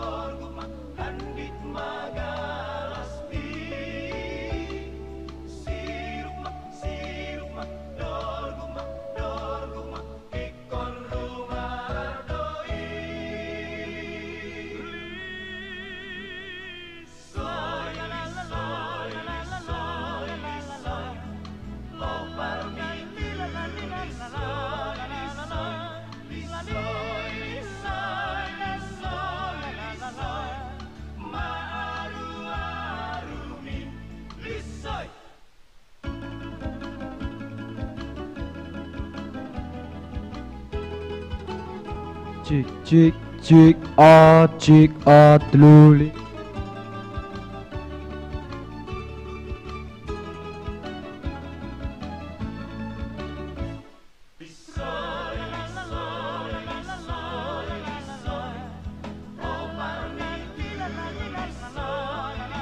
Cik, jangan dimatiin dulu Mas Anang.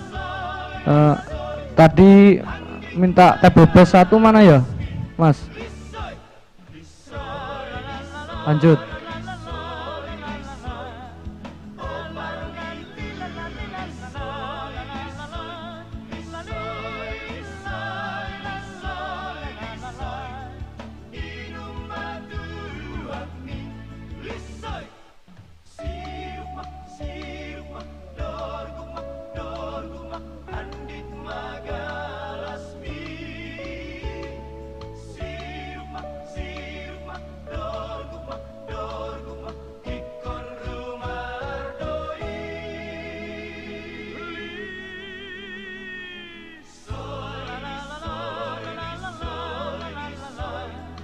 Cik A Tluli A.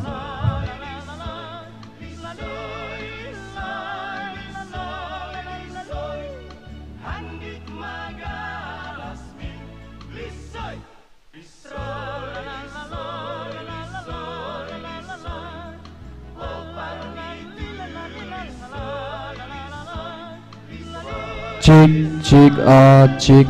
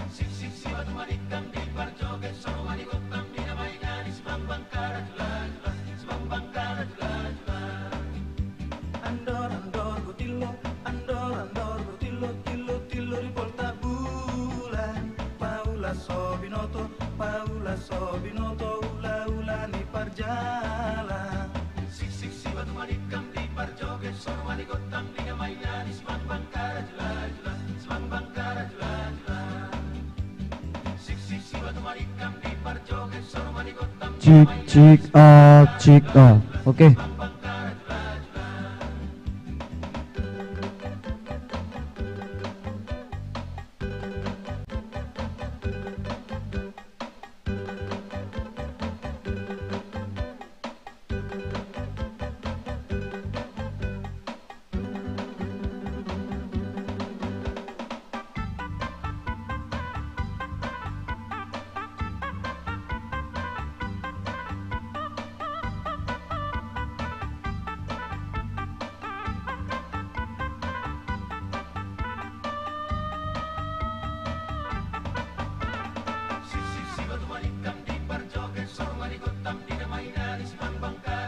Cik A Tluli A. Cik 1A C 1A 1 2 3.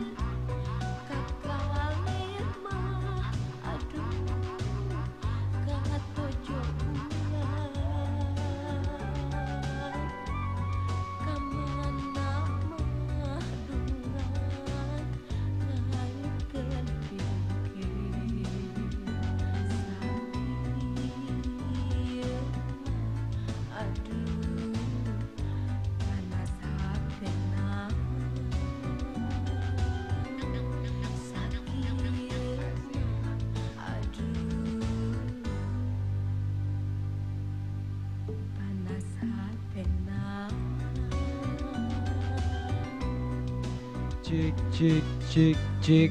1, 2, 3, cik A, cik lu. Lanjut.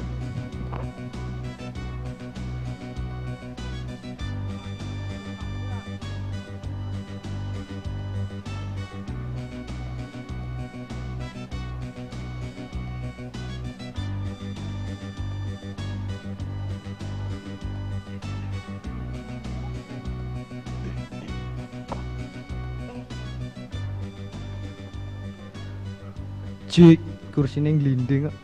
Cik A, cik A, teluli A. 1, 2, 3, cik luan asi. Cik, cik, mic, cik 1, 2, 3. Cik. Gimana Mas Anang?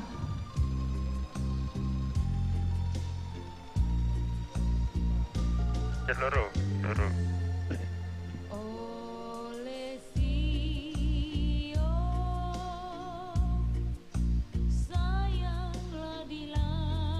Cik, cik, cik A, cik cik lumayan. Cik, cik, cik A, cik 1 A, 1 A C. Menurutku cukup sampai ini. Cik, cik. Selamat malam para hadirin semuanya. Gimana Mas Anang? Lanjut.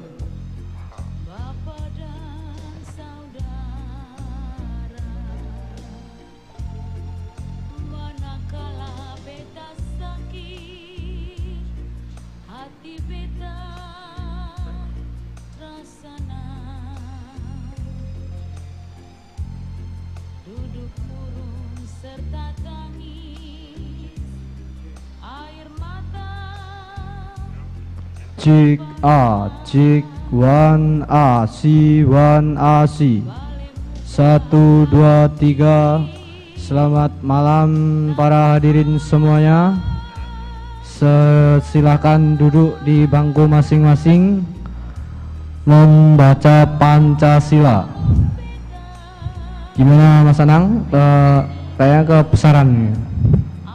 Cik, cik. Cik, cik, cik, cik, cik.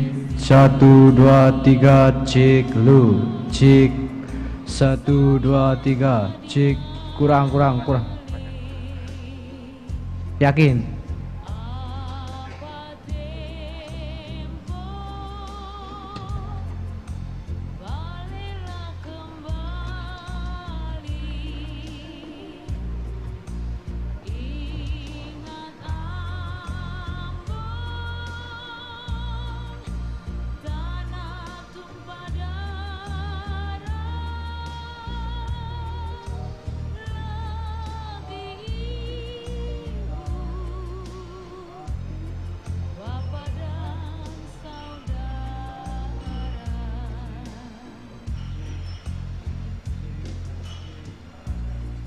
Cik, cik, 1, 2, 3.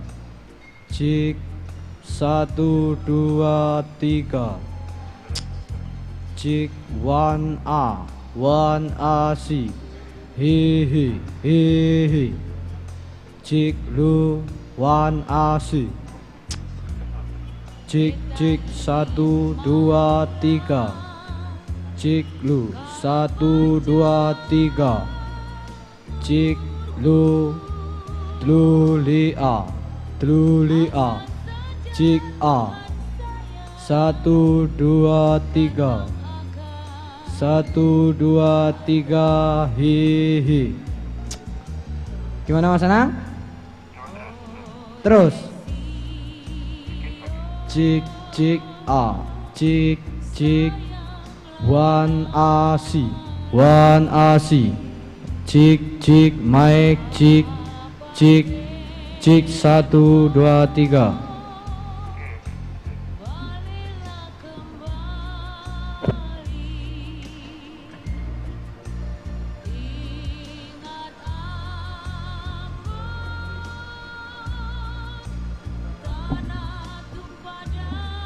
cik cik cik cik 1 2 3 1 2 3 1 2 3 Wan Asi 1 2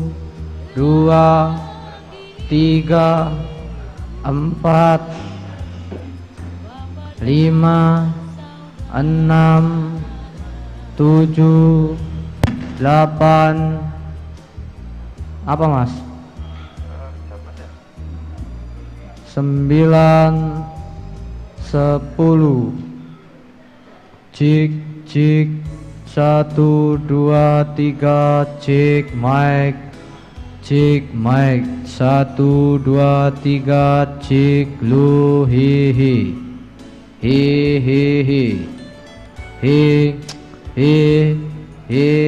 lu hi hi 1 2 3 hi.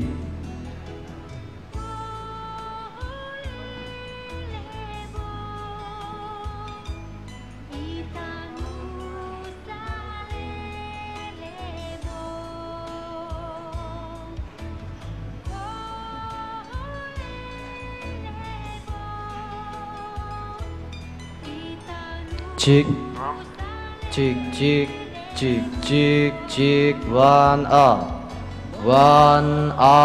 si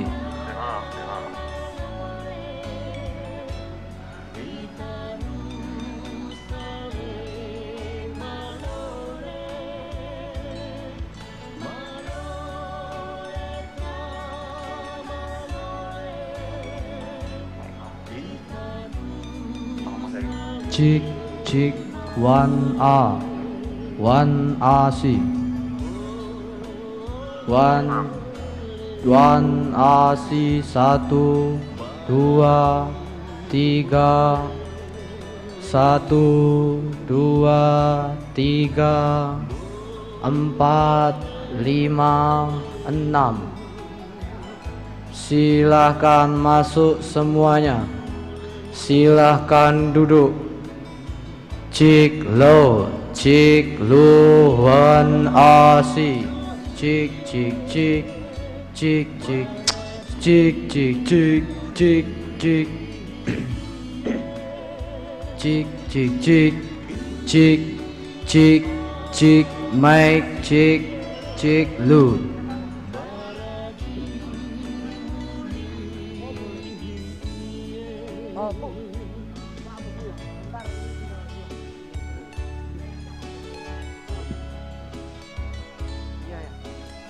Cik cik cik cik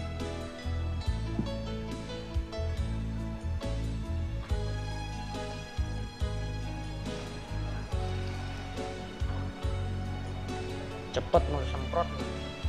Cik cik mic cik cik cik 1 2 3 cik lu hi hi 1 2 3 cik lu. Cik cik mic cik 1 2 3 he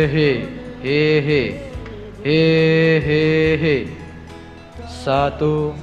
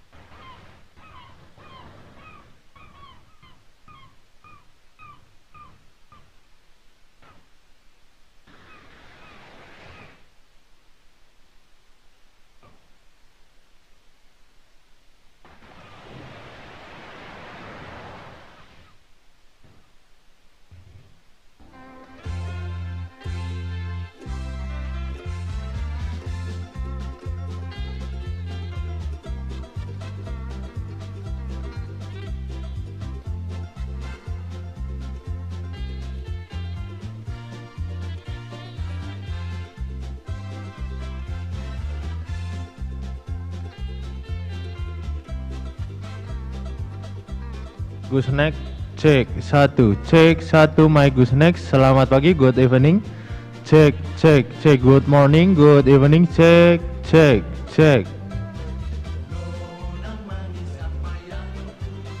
my gooseneck, cek, my gooseneck, cek, good evening everybody, cek, 1, 1, 2, 3, cek, 1, 2, 3, cek.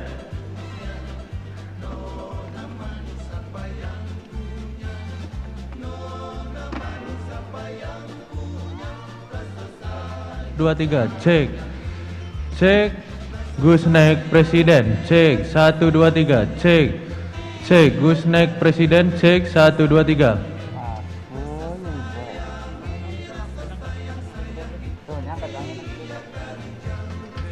2, 3, cek, 1, 2, 3, cek, 1, 2, 3, cek. Ini ya kecil mas, di sini mas, sinyalnya mas, boleh di cek, 1, 2, 3.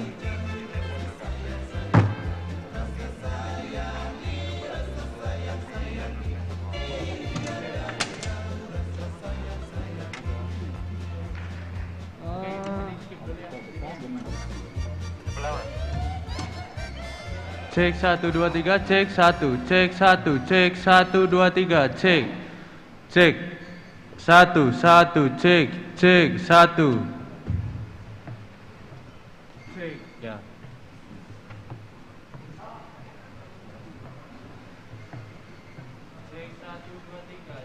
Cek, gooseneck sekretari. Cek, 1, 2, 3, gooseneck, cek, 1, he. Selamat datang. Cek, 1, 2, 3. Cek, he, 1, 2, 3, cek, 1, selamat datang, cek, he.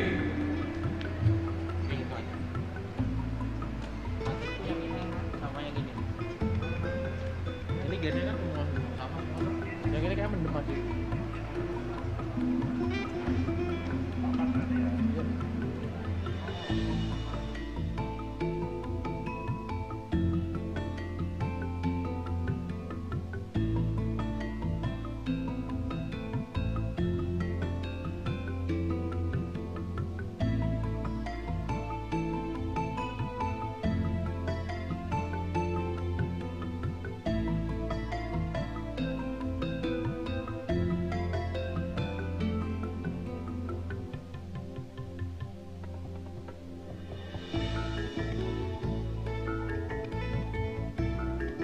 Cek, 1, 2, 3, cek, he, selamat datang, cek, 1, 1, 2, 3, cek, 1, cek, he, cek, 1, 2, 3,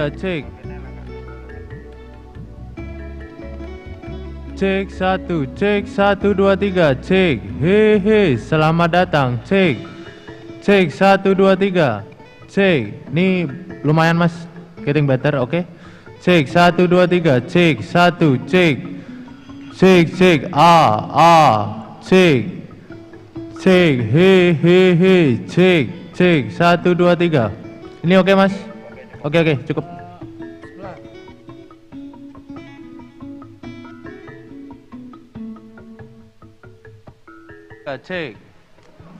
Cek, 1, cek, he, cek, 1, cek, 1, 2, 3, selamat datang, cek, boleh naikin dikit lagi mas, cek, 1, 2, 3, cek, he, cek, di monitor udah oke nih, cek, 1, oke, sip, bungkus.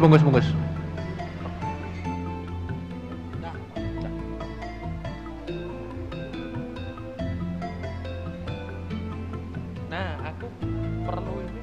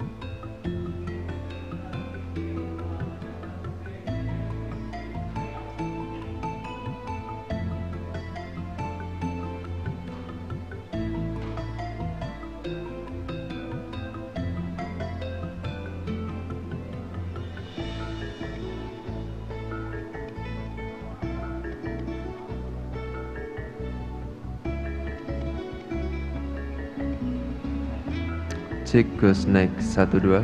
Gus naik 1. Oke. Gus naik 2. Gus naik 2. Gus naik 3.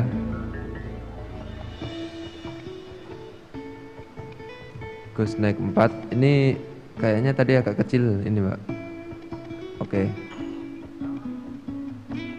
Sinyal mau ngecek lagi. Gus naik 1 2. Cek, cek. 6. Gus naik 6. Cek, Gus naik 7. Oke.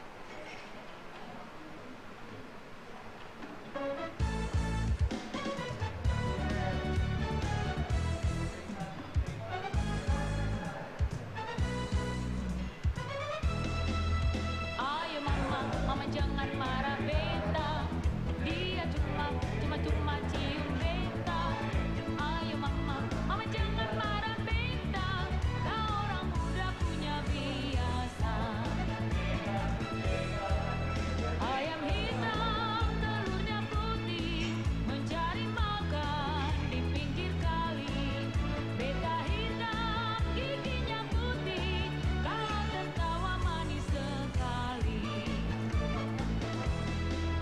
Ayo mama, mama jangan marah beta. Dia cuma cium beta. Ayo mama, mama jangan marah beta. Kau orang muda punya biasa. Kata mangga muda manis, lah mangga datang dari gila. Sinyo ambon, sio hitam manis, lah bikin beta tak gila-gila. Ayo mama, mama jangan marah beta. Dia cuma cium beta. Ayo mama, mama jangan marah beta. Kau orang muda punya biasa.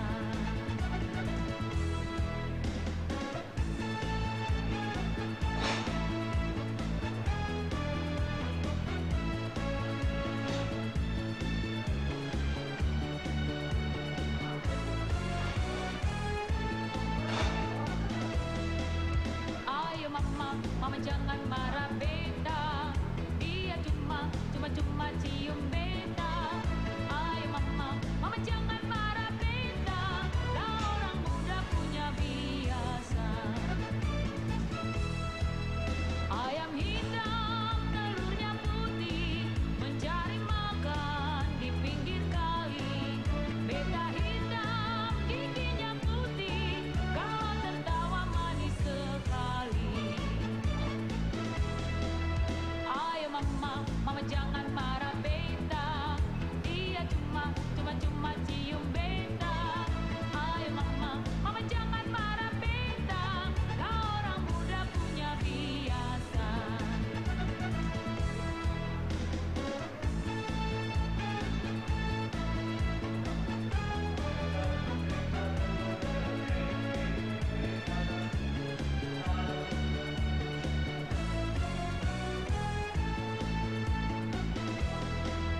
Ayo mama, mama jangan marah beta. Dia cuma cium beta. Ayo mama, mama jangan marah beta. Lah orang muda punya biasa. Kalau ada sumur di ladang, bolehkah beta menumpang mandi? Kalau ada laut panjang, lah esok lusa berjumpa lagi. Ayo mama, mama jangan marah beta. Dia cuma cium beta. Ayo mama, mama jangan marah beta. Lah orang muda punya biasa. Ayo mama, mama jangan marah beta. Dia cuma cium beta. Ayo mama, mama jangan marah beta. Lah orang muda punya biasa.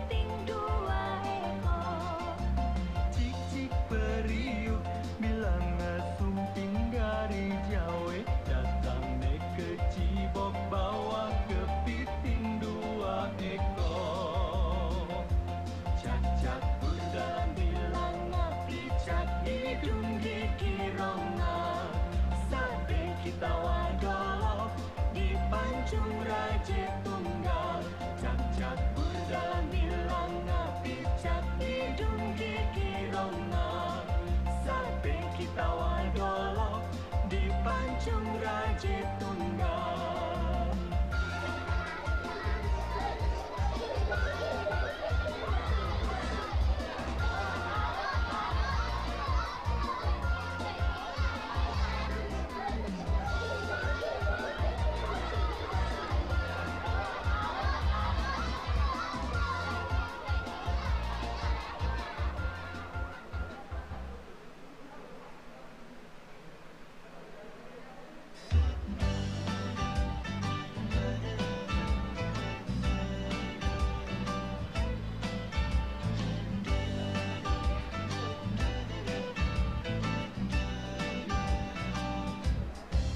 Buka pintu, betalah mau masuk ke siola nona beta adalah ibu kahil, panggil juga tidak mau, buka pintu juga tidak mau, siola nona beta ada ibu kahil, mau masuk ke ada anjing ngomong beta, ada hujan. Oh, wonderful. Siola nona beta mau masuk ke.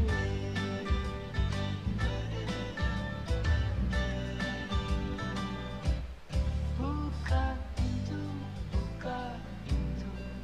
beta lah mau masuk ke siola nona beta adalah ibu kahil, panggil juga tidak mau, buka pintu juga tidak mau, siola nona beta ada di kahil, mau masuk ke ada anjing konggo betae, ada hujan pasar betae, siola nona beta mau masuk ke. Panggil juga tidak mau, buka pintu juga tidak mau, siola nona beta ada di mukae, mau masuk ke ada anjing gonggong betae, ada hujan basah betae, siola nona beta mau masuk ke. Beta ada mau masuk ke.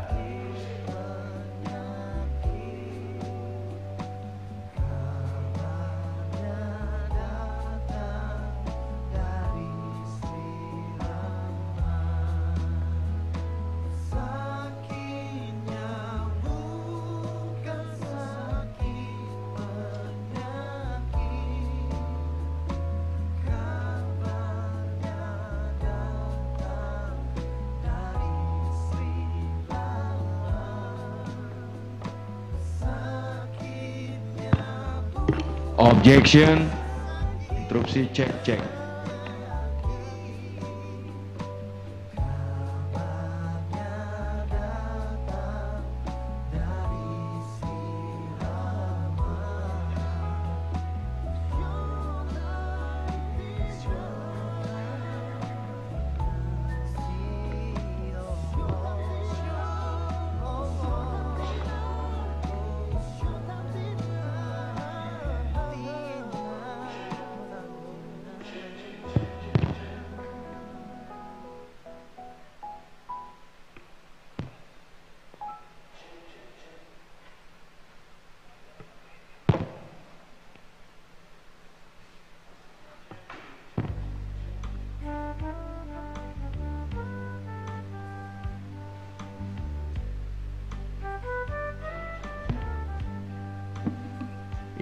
Ini satu deret hidup semua ya?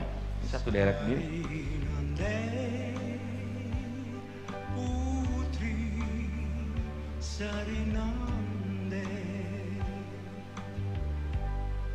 Mengapa nangis matamu bengkak? Aduh mama,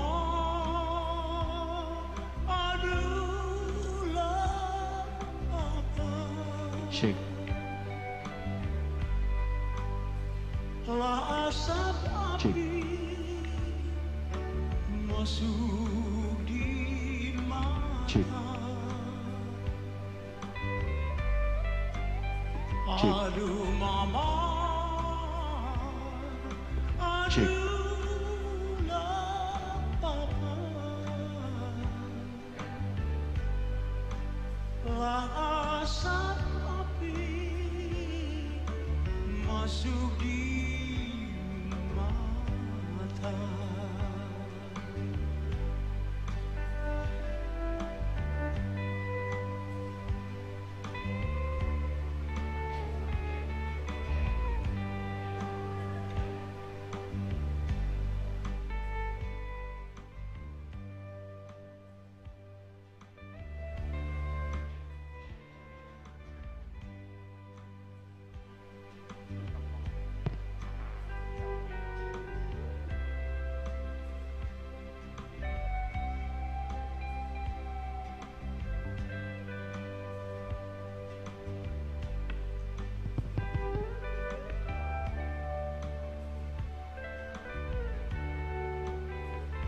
Cek. Cek.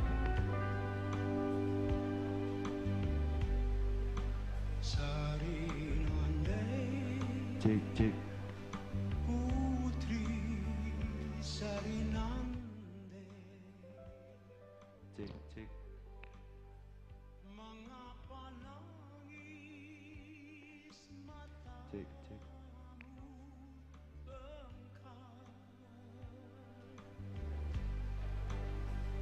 Aduh mama, Cek. aduhlah apa? Tes. Lah asap api masuk di mata. Aduh mama, aduhlah apa? Lah asap api masuk di mata.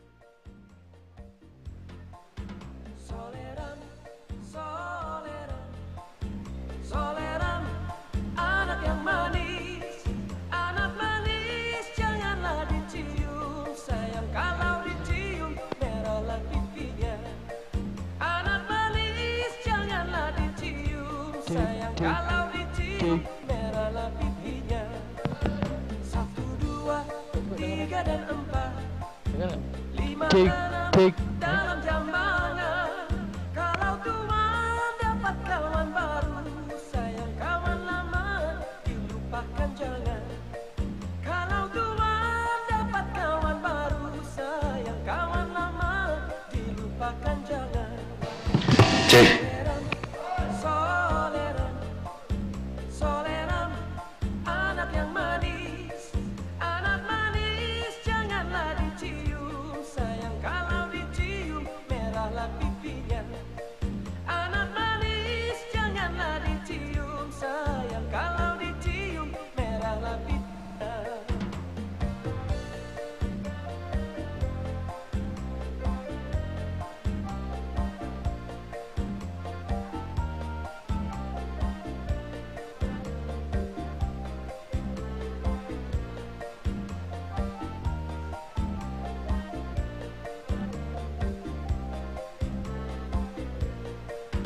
Jalan-jalan ke pasar baru, jangan lupa belilah roti. Ini lagu zaman tempo dulu, Tuhan mungkin sekarang dikenang kembali. Ini lagu zaman tempo dulu, Tuhan mungkin sekarang dikenang kembali. Soleran, soleran, soleran, anak yang manis, janganlah dicium, sayang kalau dicium merahlah pipinya. Anak manis, janganlah dicium, sayang kalau dicium merahlah pipinya.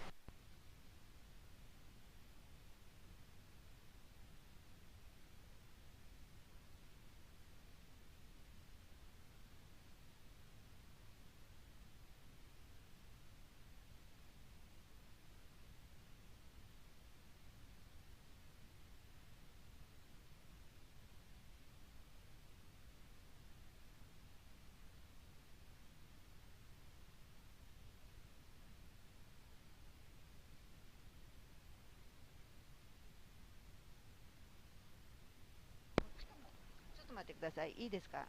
いかがですか？聞こえますか？うん。ごめんなさい。なんとなく、ちょっと待ってくださいね。ちょっとこっちに聞いていただいていいですか？はい。いかがでしょうか？聞こえますか？聞こえますか？聞こえますか？一応、でもあんまり綺麗には聞こえない。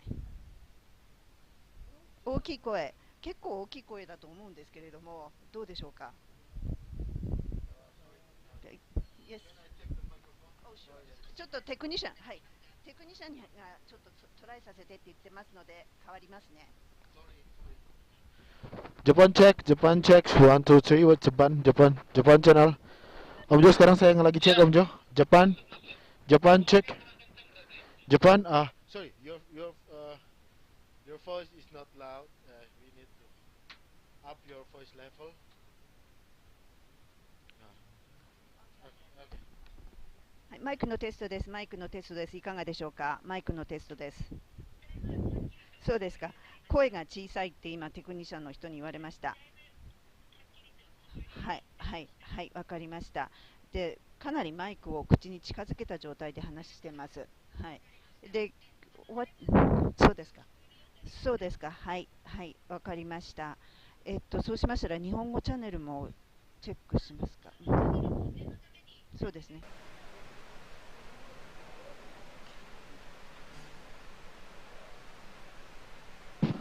Halo, selamat siang.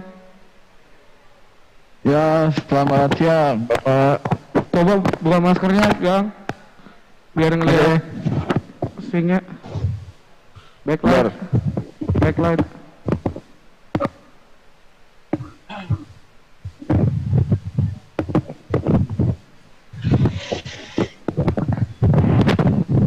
Selamat siang, Pak.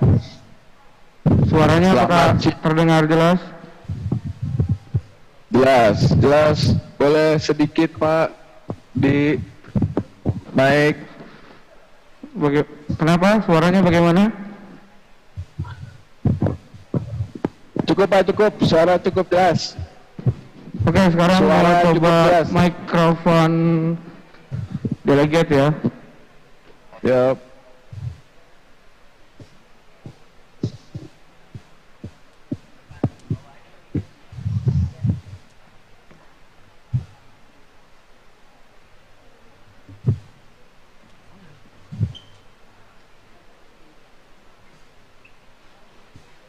Bagus ya.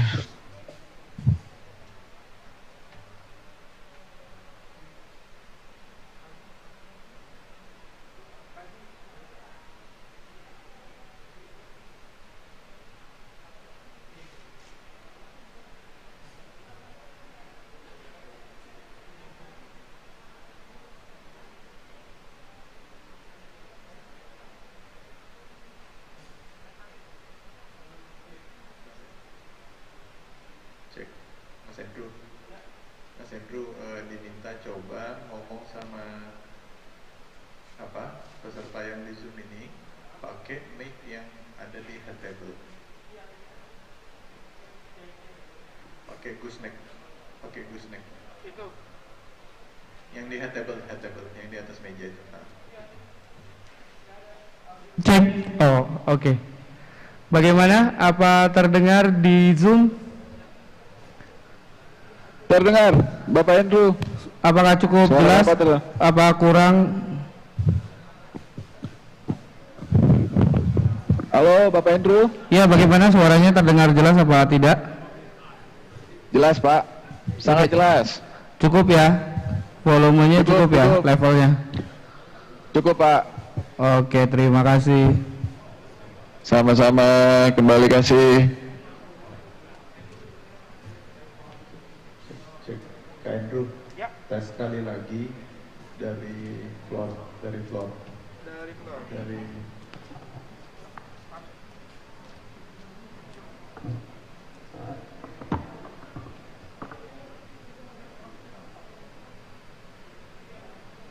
Yang sebelah sini katanya Mas Andrew. Nah, yang di deretan depan.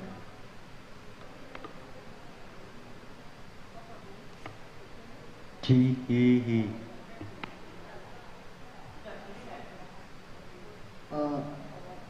Mas Andrew, barisannya yang mulai dari 3, 4,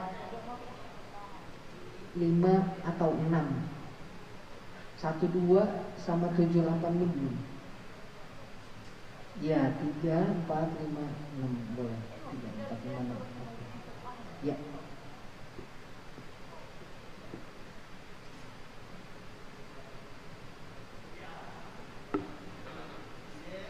Halo, selamat siang, monitor. Ya, selamat siang, Bapak. Apakah suaranya diterima sama seperti mic yang pertama atau mic sebelumnya? Sama, Pak. Sama ya? Suara 55, Pak. Oke, terima kasih. Ya, kembali.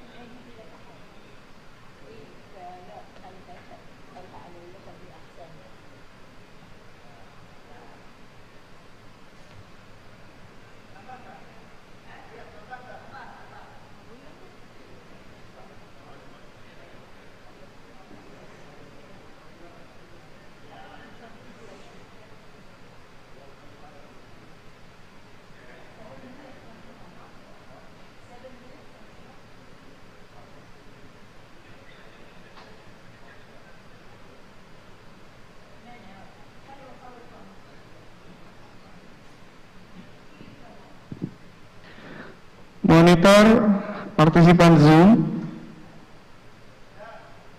Ya, monitor Oke, Pak. coba berbicara agak panjang.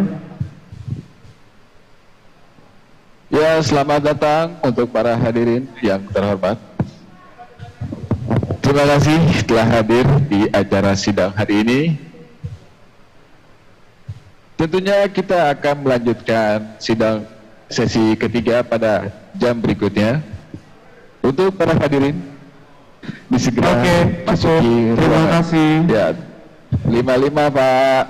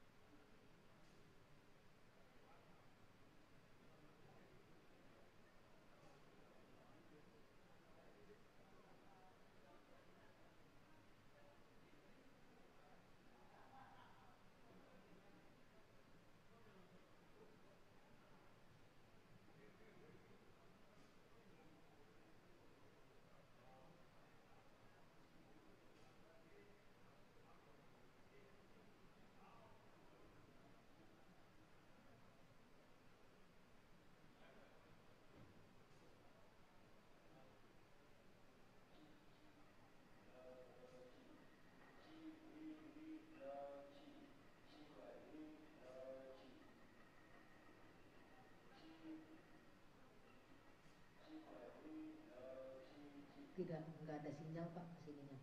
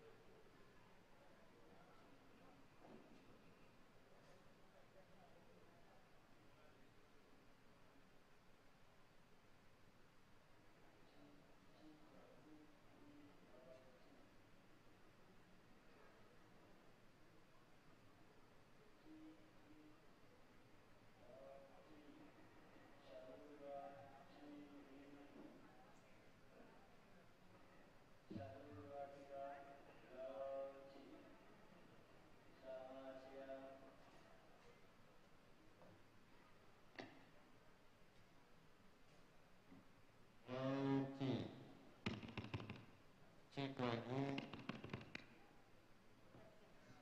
3, 2, 1. Now cek. Minta tolong diturunin Pak, levelnya yang itu Pak. No.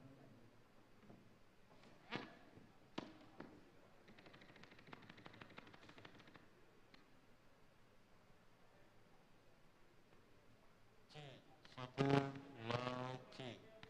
Cek 1.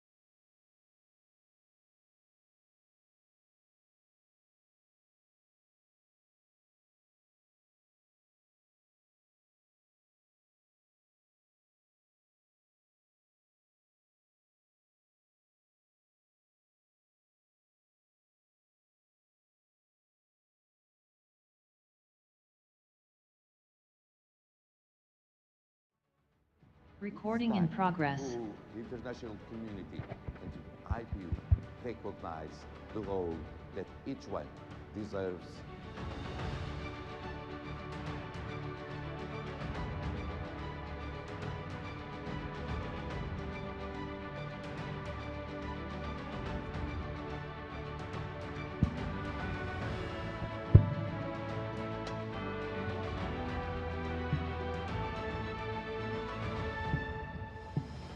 Each year, we will give this award to one parliamentarian.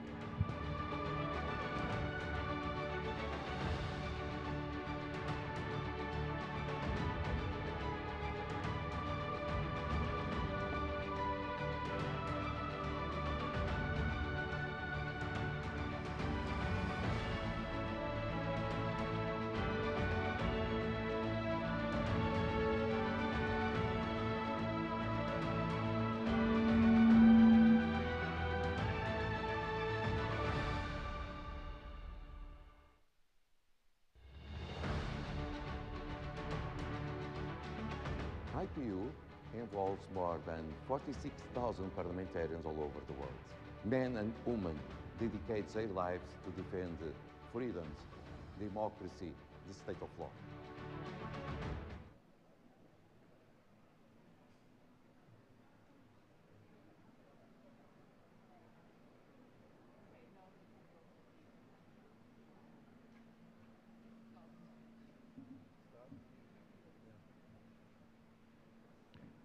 مساء الخير للجميع وأرجو الجلوس. السادة Good evening, everyone. Could you please take your seats?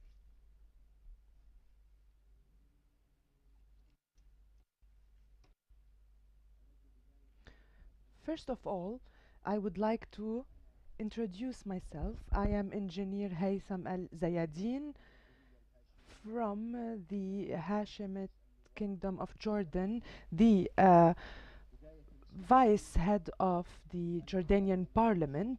First, allow me to extend my deep thanks and appreciation to the Republic of Indonesia, represented by His Excellency the President and Her Excellency Ms.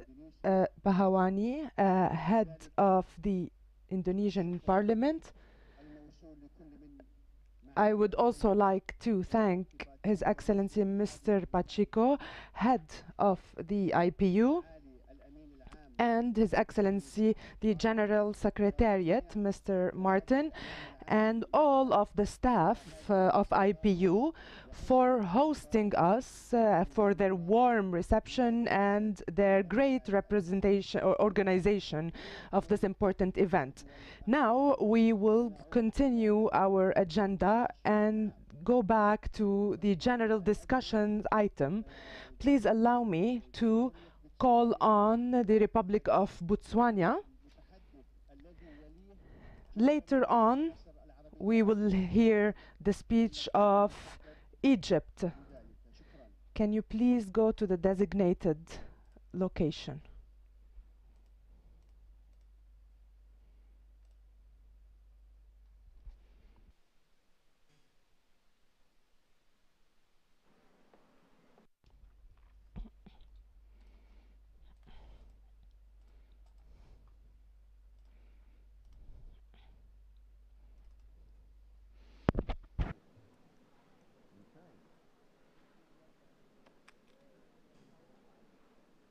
Okay.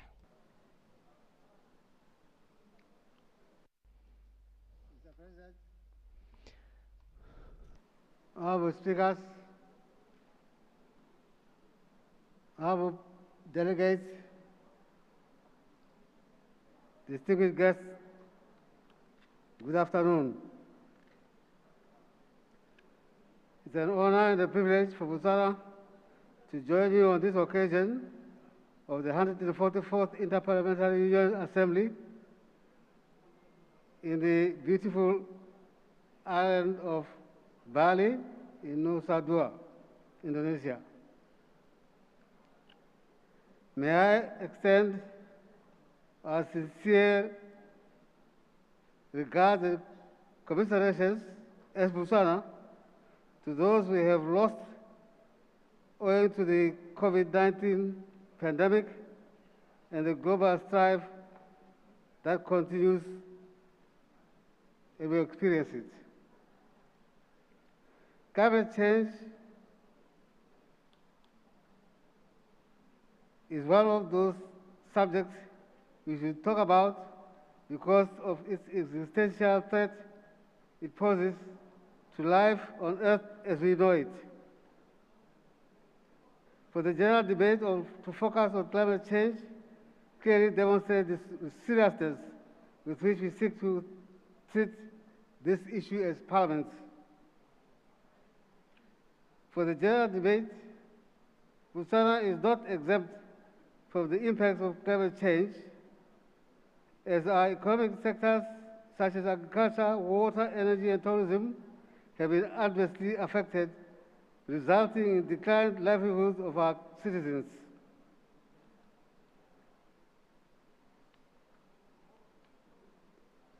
The greatly affected are those in the rural areas, as most of our people continue to derive their livelihoods from natural resources,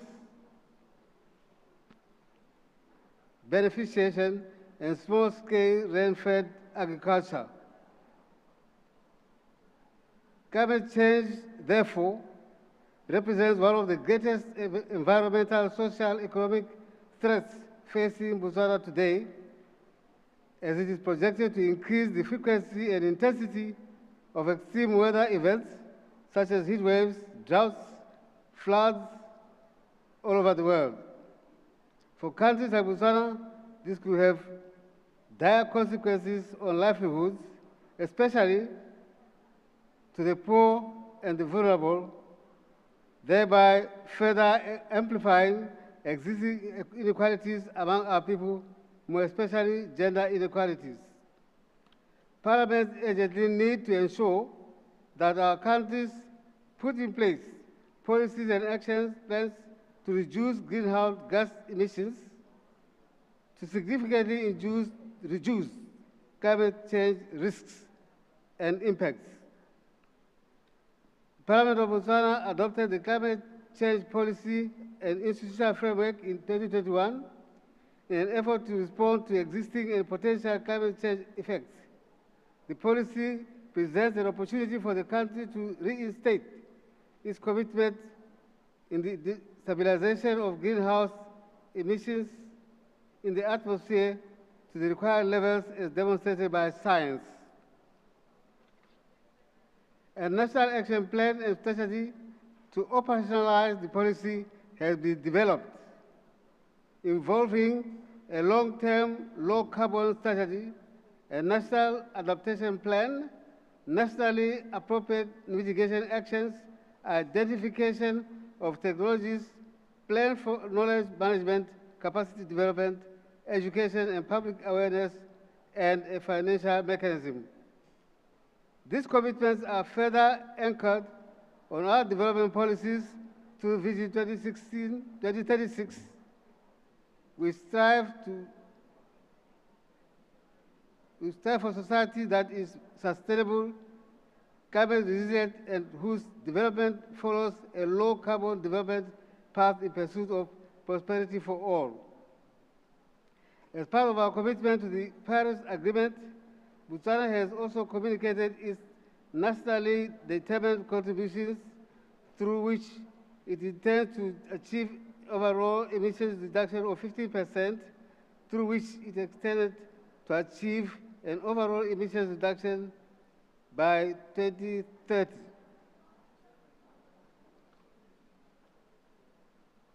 Our role as Botswana Parliament, therefore, is to strengthen governance and policy and enhance implementation towards transformative climate resilient development, and Botswana Parliament provides an oversight role for realization of policy response measures. In that regard, we have established a portfolio committee on wildlife, natural resources, climate change, and Special Select Committee on SDGs. Ladies and gentlemen, I must also, however, indicate that transitional capacities are needed within Parliament to include dedicated resource and capacity committees, as well as their increased involvement in the climate change negotiation platform. One of our key developments in that regard has been climate establishment of Parliamentary Committee of Women, which continues to provide a gender lens into our development agenda, including climate change mitigation. Distinguished guests, similarly, the newly established International Subsidiary Standards Board, which aims to provide a worldwide baseline for climate and environmental, social, and governance disclosure standards, will be a critical step in improving climate smart investing decision making.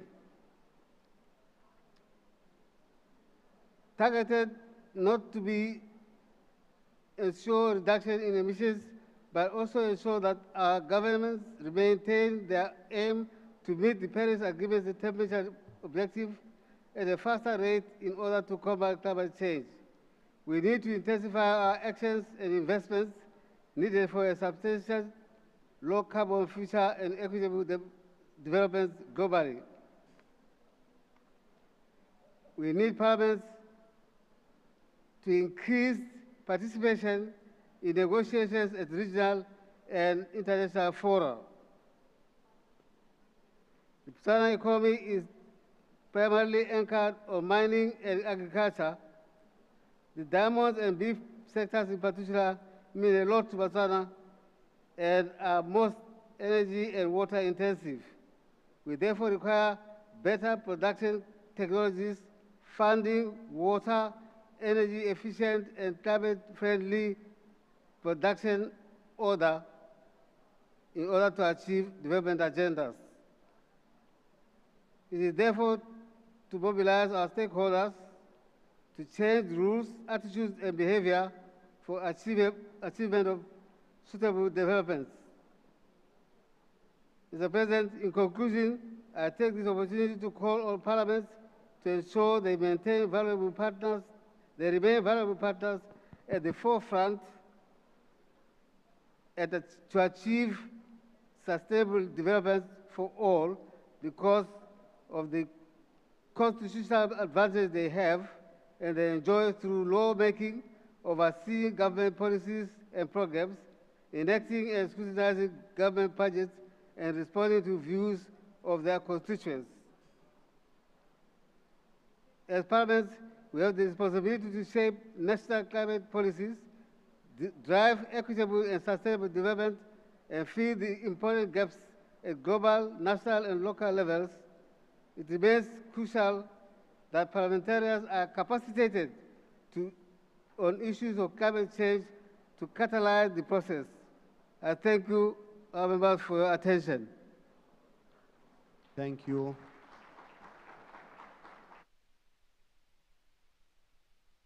الآن أدعو جمهورية مصر. Now I call on the Speaker of Egypt to take the floor. والمتحدث After that, we will hear from Guinea-Bissau.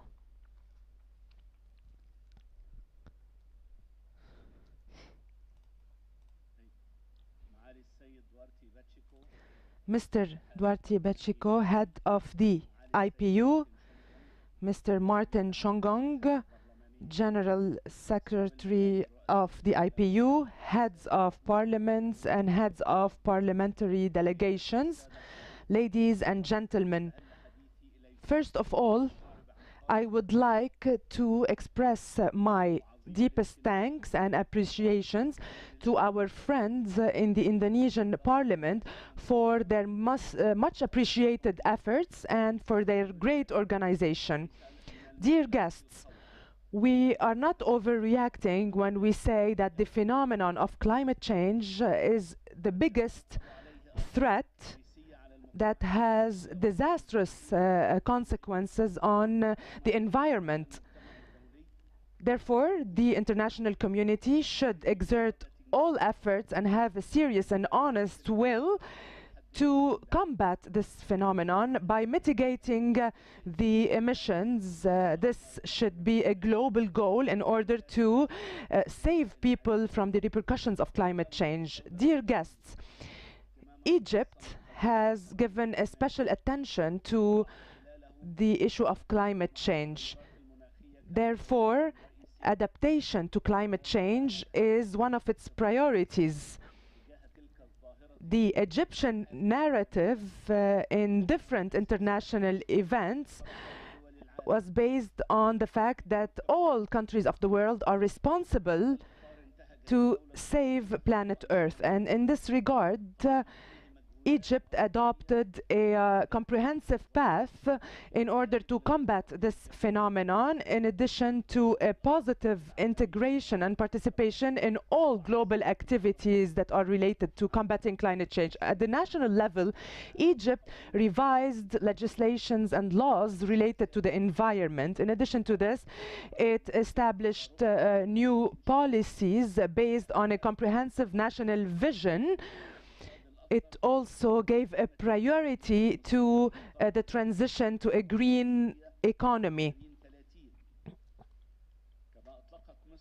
Egypt, in the margins of the 26th session of the Conference of Parties that was held in Glasgow, the National Strategy for Climate Change 2050, which aims at achieving sustainable development, reducing emissions in all sectors, and using alternative and renewable sources of energy in order to improve the efficiency of the energy mix. In addition to this, we pledged to work on technology and knowledge management, combating the consequences of climate change. And at the national level, Egypt made sure to participate constructively in all international consultations and agreements in order to combat the climate change phenomenon.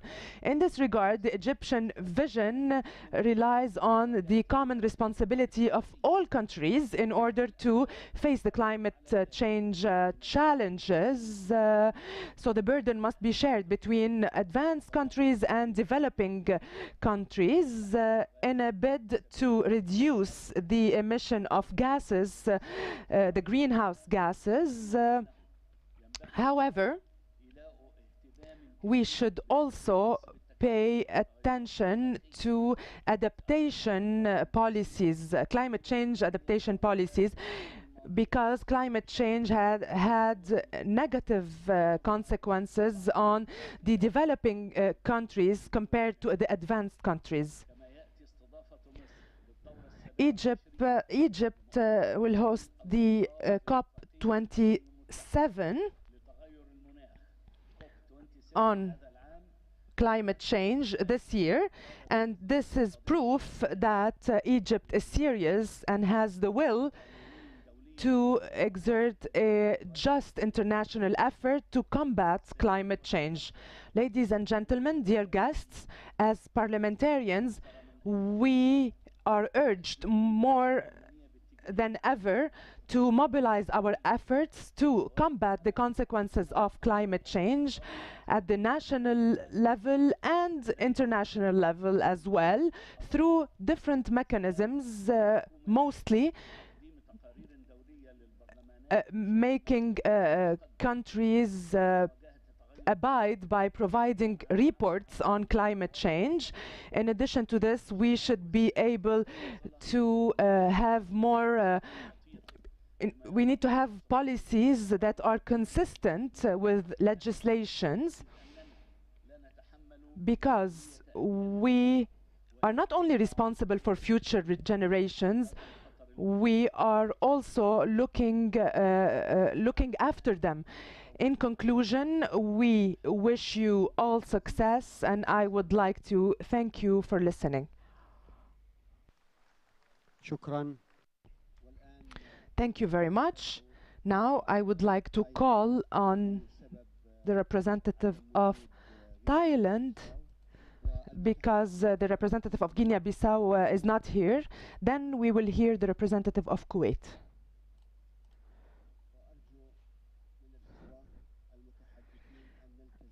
I ask the speakers to stick to the time in order for everyone to be able to speak today. Sayyid al-Rais. Right now, as we speak here in Bali, the adverse impacts of climate change are becoming more evident and affecting the lives and livelihoods of people around the world, which demands urgent global actions. Thailand thus wishes to commend Indonesia, our host parliament, for reminding us not to let the COVID pandemic overshadow this pressing challenge of humanity, and our mission to curb the rising global temperature, which remains at the top of the IPU's priority list. As one of the world's top 10 countries most affected by the long-term impacts of climate change, and one of the first group of parties to join the Paris Agreement in 2015, Thailand is making a good progress in fulfilling our commitments to achieve the goals and objectives of the UNFCCC and its Paris Agreement. Aside from our success in reducing 17% of our emissions in the energy and transport sectors in 2020, meeting our nationally appropriate mitigation action, or NAMA, target, Thailand will take further steps to address climate change. At the 26th session of the Conference of Paris to the UNFCCC, or COP26. In Glasgow last November, the Prime Minister of Thailand announced our new ambitions to reach carbon neutrality by 2050 and net zero greenhouse gas emission by 2065. Guided by Biocircular Green, or BCG, economy model, Thailand will continue to prioritize circular economic system at a faster pace and pursue a greener, digitally driven, and low-carbon path to development by rolling out measures and policies that help the world attain global net zero by 2050. We will push ahead with restructuring the energy industry and focusing on climate-smart infrastructure to accommodate the clean and renewable energy transition trend and greening the financial system through the ASEAN Low Carbon Energy Program, as well as optimizing energy consumption through innovation and using next-generation technologies for electric vehicle production as part of Thailand 4.0 National Development Strategy. Mr. President, in keeping with Thailand's pledge made at COP26 summit, the Parliament of Thailand stands ready to help strengthen the country's climate action. Therefore, I am personally pleased to inform you that Thailand is now in the process of preparing the country's first ever dedicated Climate Change Act, which includes obligations for the private sector to report their GHG emissions to the national greenhouse gas inventory, while stipulating administrative fines for failure to report such emissions. This legislation would prompt our private sector to start aligning their way of doing business with the country's climate targets. The draft act is expected to go through nationwide public hearings and tabled to the Parliament later this year. To keep the 1.5 degrees Celsius target within reach, Thailand would like to emphasize the need for capacity building, technology transfer, and financial support to assist developing countries in accelerating their mitigation efforts. We are confident that with enhanced support on and access to climate finance and necessary low-carbon technology, Thailand can increase our nationally determined contributions, or NDCs, to 40% and achieve our net zero even before 2065. Mr. President, I wish to close by reiterating that we must turn this COVID-19 crisis into an opportunity. Let us make every effort to recover better and greener by creating more balanced, low carbon, and climate resilient societies and economies that benefit everyone. As the stakes have never been higher, and we have little time left to enhance our climate actions, parliamentarians across the globe need to work together to intensify our actions to tackle the climate emergency and achieve the goals and objectives of the UNFCCC and its Paris Agreement at the earliest opportunities. This is an ultimate war that humanity can join hands to fight against global warming, our common enemy, and protect the blue planet, our only home and the future of our next generations. Thank you so much for your kind attention. Thank you. Thank you. أدعو الآن دولة الكويت والمتحدث الذي Kuwait, and then the next speaker, then we have Afghanistan as the one after Kuwait.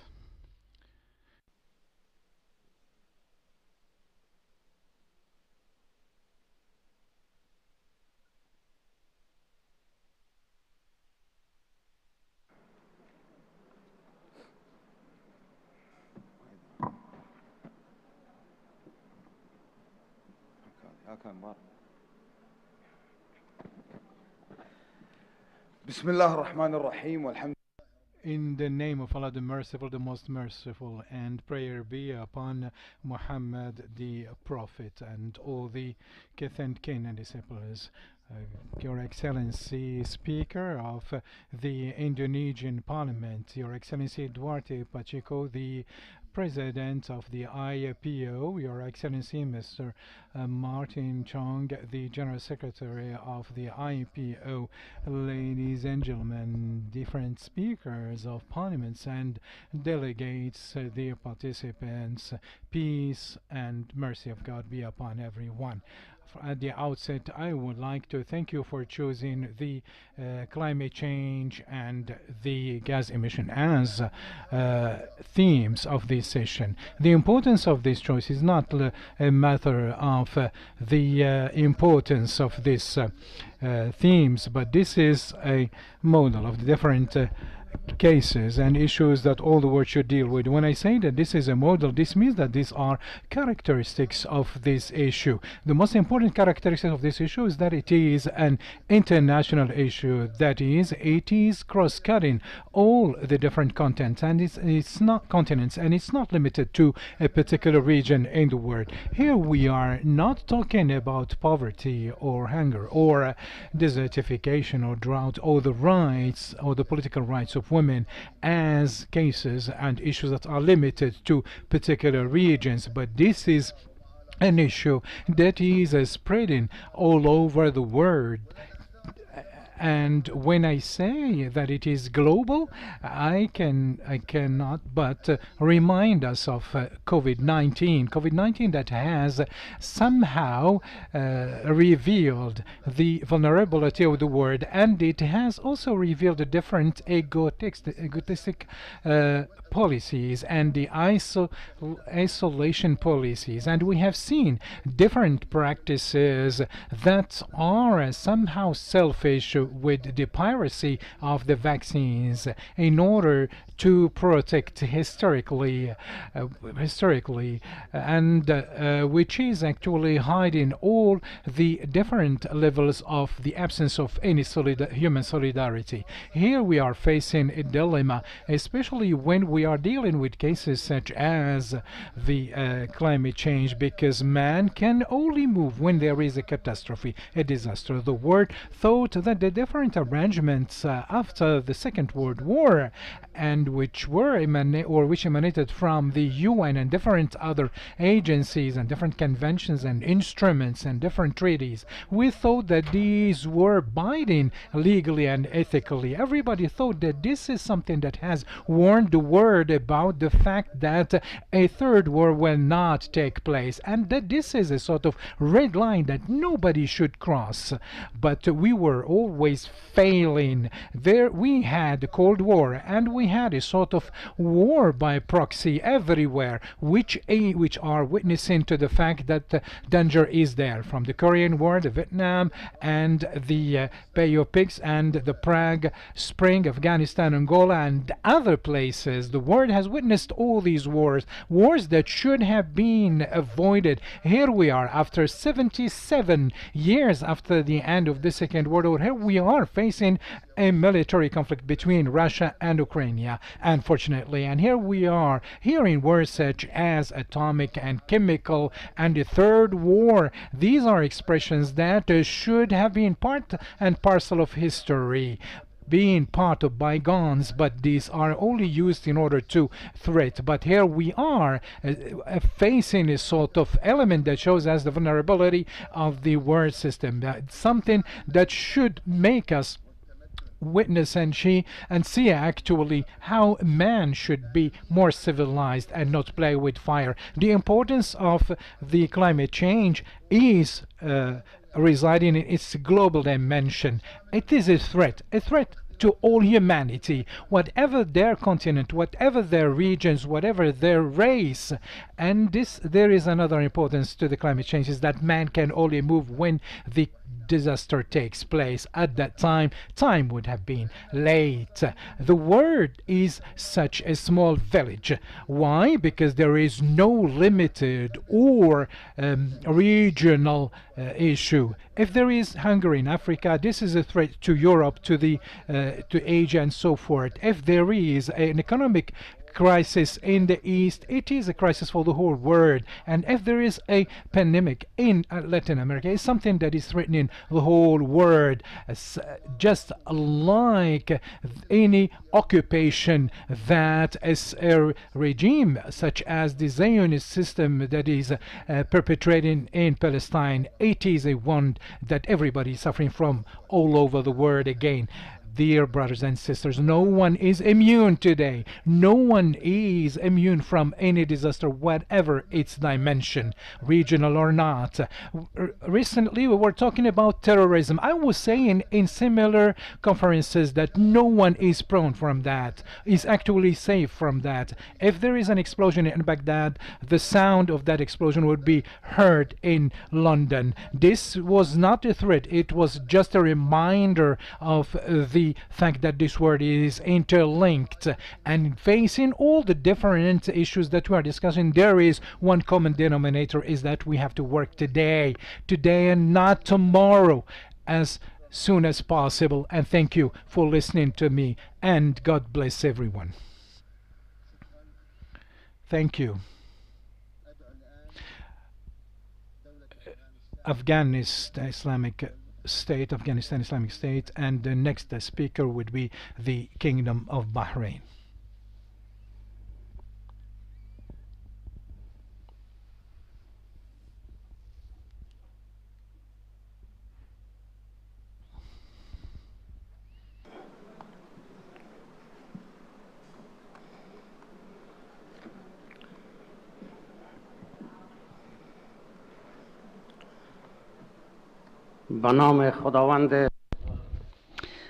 In the name of Allah the Almighty. Mr. President and esteemed participants, first, let me convey to you the sincere greetings and good wishes of the suffering Afghan people.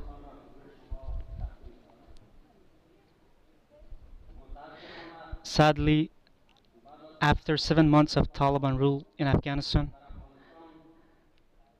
their commitments to the international community have not only been implemented, but are being severely restricted. This includes the creation of an inclusive government, the respect for human rights, and particularly women's rights, freedom of expression and the press.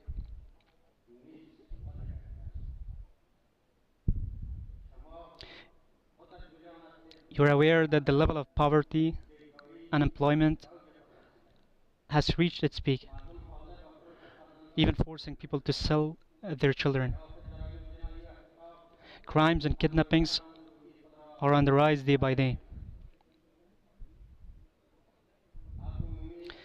Taliban's general amnesty was a mere sham, as we are all witnessing their extrajudicial killings and persecution of former members of Afghanistan Defense and Security Forces and the youth.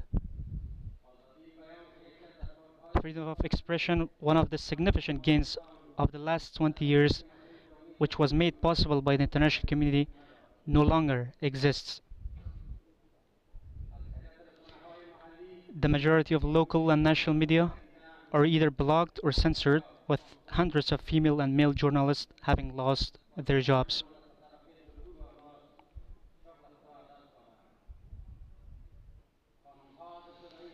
Women have been deprived of their most basic rights, such as education and work, and the majority of former government employees have either been fired or have not received their salaries during this period.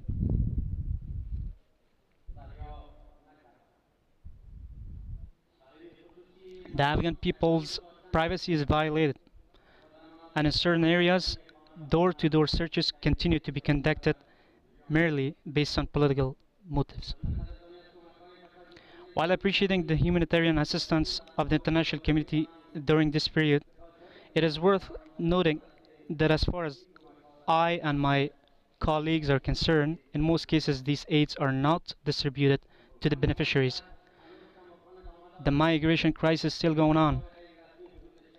Tens of thousands of Afghans have been migrated to neighboring countries during this time, while hundreds of thousands more are still awaiting to leave the country. My colleagues and I are all in contact with the people inside the country, and we are closely monitoring the situation. To address the current situation in Afghanistan, I wish to reiterate again that an inclusive democratic government needs to be formed, including all ethnic groups, eliminating ethnic, linguistic, and regional discrimination, and respecting women's rights and freedom of expression.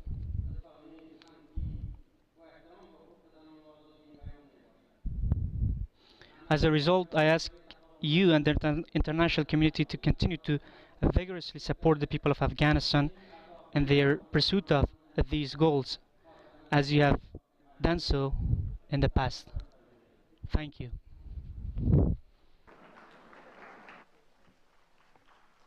شكرا. Thank you. the Kingdom of Bahrain is invited to speak. Djibouti is not here, but the next speaker would be Southern Africa.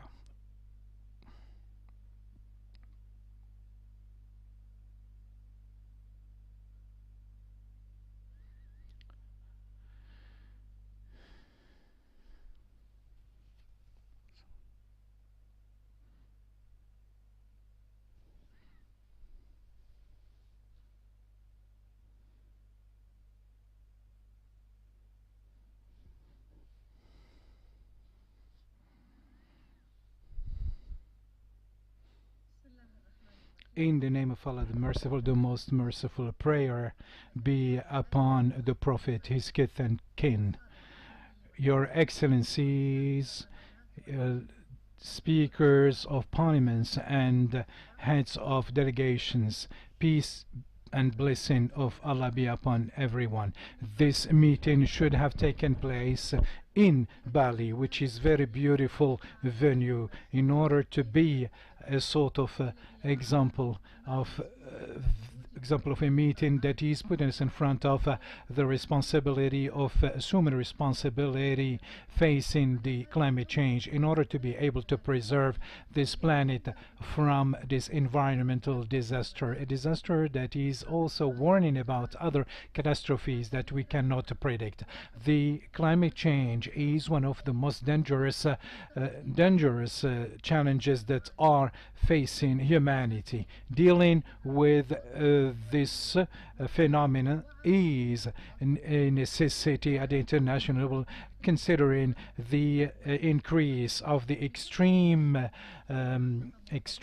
climate phenomena, which are actually exacerbated everywhere. It has actually left behind more than 20 million environmental refugees worldwide, and the different vulnerable people will be increasing if the parliaments, if the governments and the different specialized institutions and companies and enterprises do not put in place some mechanisms in order to mitigate this climate change. At this very moment at which I am speaking to you, there could be many than a place in the world that would be facing some difficulties, such as floods or droughts or cyclones, or the increase of temperature, or the imbalance of the environment, as this is happening in the Antarctic.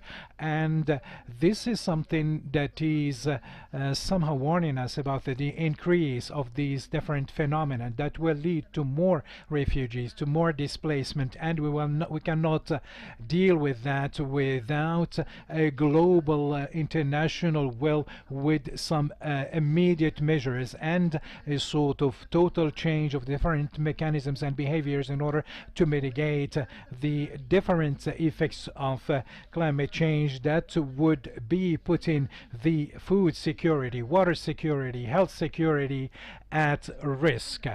Undoubtedly, the parliaments of the world do need more than ever before to act in solidarity and to work in a unified way in order to overcome the different environmental challenges that we are witnessing, by seeing that in the light of the different effects of COVID-19 and with all the different consequences that could be just one small piece and one small part of what could be the effect of climate change in terms of disasters in the planet and for all communities. Your Excellencies, if we cannot today, as parliaments and governments and organizations, if we cannot put in place a sort of serious orientation and to put in place some immediate measures, emergency measures, we will need to look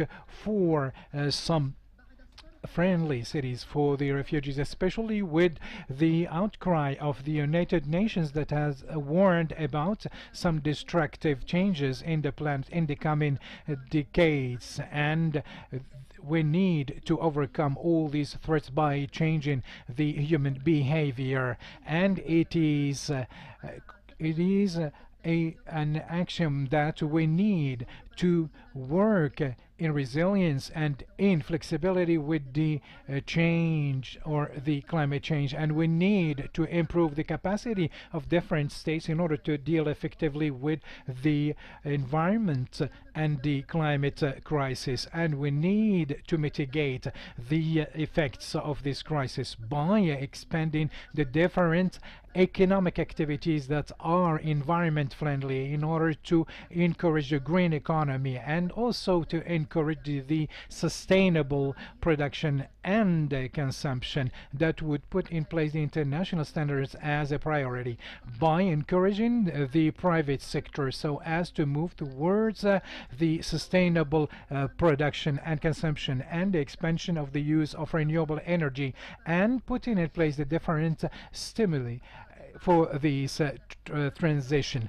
Ladies and gentlemen, Excellencies, our presence in COP27 in Glasgow by the end of last year and the documents that emanated from COP26 were indicators of the extreme importance that the international community should give to this issue. And the Kingdom of Bahrain was present in this very event with a high-level delegation presided by Salman bin Hamad Al Khalifa, the heir prince and the head of the cabinet. And Bahrain has declared its support of the international initiative in the field of climate. And the Kingdom of Bahrain, and as an execution of the orientations of His Majesty the King of Bahrain, may God bless him, would or actually has revealed to the international community that we are interested in the mitigation of the climate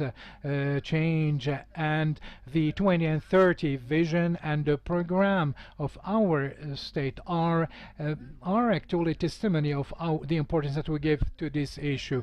And also we have put in place different strategies and policies, especially the High Council of the Environment and the Agency of Sustainable Energy, and also a special delegate in the environment, and the promulgation of different laws and bills as an implementation of COP26. And we also concentrated on raising awareness and building capacity in all the fields that relate to the environment. And the Kingdom also has ratified the Paris Agreement of 2016 that included the different, which had included all the different standards that relates to the climate change in our policies. And Bahrain has put in place different policies by implementing different projects, especially the renewable energy project and the adoption of the best practices in order to implement the SDGs, mainly in the field of gas emission, and also the national campaign of planting trees and the slogan Forever Green, and the under the leadership of the princes. That is one of the most important initiatives in this field, and we hope that we will come out of this meeting with a good vision and a possibility to achieve the zero emission by mobilizing different parliaments in order to make a better change of our climate. And God bless everybody. Thank you very much. Now I would like to call on the Republic of South Africa to take the floor. After that, we'll hear from the Republic of Malta.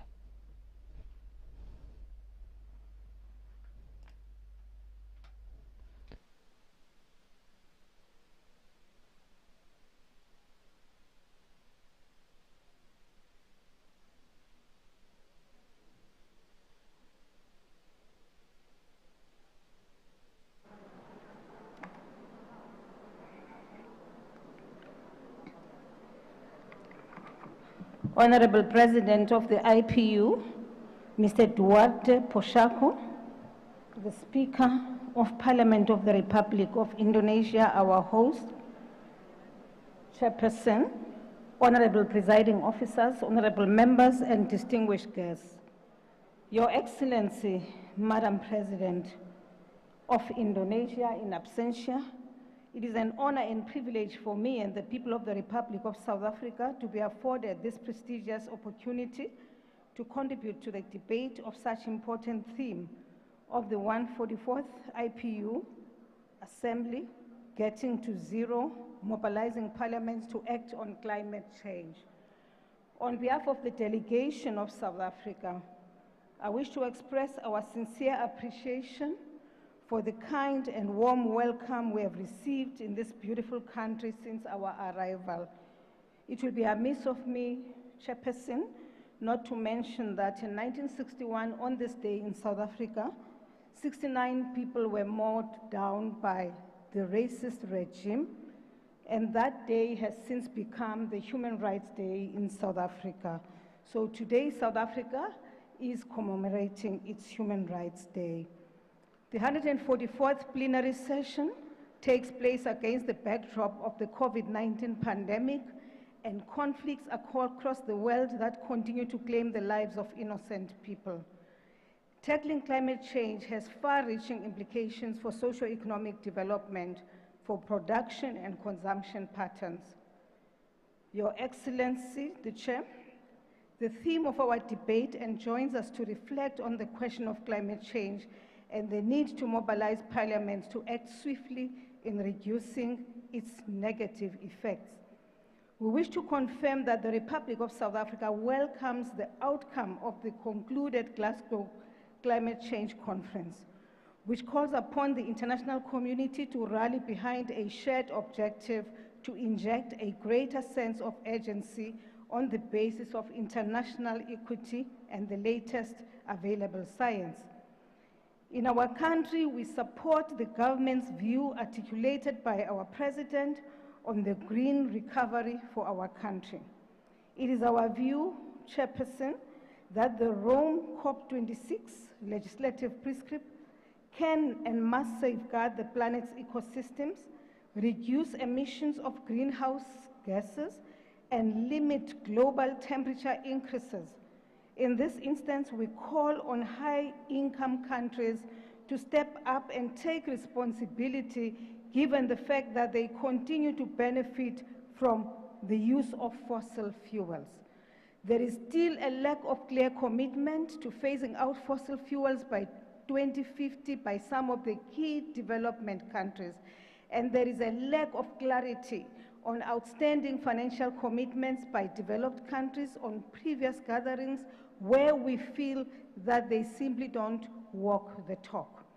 It may be politically correct for world leaders to make certain statements, but ultimately it is about establishing trust. Trust is important because as developing countries, we come from a situation where all are still caught up in the devastation that was caused by, in our national budget, by the COVID-19 pandemic.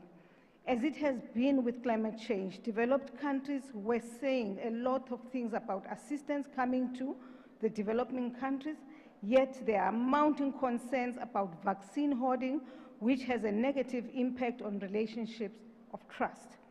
We expect developed countries which build their economies on coal to assist us now to put fossil fuels aside, justly so.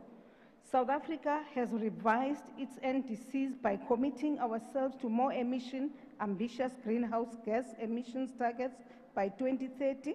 This includes the phasing out of between 8 to 10 coal-fired power stations. It is in this regard that we appreciate the partnership on just transition, where international partners have committed funds for South Africa's just energy transition. We as parliamentarians have keen interest in this, and we will play an active oversight role to see what the elements of this agreement are. However, our position as a country is not to wait on the international community and developed countries to make commitments before we start with the implementation of what is in our National Development Plan and also in our Green Recovery Plan. We have now started processing the National Climate Change Bill in Parliament, and parliamentarians will have to ensure sufficient and effective public participation process so that all voices of South Africans can be heard. The just transition is crucial in ensuring that nobody is left behind. As I conclude, Chair, South Africa's main priorities remain focused on securing an ambitious progressive finance and adaptation package to support the African agenda and other developing countries to alleviate the negative impact of climate change. It is worth mentioning that the manner in which climate change affects us depends on where we are located on the global map. As it could be expected, the hardest hit population groups are poor people. These are in the main inhabitants of developing countries who are predominantly farmers who depend on rain-fed and basic mechanisms for tilling the land and earning a livelihood. The only way their conditions can change is through policy shifts. Critical to this is dedicated action on the part of policymakers and the people who represent them, like legislators and members of parliament. Great changes throughout history have been born out of crises. We should therefore not waste this moment. I thank you, Ndiabulela, asante sana.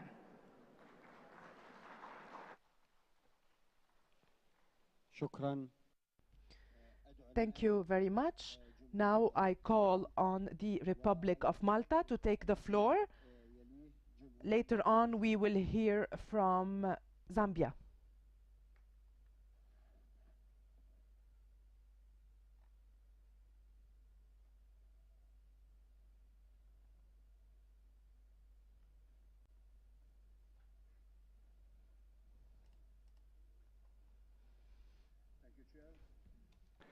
Distinguished colleagues, parliamentarians, the world changed dramatically since we met in Madrid last November.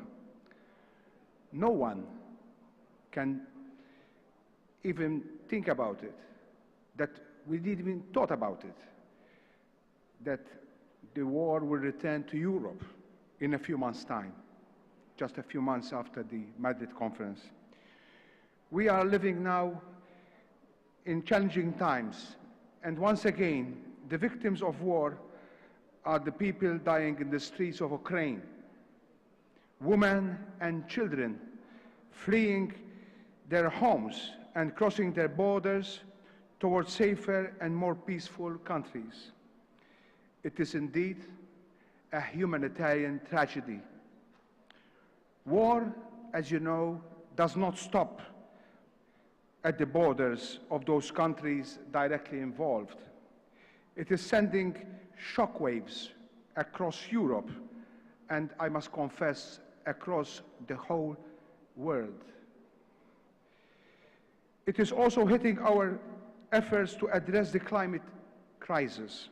For example, the invasion of Ukraine is hampering scientific efforts to undertake vital research on climate change when it comes to permafrost in Russia, which covers 60% of its territory.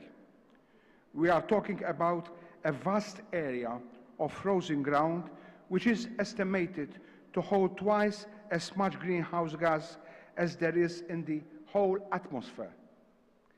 One major shockwave that we have seen in recent weeks is the sudden spike in the price of fossil fuels, on which we are still very much dependent. We all know that energy prices based on fossil fuels are very volatile, but we can also learn from this experience that such volatility is not sustainable. We also know that such volatility is non-existent when using renewable sources to generate our economies, for example. I come from a very small island republic in the Mediterranean, and apart from the obvious threat of rising sea levels, we are also very much dependent on sea and air transportation. The increase in cost of transportation in recent months and weeks, which is mainly attributed to the increase in price of fossil fuels, has been phenomenal. Therefore, The transition to a green economy is not only required to save our planet, but it is also necessary for our economies. Ladies and gentlemen, this is not a matter of a choice, but a matter of action. Let's be honest with ourselves. It is not an easy way forward, but we must take the same direction together. Of course, it is easier said than done. The global economy, since the last World War in particular, has based its economic generation on fossil fuels. The large majority of our investment during the last century have been centered around the provision of fossil fuels, be it cars, aeroplanes, ships, be it power to generate electricity. Therefore, we need strong political will. We need a change in the mentality. However hard it is, the world has to adapt swiftly to the changes that were brought by the pandemic. We need the same approach when it comes to climate change. The transition towards a green economy should be also fair. Its success can only be achieved if no one, and I repeat, no one is left behind. Decisions will not always be popular, but they can affect some areas and some sectors more than others. And therefore, we need collectively to be sensitive when deciding and implementing reforms.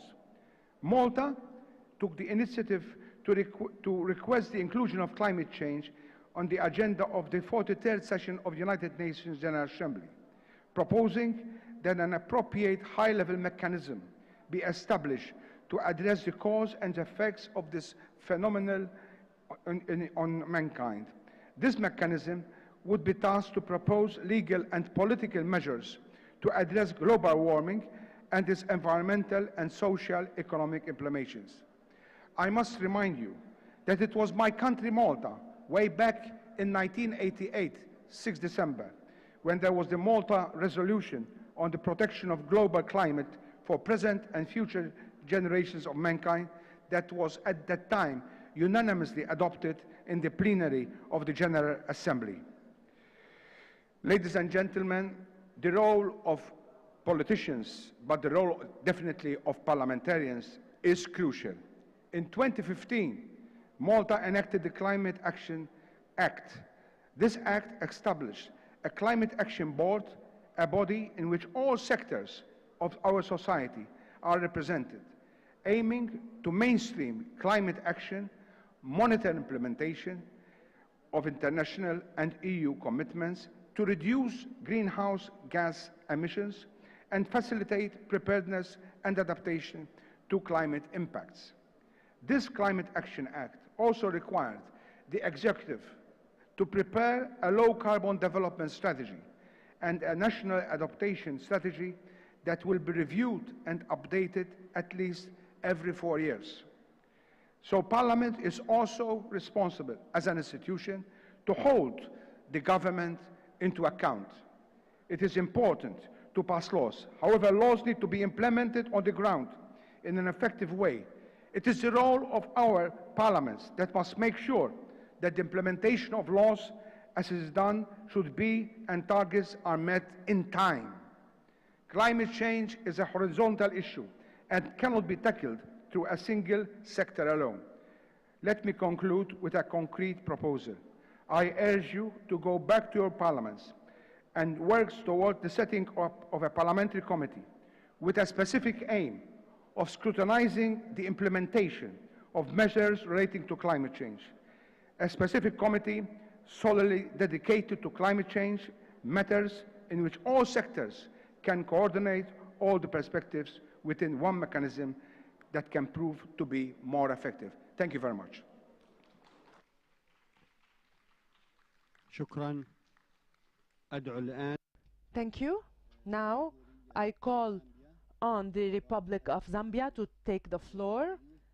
After that, we will hear from the Republic of Mauritius.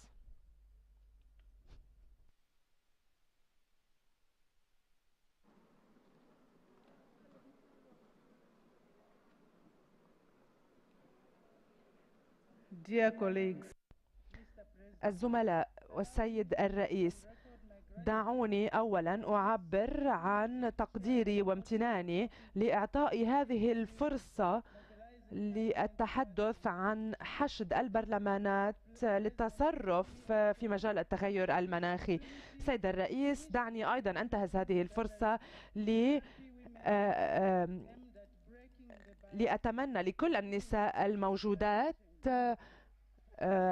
عيد أمهات سعيد. فإذا التغير المناخي من أكبر التحديات التنموية في القرن ال21.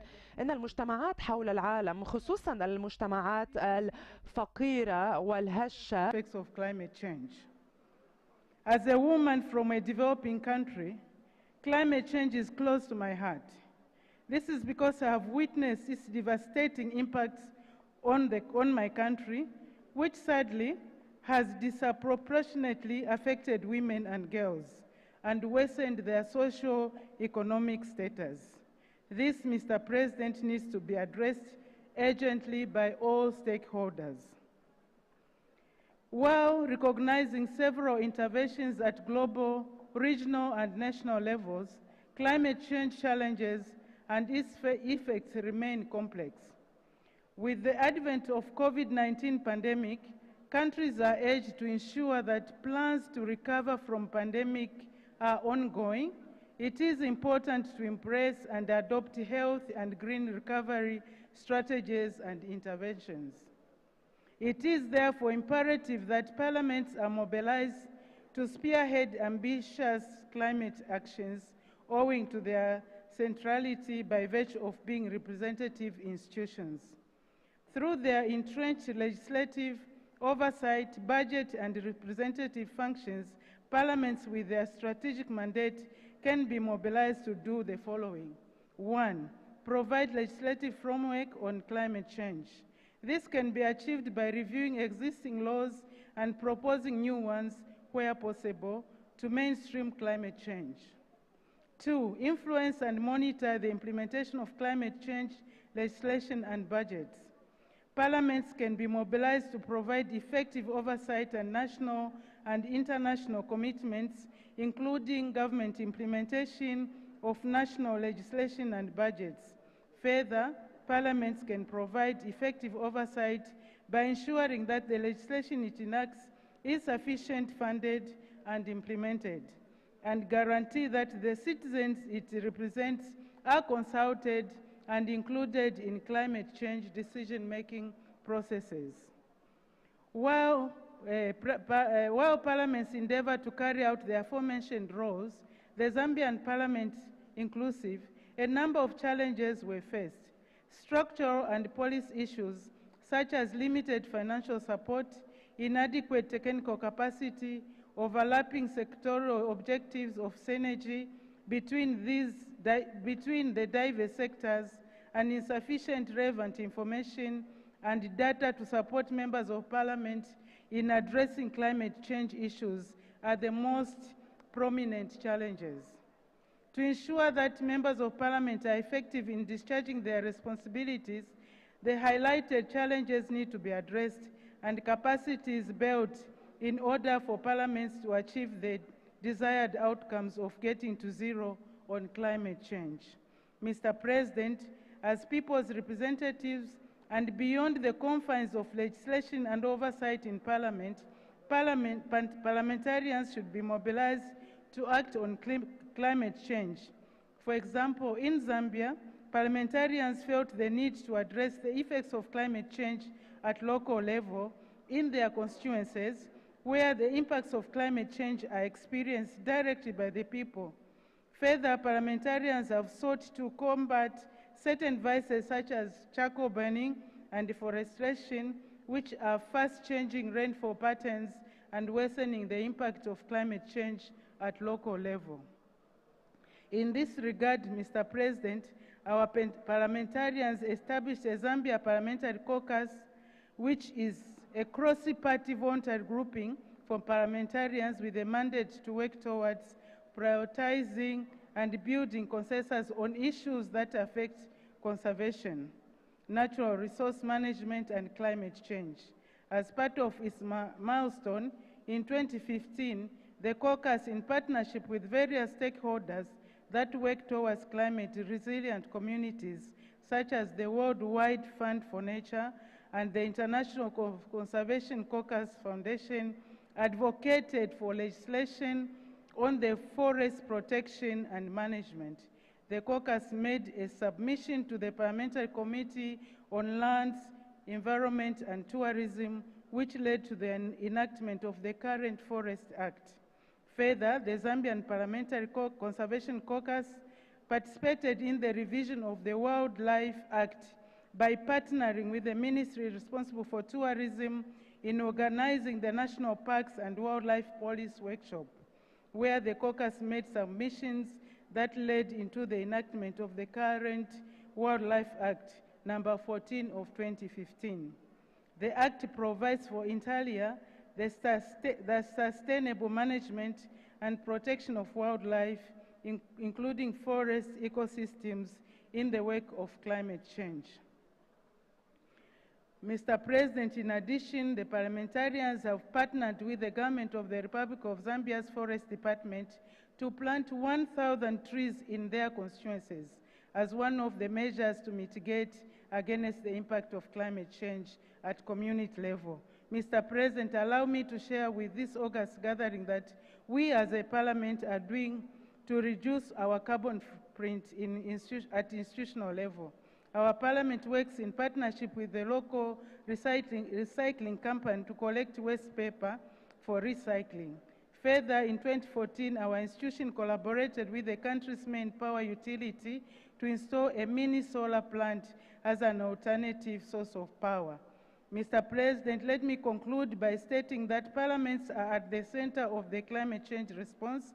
I, therefore, wish to call upon all parliamentarians to mobilize themselves with the intention of working closely with their citizens by consulting them and including them in the climate change decision-making process and efforts. By so doing, parliaments will inspire strong leadership and political will towards the fight against climate change. Let's think global, but act local in getting the zero on climate change. I thank you for your attention. شكرا. الآن Thank you.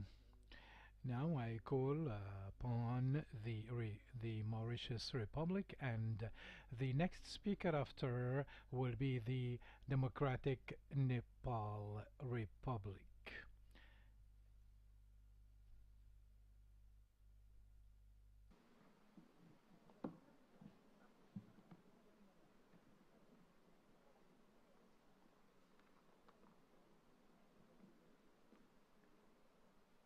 Mr. President, distinguished delegates, ladies and gentlemen. On behalf of the members of the National Assembly and in my own name, I convey to you the warm greetings of the people of Mauritius. Mr. President, climate change remains one of the most critical global challenges of our times. The outbreak of the COVID-19 pandemic has altered the global socio-economic outlook of small island developing states, confronting them with yet more complex development challenges. We should also not be oblivious to the fact that the greenhouse gas emissions from human activities that drive climate change continue unabated in spite of numerous commitments taken by individual states in line with the objectives of the Paris Agreement 2015 and the 2030 Agenda for Sustainable Development. Although progress towards sustainable development is particularly challenging for small islands, yet I am glad to place on record that Mauritius remains committed to protect the planet from degradation through sustainable consumption and production and by sustainably managing its natural resources and taking urgent actions on climate change to enable it to support the needs of the present and the future generations. Concrete efforts have been made by Mauritius to mitigate greenhouse gas emission, and by integrating climate change issues into new development strategies, there has been strong political will to further enhance the existing policies so as to develop their resilience to the adverse impacts of climate change and to ensure the achievement of sustainable development goals while integrating climate change in new development strategies. Climate change remains a high priority issue on the government's agenda, and Mauritius is determined to fulfill its obligation under climate-related multilateral agreements. Mauritius has spent some 150 million USD in support of its climate agenda in the past few years. Mr. President, Mauritius aims to create a green energy industry as an important economic pillar and promote an eco-friendly human development. Mr. President, the theme of the debate, Getting to Zero, Mobilizing Parliaments to Act on Climate Change, calls for prompt and compelling actions from all stakeholders in both mitigation and adaptation to climate change.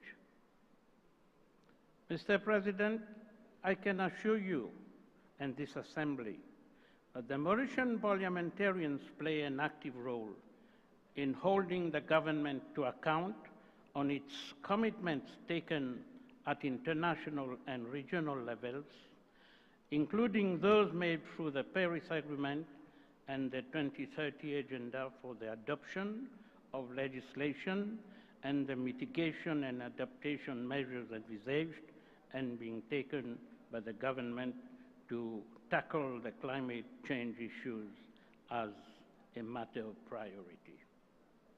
The frequency of climate change being the subject matter of parliamentary questions, interpretations at adjournment, interpretation at adjournment time, and queries during the Committee of Supply over the budgetary allocations and the tenor of the debates on climate-related issues bears ample testimony to the vigorous role exercised by members of Parliament in Mauritius on environment and climate change matters. Moreover, pursuant to the Mauritius Renewable Energy Agency Act, enacted in 2015, to create an agency to promote renewable energy, I appointed 2 members of the Assembly to sit on the board, therefore to ensure that parliamentarians have their say in the promotion of renewable energy. Furthermore, in 2015, the Environment Protection Banning of Plastic Bags regulations were prescribed, and since then, these regulations have been consolidated with the objective of reaching a complete ban on the utilization of all types of non-biodegradable bags in the future, including the banning of single-use plastic products. In November 2020, the Mauritian Parliament has enacted the Climate Change Act to consolidate the legal framework and mechanism towards making Mauritius climate change resilient and achieving a low-emission economy in line with Sustainable Development Goals and the overarching government objective of developing a green economy. This piece of legislation also serves to enhance the resilience of Mauritius against adverse impact of climate change and also complement other legislation related to climate change, thereby bringing our contribution for the sustainability of the planet. Mr. President, Mauritian parliamentarians are very active in ensuring government accountability and effectiveness, whilst at the same time providing a vital knowledge link with constituents, both aspects being important in ensuring a country's response and resilience to climate change. You may wish to take note that in December last, the Parliament of Mauritius has been called upon to debate on a private member's motion inviting the Assembly to resolve that government should continue its efforts to encourage the use of electric vehicles in Mauritius. Since 2013, the National Assembly of Mauritius embarked on a challenging and ambitious project towards achieving a paperless parliament. To that effect, members of parliament are provided with a digital tablet through which they have access to a secure digital platform for their parliamentary documents. Moreover, a parliamentary electronic document management system is being worked out with a view to creating an automated parliamentary workflow, enabling stakeholders to share their documents on a common platform, thereby reducing the use of papers and to do away with the traditional mode of communication. Mr. President, over the last 2 centuries or so, we have comprehensively demonstrated that we can change the climate, and we have changed it for the worse by doing the wrong things, a message so forcefully conveyed to us with the outbreak of the COVID-19 pandemic. Now it is time to show we can change it for the better by doing the right things, and this challenge is going to require the efforts of all of us. There is need for coherence across nationally determined contributions at national, regional, and global levels. To conclude, allow me to quote the UN Secretary General, who in September 2019 stated, and I quote, "The world is losing the race against climate emergency, but it is a race we can win," end of quote. So, Mr. President, let us pledge today that we will leave no stone unturned in mobilizing parliaments to effectively discharge their parliamentary missions as part of their contribution in tackling this planetary emergency. I thank you for your attention.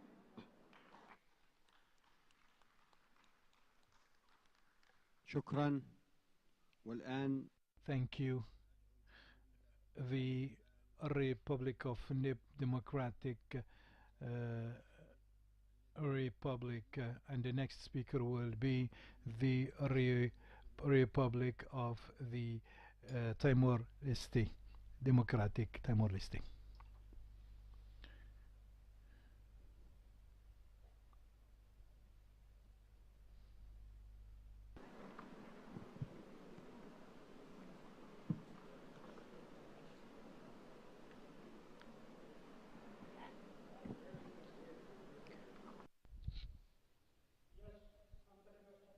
His Excellency, President of the 144th session of the IPU Assembly, Speakers of the Parliament, President of the IPU, Members of the Parliament, distinguished participants and observers.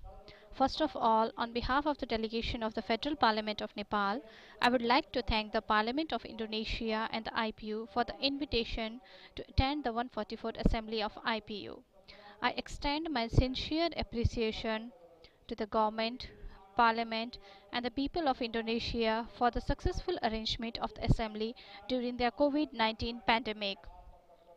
I would also like to express my heartfelt gratitude for the warm hospitality extended to me and my delegation ever since our arrival in this beautiful city.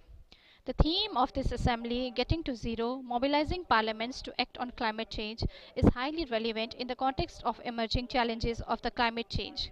Combating climate action requires strong political will and, in many cases, legislative action.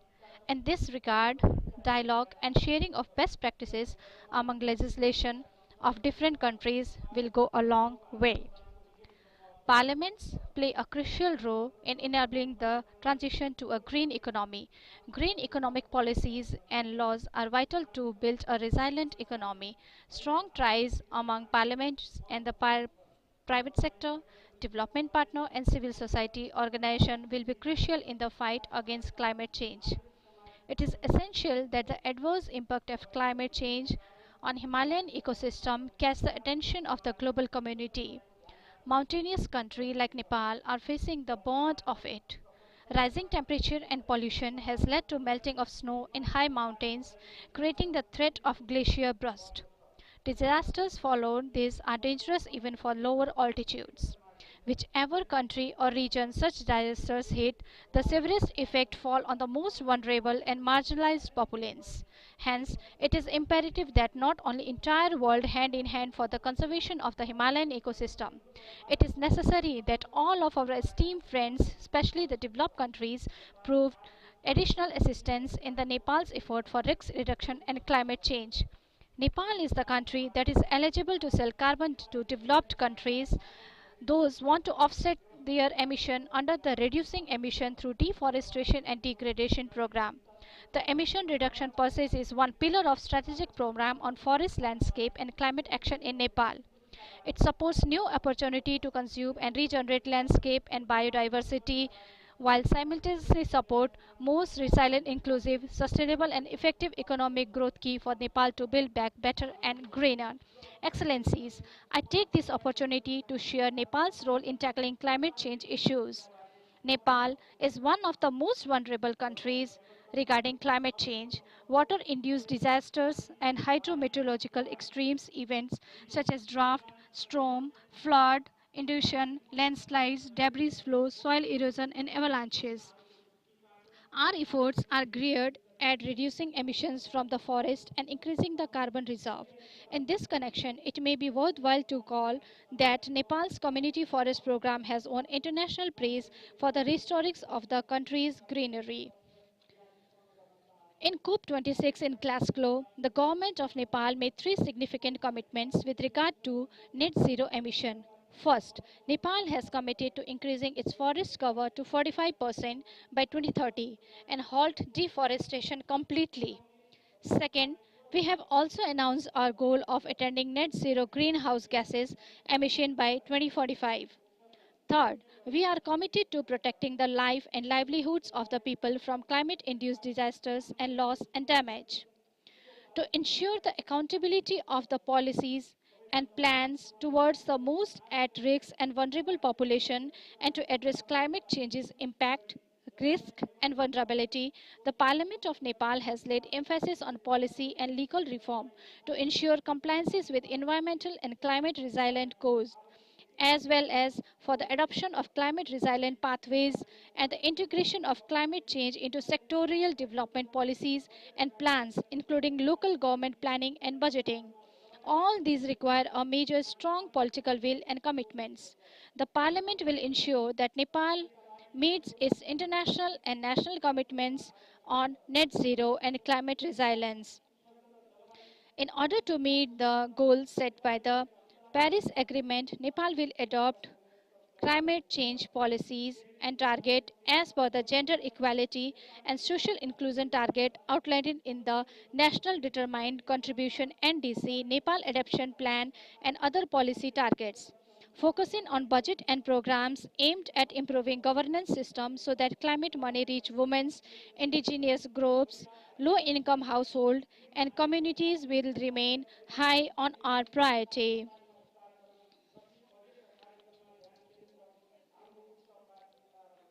Excellencies, the IPU Assembly is an extraordinary forum that brings together the legislature and the policy makers from across the globe to discuss contemporary issues of global significance. I am fully confident our combined efforts through the IPU Assembly will complement the work of political leadership towards net zero goals and concrete actions toward the innovative solutions to emerging climate challenges required to fulfilling sustainable goals. I assure you all support and solidarity of my delegation for the successful outcome of this assembly. Thank you. Namaskar. شكرا. Thank you. Thank you, the Republic of Armenia. The next speaker would be the ECOWAS parliaments would follow. ECOWAS.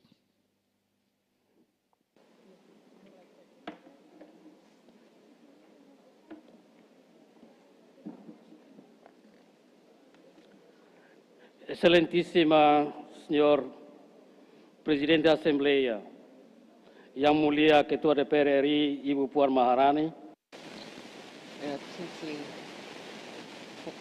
Dr. Duarte Pacheco, Senhor Presidente da Mesa, Excelências, Senhor. Nas últimas décadas, o mundo passou por grandes transformações política e economicamente, embora muitos desafios globais permaneçam e tenham crescido em complexidade, em particular a degradação do meio ambiente, as mudanças climáticas cada vez maiores e o impacto inevitável da pandemia da Covid-19 sobre o desenvolvimento dos Objetivos do Desenvolvimento Sustentável. Tal como noutros países, os confinamentos por causa da pandemia afetam enormemente o nosso setor social e econômico. Deeply affects all sectors.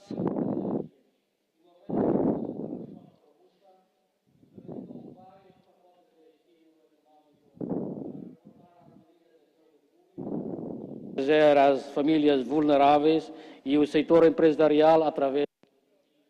We are protecting certain sectors in order, and so we're going to set up a awareness raising campaign. Almost 72% vaccination campaign, 72% of the population are vaccinated. Excellencies, Timor-Leste has seen periods of drought, also forest fires. These are the impacts of climate change and having an impact on food security. Also, last year, Timor-Leste was struck by tropical storms, which caused losses in human life and widespread destruction. Climate change is caused by all of us, by greenhouse gas emissions,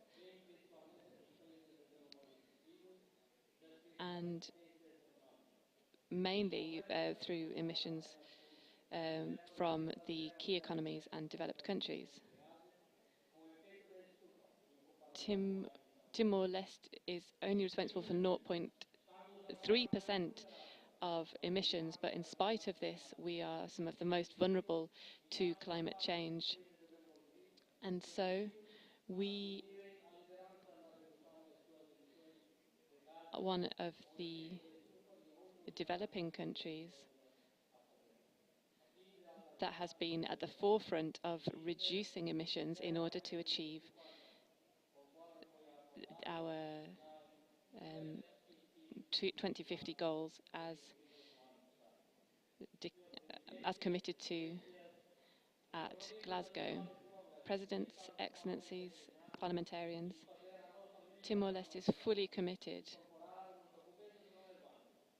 to adopting documents such as the Paris Agreements, the Kyoto Protocol.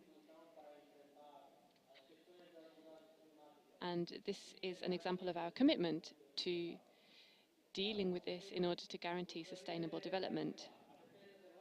I would like to reiterate that Timor-Leste needs to improve its resilience in the face of climate change for sustainable development in order to promote rights for all.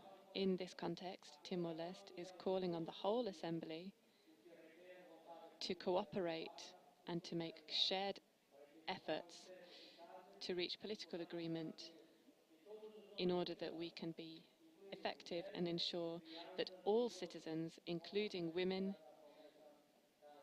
and children, can benefit from these promises on the 2030 agenda. And this is for the well-being of humanity as a whole. Thank you very much. شكرا لجمهورية. Thank you.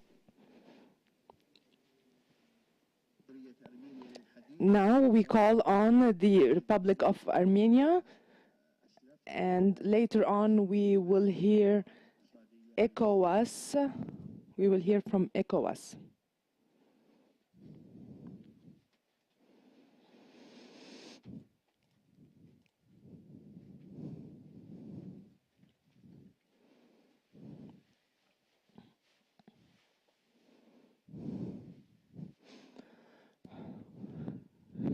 Mr. President, Excellencies, fellow parliamentarians, ladies and gentlemen. I wish to thank our Indonesian host for the excellent organization of the Assembly and warm hospitality extended to all participants. The topic we are discussing is the utmost importance for the world since climate change entails dangerous consequences. Global warming and our long-term climate change trends are expected to continue as a result of record levels of head-tripping greenhouse gases in the atmosphere. As stated in the outcome document of a parliamentary meeting on the occasion of COP26, the global temperature is expected to reach or exceed 1.5 Celsius of warming by 2040, and may trigger irreversible damage to our planet and engage biodiversity. Climate change, with its negative impact on human life, the environment and economic development, is among the main challenges facing humankind. This is especially true for Armenia as landlocked, mountainous country. Although as a country Armenia is making only a small contribution to greenhouse gas emission, the country is taking active measures such as the ratification of Paris Agreement in February 2017 to reduce carbon emissions, thereby contributing to the international community's effort to address climate changes. On April 22, 2021, the government approved Armenia's national determined contribution for a 10-year implementation period, setting a new unconditional mitigation target of 40% reduction below 1990s emissions level to be achieved in 2030. For the first time, Armenia adopted its national adaptation plan of action on climate changes aimed at supporting and improving synergies and coordination between and across sectoral initiatives. Armenia approved its NDC for a 10-year implementation period 2021-2030 to the Paris Agreement, setting a new unconditional mitigation target of 40% reduction below 1990 emissions levels to be achieved in 2040 and increasing its territories covered by forest by 12.9%.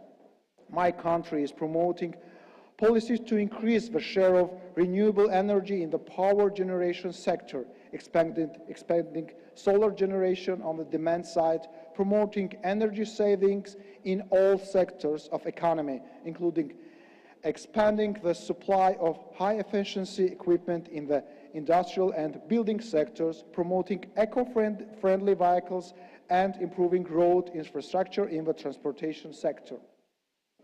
As we rebuild from the pandemic, additional significant efforts will be needed to promote green recovery and ensure further carbon emission reduction.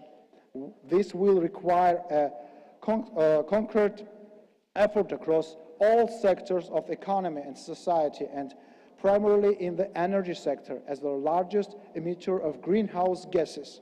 Relevant legislative and regulatory reforms are underway. The most recently adopted energy sector development strategic program aimed at increasing the share of solar energy generation in total to at least 50% by 2030. Armenia aims to double the country's share of renewable in energy generation by 2030 on the path to achieve climate neutrality in the second half of this century. According to the Republic of Armenia Energy Sector Development Strategic Program, the Armenian government plans to increase the share of solar energy generation in total to at least 50%. To this end, several legislative and regulatory reforms have been implemented in the recent years. Colleagues, as a part of climate commitments, Armenia has initiated a number of solar energy projects as a way to introduce a cost-effective renewable energy sources in the country in line with its vision to foster low-carbon generation and develop renewables. Given the worldwide environmental challenges and their impact of climate and the pivotal role of nature conservation as a means to ensure social, economic, and environmentally substantive development, I once again wish to reiterate our readiness to cooperate with the parliaments of all member states, agencies, international organizations, and the private sector in advancing the global environmental agenda. Parliaments are responsible for ensuring the implementation of conventions and agreements, as well as national legislation, including and especially on environmental issues. And I would like to state that our National Assembly is duly overseeing these processes. Ladies and gentlemen, I believe that we are responsible for a safe and secure planet for our children and future generations. Thank you for your attention.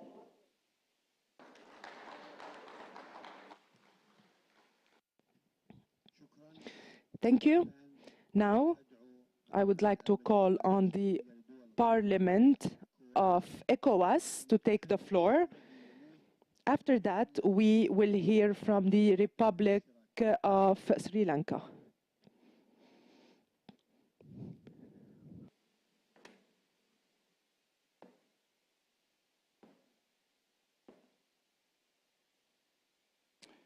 Mr. President, Secretary General, colleagues, honorable members of Parliament, let me begin by thanking the Parliament of Indonesia for the kind reception and hospitality in this beautiful city of Bali. Today, the world is experiencing rapidly rising temperatures in the summer, harshness of winters, and the droughts shriveling up vegetation. I could go on listing these changes we have all experienced in the past few decades. Climate change is an unavoidable change that is devastating our planet and threat to the existence of life on Earth. The call for action was resonant all over the world, and to some degree, successes were recorded in slowing down the degradation of our planet. However, it is now time to mobilize communities, nations, and regions. Members of Parliament should place more emphasis on the environment through the various interventions they carry on in their countries and constituencies. They should not only focus on areas like agriculture, education, health, and other infrastructural projects. Rather, there should be mainstreaming of climate change in all our national budgets. Each sector of the economy should incorporate this phenomenon in its budget planning process. Furthermore, there should be national policies on climate change, and members of parliament should be provided with adequate knowledge on adaptation and mitigation measures. In the ECOWAS region, many countries are experiencing severe droughts, deforestation, desertification, flooding, coastal erosion, disease outbreaks, famine, and food shortages because of climate change. To redress these challenges, the ECOWAS Commission, with the full participation of the ECOWAS Parliament and other stakeholders, has drawn up a strategic program for reducing vulnerability to climate change in West Africa. The ECOWAS Commission expects members of Parliament to be proactive and support the climate change program through sensitization campaigns on the use of renewable energy, alternative sources of charcoal and wood consumption across the region, and the formulation of laws to mitigate the negative effects of climate change. It is worth mentioning that because treaty negotiations are an exclusive action, executive action, members of Parliament are generally not involved. Upon conclusion of such negotiations, it is imperative that members should be given adequate briefing on the objectives, background, content, and expected outcome of such agreements. This would foster their understanding and possible buy-in into the agreement. It will also ease ratification by the various parliaments. One of the standing committees at the ECOWAS Parliament is the Committee on Agriculture, Environment, and Natural Resources. To promote synergy, the committee works closely with the Department of Agriculture and Environment of the ECOWAS Commission on the policy and program implementation issues on the environment and climate change. I wish to recall some major accomplishments through the organization of delocalized committee meetings on climate change. Some of the recommendations of these meetings, such as ensuring that substantial budgetary allocations are made and climate change issues mainstream in national budgets of member states, were adopted. To conclude, I call on all members of Parliament across the world to come together to mobilize the necessary action to combat this climate menace. We need to unite. Together, we are stronger. And it is only when we are stronger and we are together that we shall succeed. Thank you very much. Shukran. Thank you. Now I would like to call on the Republic Democratic of Sri Lanka. Later on, we will hear from the head of the Arab Parliament.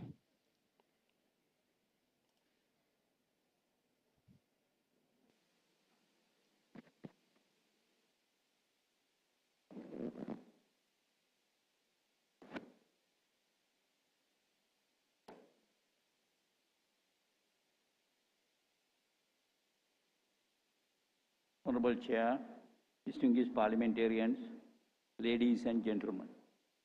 Today I am glad to address you in Nusa Dua, Bali, Indonesia. Climate change is one of the greatest threats to global prosperity and development. It is alarming that the increasing emissions of greenhouse gases will leave the world irrevocably changed. Climate change reflects on rise of sea level and vastly different climate during devastating heat waves. Persistent droughts and unprecedented floods, it would impact the lives of people, mainly in poor and vulnerable, including food and health security, infrastructure, and ecosystem integrity. As the policymakers, we unitedly stand for the global priority to cut global greenhouse gas emissions, increase forest coverage, and resist environmentally harmful human activities in order to limit global average temperature rise. We strongly believe that legislatures, as the representatives of the people, have a pivotal role in identifying, highlighting good practice at the local level in order to formulate national policies and legislation while educating the general public about the global challenge of climate change. Now let's briefly discuss the situation in my country, Sri Lanka.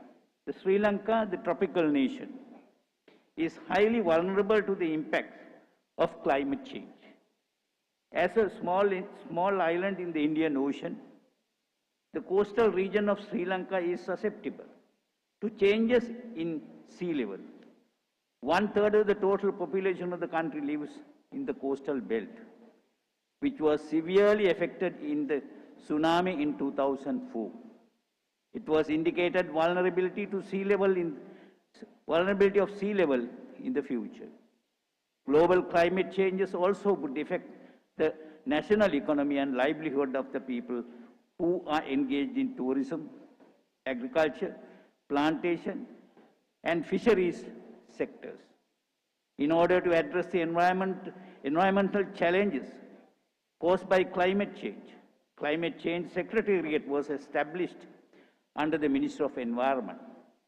The Cabinet Memorandum adopted in 2021 on national determination contributions related to Paris Climate Agreement to the United Nations Framework Convention on Climate Change is highlighted that Sri Lanka has been acting as a stakeholder of the United Nations Framework Convention Climate Change from 1993 and signed the Paris Climate Agreement and ratified the agreement in 2016. The fundamental objectives of the Paris Agreement is to maintain global warming under 2 Celsius compared to the pre-industrialization era level and to take all applicable precautions to maintain it as 1.5 Celsius.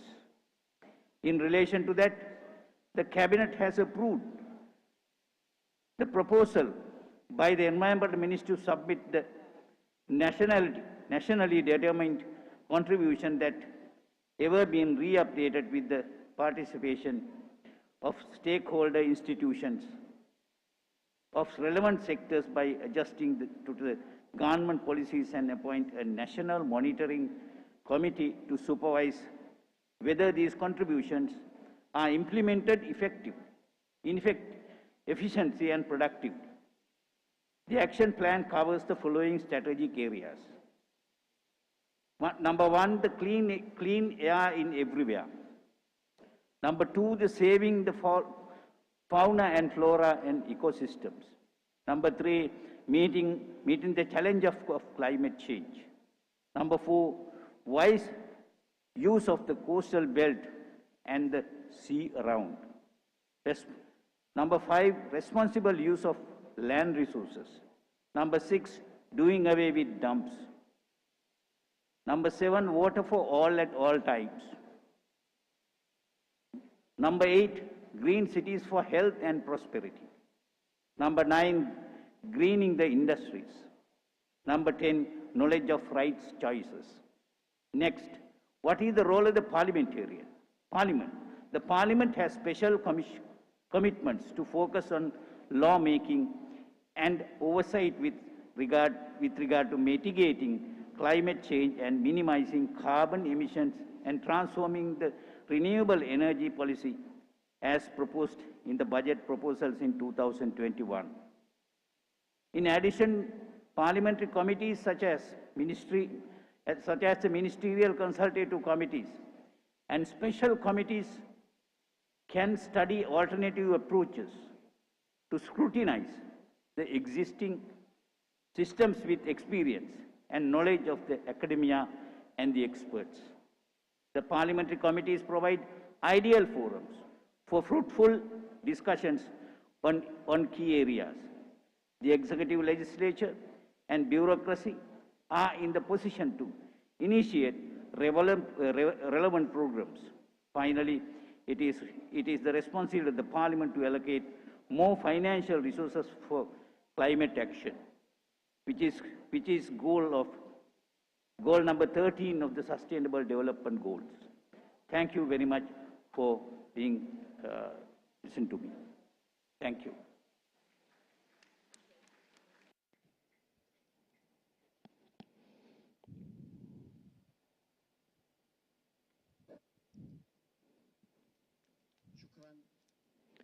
Thank you. Now I would like to call on the President of the Arab Parliament. After that, we will hear from Greece.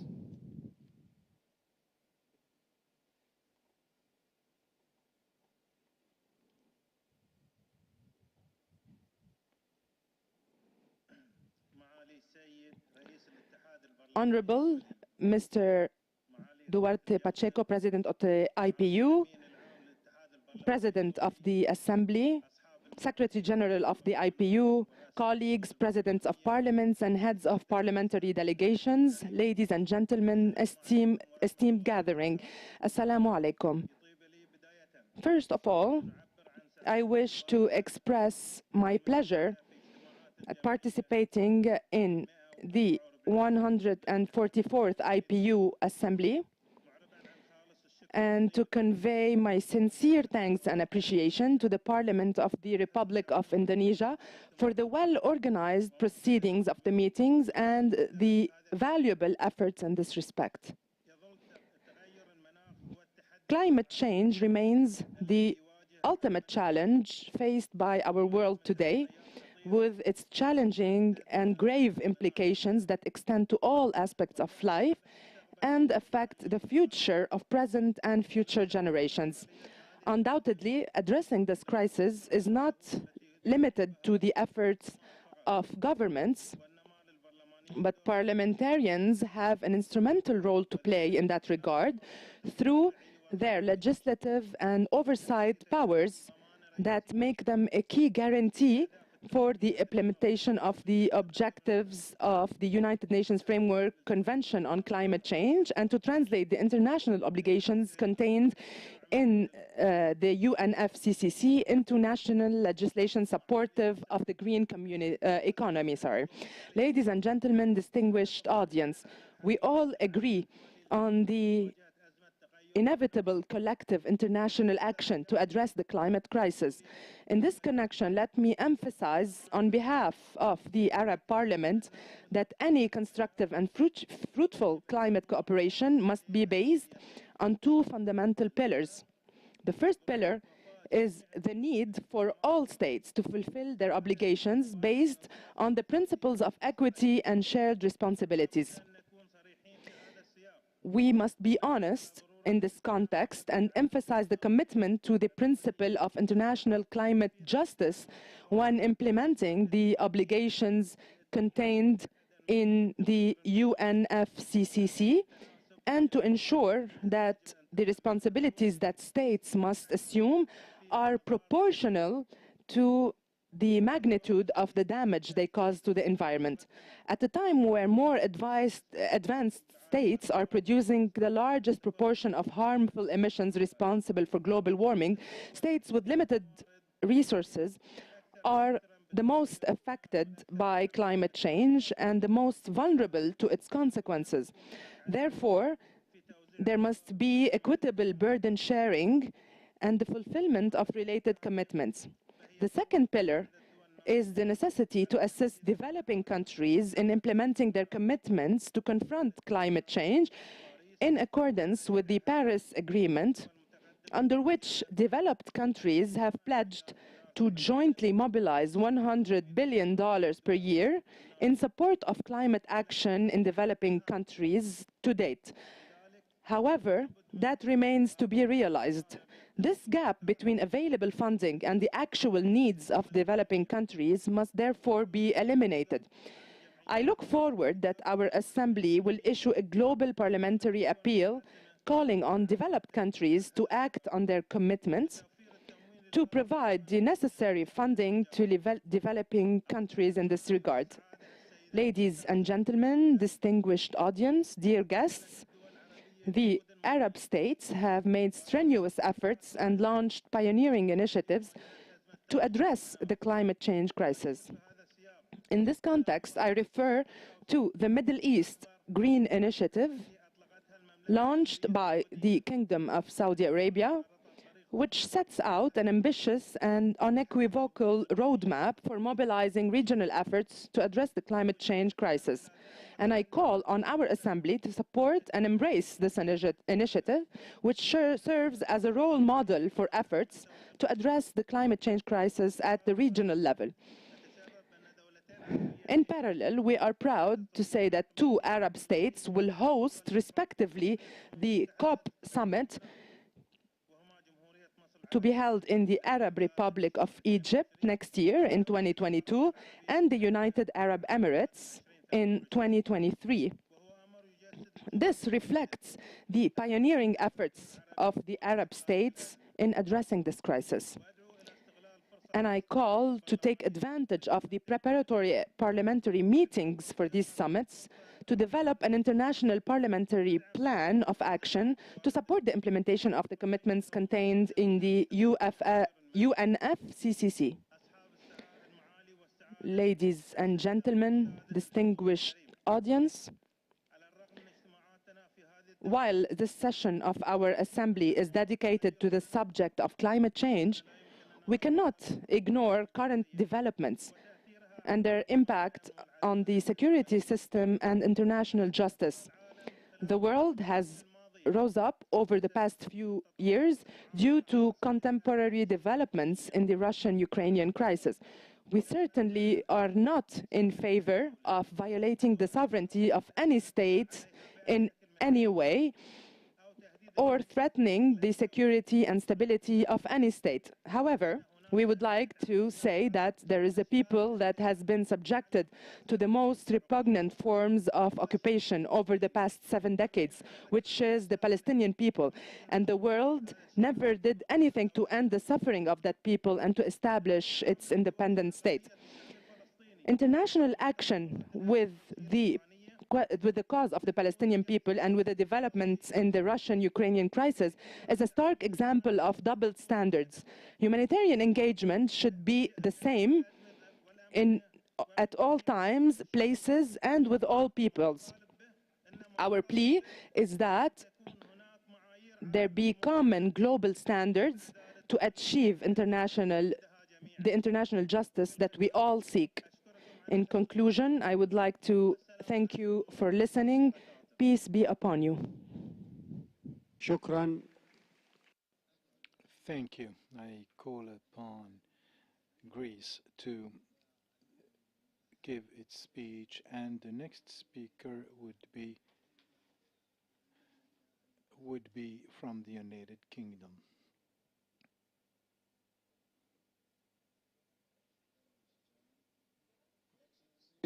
Dear colleagues, ladies and gentlemen, for decades, scientists have been warning us about the devastating consequences of global warming. Although international organizations, governments, and politicians keep setting goals to avoid the worst, most of these goals never achieved. Today, climate change and its consequences have overtaken us. Every continent, every region, and every country facing significant challenges due to climate change. Extreme heat and cold conditions, storms in higher frequency and intensity, floods and wildfires are some of the dramatic effects of this phenomenon. The growing number of climate-related disasters has shifted awareness, and today many governments accept climate change as an issue of national security. None of us has the right to stay still, leaving the so-called big polluters to act. Every single country's action has an impact of the world's global green transition. Thus, cooperation and collaboration are essential. International commitments as the Paris Agreement and the 2030 Agenda cannot be materialized without national actions. All countries need new climate laws as a legal framework for the next 20 or 30 years. We should ask ourselves which targets or goals we need to achieve on a national level and describe and define the roadmap for the years to come. As parliamentarians, it is our duty to ensure that these laws not only created, but also applied, because climate change causes disasters, which in turn increase inequality and poverty. Furthermore, we have to make sure that a number of other policies are also adjusted. For example, warning systems and defenses have to be set up, as well as resilient infrastructures. This is essential in order to prevent loss of lives, destructions of homes, livelihoods, loss of jobs, etc. There is also need of social assistance for people facing such dramatic situations. In this context, inter-parliamentary cooperation can contribute to the exchange of expertise and best practices. In Greece, for example, we had a major catastrophe by mega fires last summer, and social assistance was a critical issue. Strong political will and determination is required for comprehensive approach and response to climate change. And this, of course, means extra financing, which is rather a problem for many countries. Ladies and gentlemen, in the European Union, we recently took the decision to create a European Recovery Fund in order to cope up with the economic crisis after the pandemic. And among others, with this fund, we are financing actions and policies to prevent climate change, investing in renewables, investing in green energy, accelerating the phase-out of coal energy, and speeding up the switch to electrical vehicles are some of the measures to achieve the ambitious 2030 emissions reductions. At the same time, these actions boost the economy and contribute to creations of new jobs. So actually it's a win-win situation. As many countries face difficulties to afford the green transition, the European Union supports developing countries in reducing their greenhouse gas emissions and adapting to the impacts of climate change. In 2020, 23.4 billion euros were committed by the European Union for this purpose. The EU also remains committed, contributing towards the developed countries' goal of jointly mobilizing 100 billion euros per year to support developing countries until 2025. As parliamentarians, we need and have to press our governments to act effectively against climate change and to implement the relative international agreements. We are running out of time. There is no space for excuses. It is our generation's obligation to hand over to our children and grandchildren a better and safer planet. Finally, ladies and gentlemen, I wish to share a thought. It's so pity to see these days the billions of dollars and euros caused by the war right now in Russia. Imagine if all this money and then the money to reconstruct Ukraine were devoted to the climate change, to prevent climate change. Just think about that. It's so pity. Thank you very much. شكرا. Thank you. I call upon the representative of the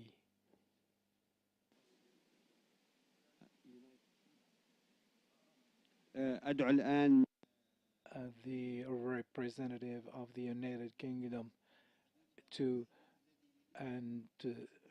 speak, and then we will have the French Republic to take the floor after the United Kingdom.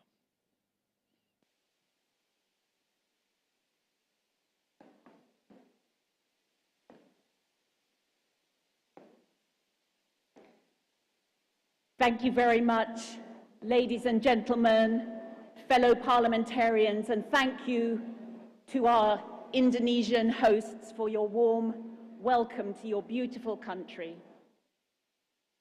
The theme of this debate is getting to zero and mobilizing parliaments to act on climate change. However, this assembly is taking place during 3 simultaneous crises. Yes, there is a climate emergency. There is also a pandemic. But there is also an illegal and brutal invasion by one UN member state of another UN member state. Parliamentarians, let us commit ourselves at this assembly to ending these 3 crises. First of all, there can be no more shocking environmental damage than that created by bombs, that created by tanks invading a neighboring country. The world is rightly horrified by the humanitarian crisis, the refugees, the civilians trapped in Ukrainian cities, the maternity clinics bombed. But we should not overlook the harm done to the environment as well. The habitats destroyed, the beaches defiled, the fields of crops ruined that feed the world, the risk of food insecurity.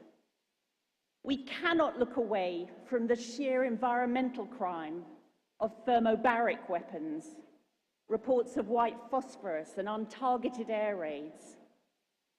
We know how to end this crisis. Russia must withdraw its army today and stop bombing and then negotiate. And I urge my fellow parliamentarians today to ask them to do that in our emergency motion. The pandemic emergency has also horrified every country. According to a recent study, 18 million people have died from COVID-19. A population the size or larger than many countries. We know how to end this crisis too. Thanks to the work of brilliant scientists around the world, there's a range of effective vaccines and the will to donate them. As we agreed unanimously at our last assembly, we must make every effort to help distribute these vaccines equitably and to the remotest parts of our world. So, parliamentarians, I give you good news. These 2 terrible crises can end soon. Tomorrow, Putin could choose to end his illegal invasion. And this year, if we focus resources on a comprehensive vaccine rollout, with the right doses, getting to the right places at the right time, we can do what we have seen in my country and move from pandemic to endemic status for this disease. The climate emergency can be solved too, but only if we as parliamentarians take action. The UK was honoured to host COP26 with Italy this year, and we published a strong outcome document from parliamentarians which was agreed unanimously by all of those who joined us in Glasgow. And already the UK Parliament has put into law the need to get to net zero by 2050. We've installed offshore wind generating capacity, which in our very windy islands means that we often get half of our electricity from wind. We've installed solar, which even in our cloudy islands means we can often generate a lot of domestic power during the day. We've installed onshore wind, hydropower, and we have great capacity to do more. We have nuclear, we're building new nuclear, and we have developed small modular nuclear reactors. Only 3% of our energy comes from Russia, and with the price now for fossil fuels, we have the added attraction that renewables are often now cheaper than fossil fuels. The Russian invasion of Ukraine has given new impetus to us and to our allies to wean ourselves off Russian oil and gas and invest in cleaner energy sources. And we're doing other things. 1 in 4 cars that were bought in the UK last year was an electric car. We're investing in new solutions like hydrogen buses, electrified railways, hydrogen trucks. We're finding timeless solutions like reforestation, reducing unsustainable wood burning, and preserving peatlands and wetlands. So parliamentarians, what gets measured gets done. And we have put into law milestones on our journey to net zero, and Parliament plays a key role in measuring that progress, holding the government to account. So there are 3 crises in this world at the moment, and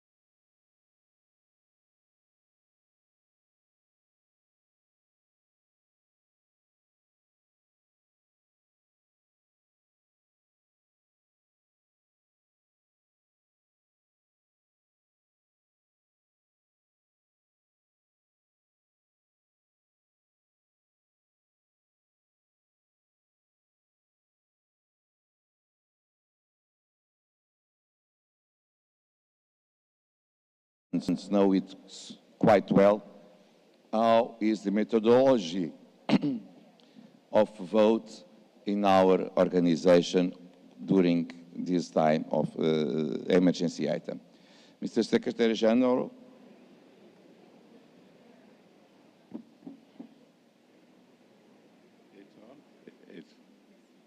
Hello. Okay. Very good. Thank you. Thank you very much, Mr. President.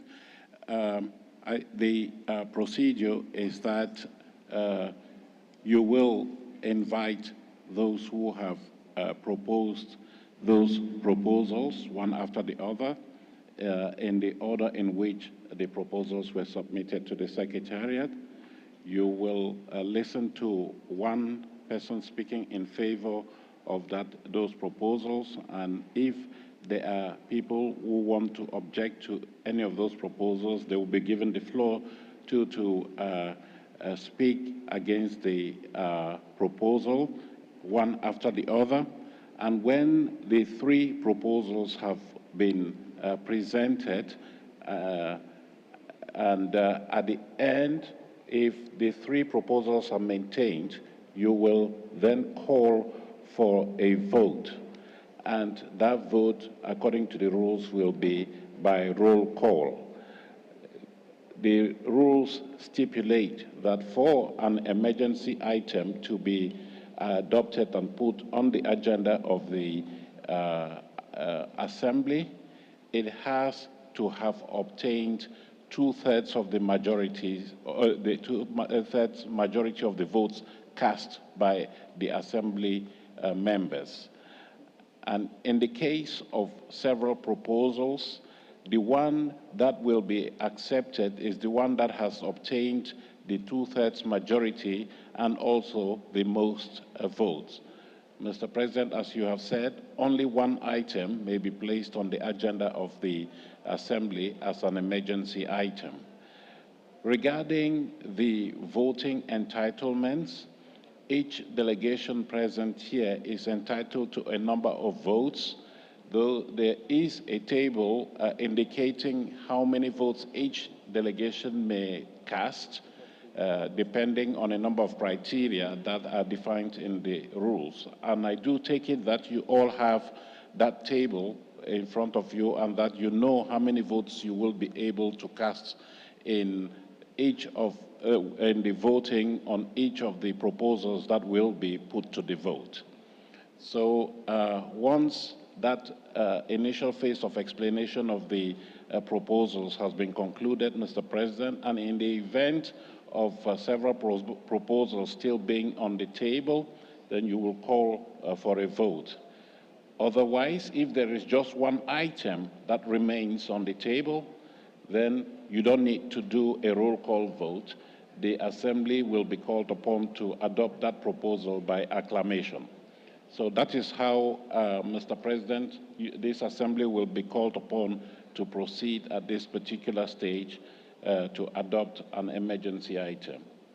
Thank you. Thank you, Mr. Secretary General. It's always important to present the methodology of vote. I know that for many of us that attending the meetings of IPU for a long time, it's a repetition, but in all our assemblies we have new colleagues attending, and we need to explain, because it is not easy to explain our system of votes. Dear colleagues, so it's clear that one person may present the item and another one, just one, is our statute what to say, may speak against. So we have three proposals, and we need to begin for the first one, of course. That was presented on 16th of March by Ukraine. And I will call the representative of Ukraine to present a proposal. It will be in a virtual way, by video, and we will give the floor to our colleague.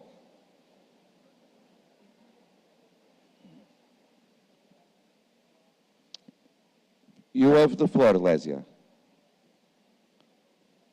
Thank you. And hello, colleagues, albeit from such very unconditional surroundings, unusual surroundings. Unfortunately, I am unable to be present with you as I travel now along the Ukraine-Polish border to cross into Ukraine with humanitarian aid for my country. And I cannot cross at the normal border crossing because we have information that the Belarusian forces and army will be actually invading Ukraine along the Ukraine-Belarusian border. So with that, I would like to make the appeal to you as a member of the Assembly, as a president of the IPU Bureau of Women Parliamentarians, and also as a member of Parliament of Ukraine, to tell you a little bit of what is going on in Ukraine. At the moment, we are in war. This is not a conflict. This is not a situation. This is an all-out war of aggression waged by Russia on Ukraine. Other than that, Ukrainians, we don't have a problem with Russians. Our only problem is that the Russian Federation and their troops and their army are killing Ukrainians, are killing Ukrainian women and children, are putting Ukrainian members of parliament like myself on special red and black lists. The red list is for those to be killed straight away as soon as the Russian troops get to us. The black list is for those to be taken hostage to Moscow or elsewhere to be tortured. This is the truth, this is the sad truth, the sad reality in which I and 426 of my colleagues have been living in for the last 26 days. This is the 26th day of war and of living in the war zone. For this, I ask all of you to support a resolution unanimously in the same way as the United Nations General Assembly has done on the 1st of March when 141 countries have voted for the condemnation of the war of aggression waged by the Russian Federation against Ukraine. For this, I ask you that the resolution that you will be considering and voting on today shall include those very terms as seen in and as envisaged in the UN General Assembly and other international documents that have been voted on so many assemblies of which you or your colleagues or your governments are part of.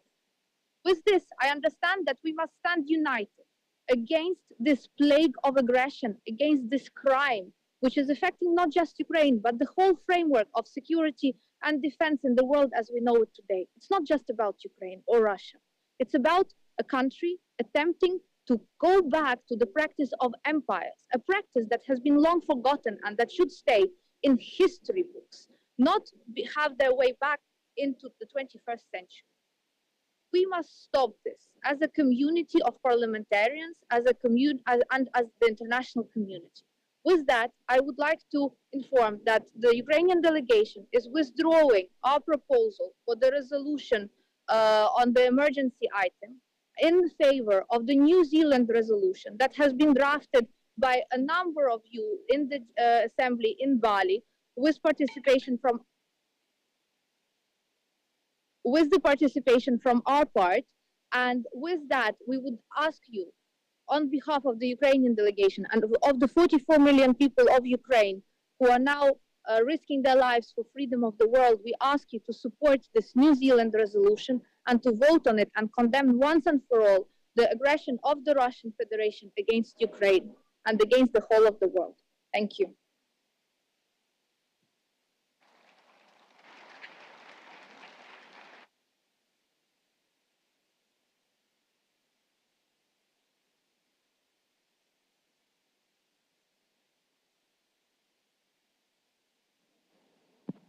Thank you. Does anyone wish to speak against? There is no proposal to speak against. Okay. The Secretary General, we are right. As the proposal, as Ukraine withdraw the proposal, there is no possibility that someone speaks against something that was a withdrawal. You are right. And so we go to the second proposal by Indonesia on 20th of March. Mr. Zon will propose, yes.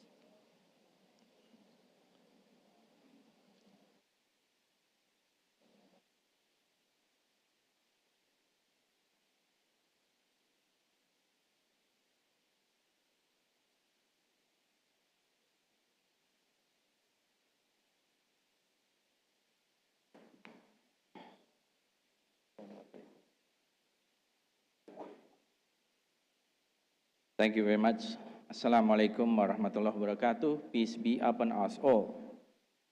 The Inter-Parliamentary Union, IPU, was established to be the bridge builder, and we base our organization on the foundation of parliamentary democracy. So therefore, we would like to submit the role of Parliament, the role of parliaments in supporting a peaceful resolution to the Russian-Ukrainian conflict. Because we are the parliamentarians and we represent the people. This proposed emergency item aims to highlight the urgent need to enhance Parliament solidarity through effective parliamentary diplomacy and human rights to address the overarching conflicts that have threatened peace, democracy, and human rights all over the world. In crisis and conflict situations, parliaments have a fundamental role to play in resolving the conflict or building lasting peace through dialogue and reconciliation processes. The Inter-Parliamentary Union is the global organization of national parliaments working for peace, democracy, and human rights through political dialogue, cooperation, and parliamentary action, and is responsible for ensuring that our work is at the service of the people for peace and development. In line with the IPU strategy for 2022-2026, collective parliamentary action on strengthening peace and security is imperative. Today, the world is witnessing protracted conflict and violence which have pushed millions into dependence on humanitarian assistance. This has been exacerbated by the infringement of international laws and the principles of the Charter of the United Nations. As the world struggles to recover from the pandemic, we are deeply concerned by the recent Russian-Ukrainian conflict, which has caused disruption to millions of civilian lives and thousands of military casualties. This situation has also forced millions of people to flee the country, which has led to worsening humanitarian crisis. The conflict has also had multiple effects leading to economic downturn and social chaos, which creates further complexities. Its impact has transcended administrative borders and become pervasive across the region. So in response to this situation, Parliament's collective action in promoting respect for territorial integrity and sovereignty is critical to ensure a conducive environment for peaceful dialogue to take place and the safe passage of all civilians, regardless of their national, ethnic, and racial backgrounds. More importantly, parliamentary diplomacy is playing an increasingly important role in peace initiatives and conflict prevention efforts.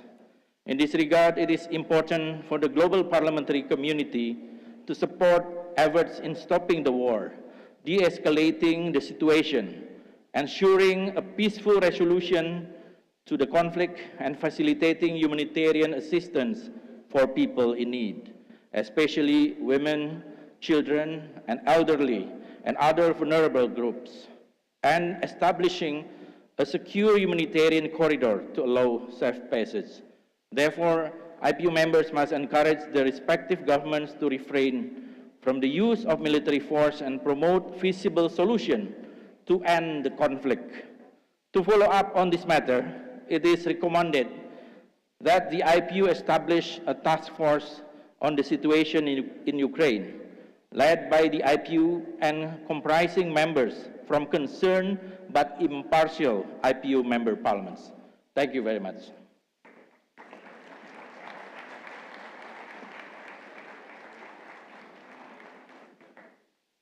Thank you.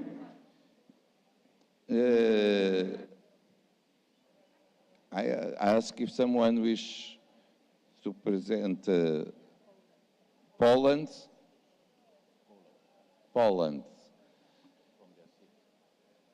You can from your seat to express your reservation to this proposal.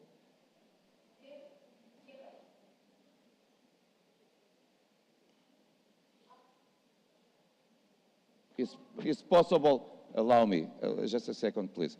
It's possible to have the image of the speaker on the screen? Because if there is no, you come to the podium. Everyone needs to see who is, okay. Yes.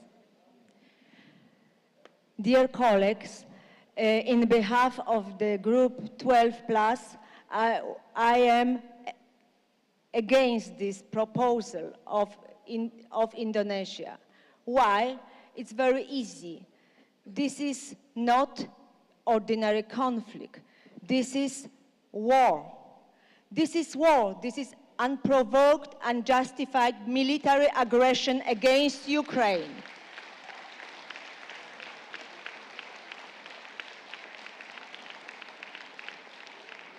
It's a full-scale war, unlike anything Europe has seen since World War II. And this aggression is danger, not only for Europe, not only for Ukraine, for all Europe and for all the world.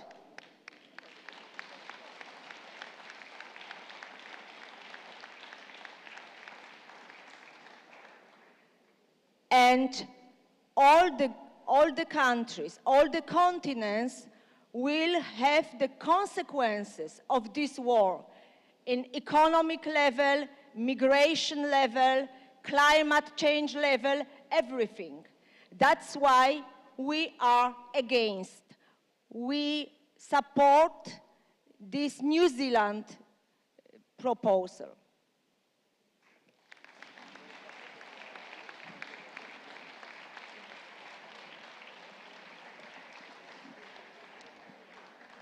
Thank you. Now to the proposal 3 from New Zealand, presented on the 21st of March. I will give the floor to our colleague, Louisa Wall.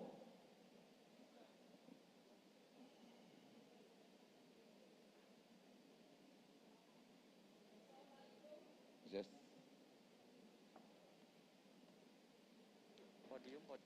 Which one? Yeah? Okay, just put it up. Thank you.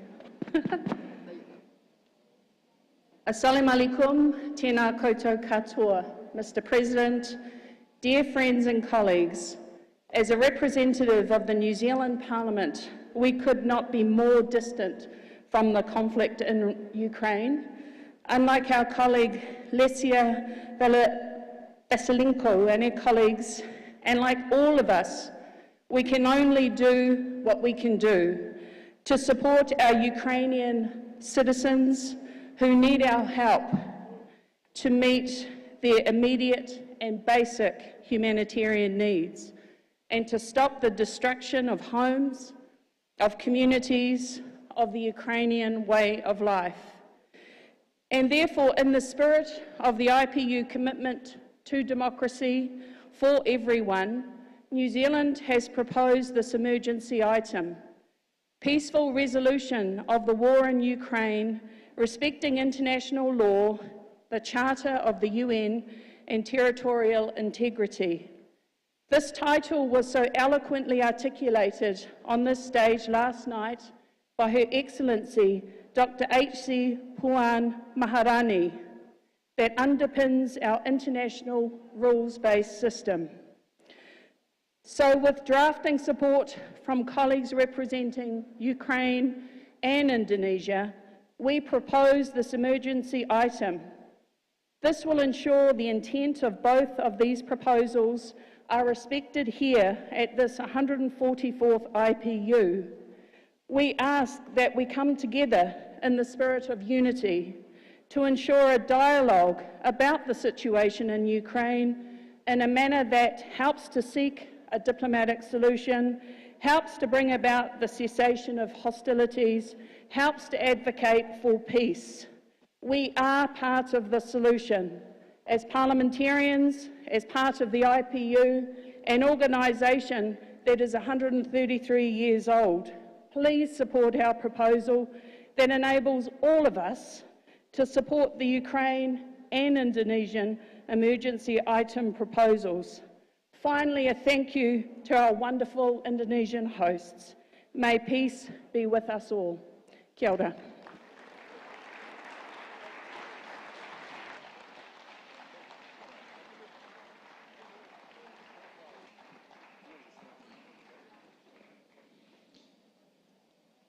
Dear colleagues, now I ask if, on the same criterion if someone wishes to speak against that proposal.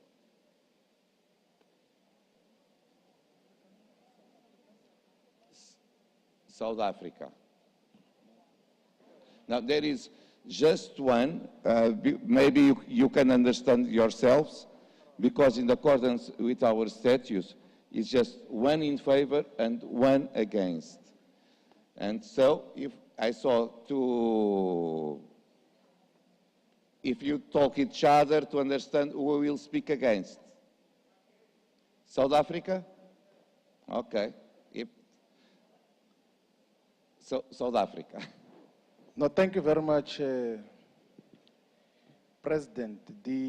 We stand to speak against the emergency item as proposed by New Zealand and state from the beginning that a much more measured and sensible motion is the one that was introduced by Indonesia, because it specifies just exactly what has to be done by the Inter-Parliamentary Union, a task force that should make practical interventions and encourage dialogue in resolving the conflict in Ukraine.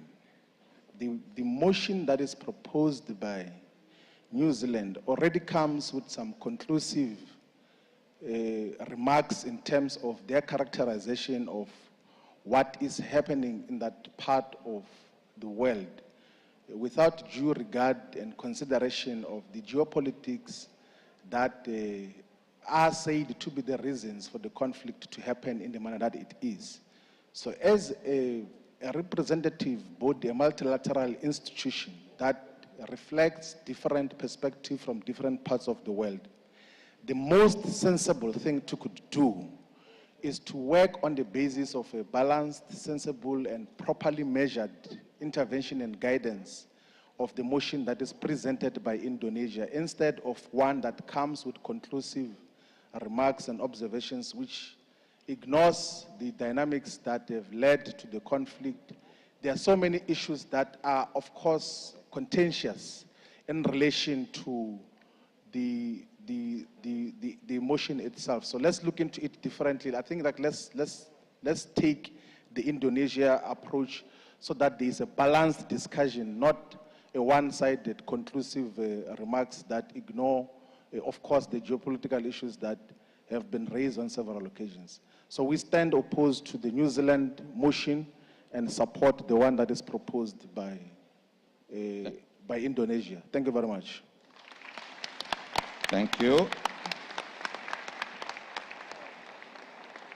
So we have two proposals, and in accordance with our statutes, as the Secretary General explained, if you have just one, it's done.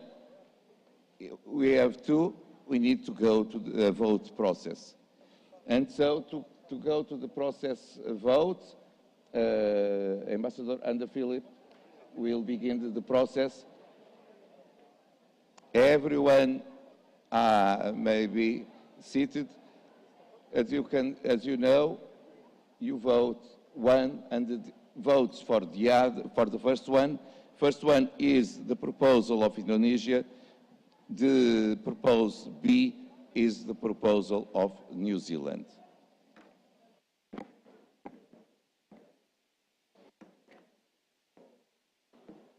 Mr. President, with your permission, we will therefore start the vote for the emergency item. We would kindly ask all the delegates, so as to make this as smooth and as timely as possible, to please keep quiet in the room.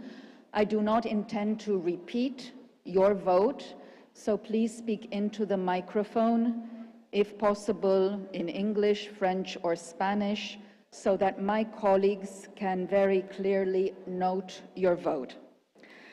And we will start with the first country in alphabetical order seated in this room, the Czech Republic. You have 13 votes. So for the proposal by Indonesia, please. Proposal by New Zealand, please. Thank you. Democratic Republic of the Congo, you have 17 votes. On the proposal by Indonesia, please. La proposition de la Nouvelle-Zélande. So you have 17 votes. With regard to the proposal by Indonesia, do you vote for or against? Contre. Against. Votes against. On the proposal by New Zealand, 17 votes in favor.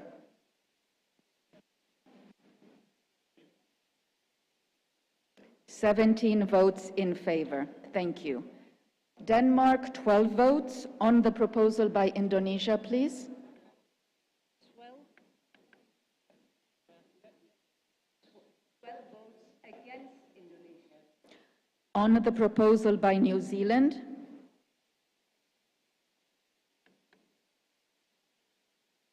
12 votes for New Zealand. Thank you very much.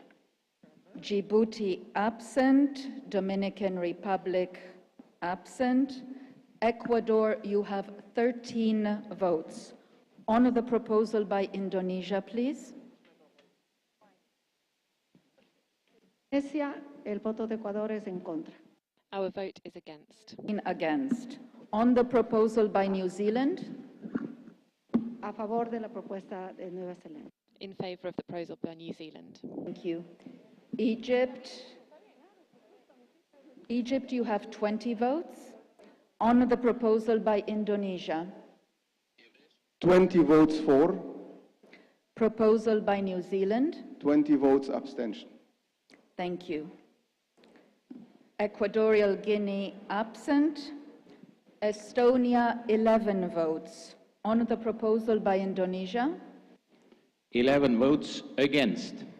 Proposal by New Zealand.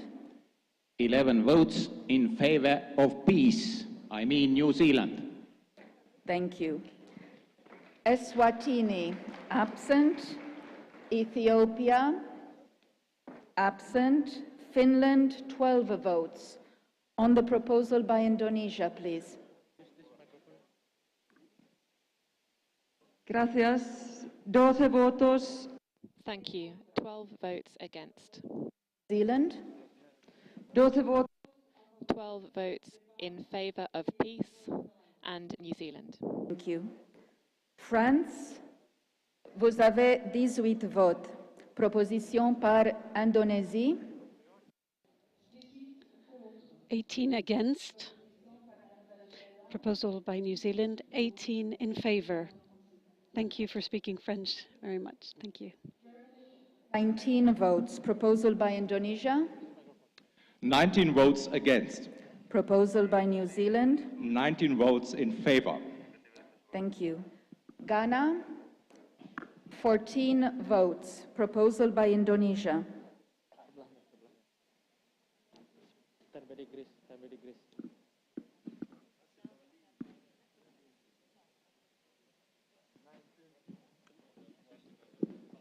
$19 votes against. Ghana, you have 14 votes.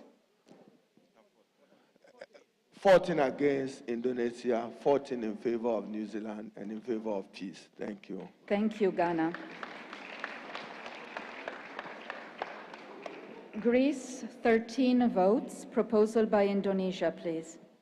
13 votes against. Proposal by New Zealand. 13 votes in favor.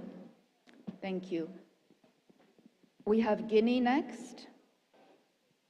13 votes, please. Proposal by Indonesia. 13 voix contre. Proposal by New Zealand.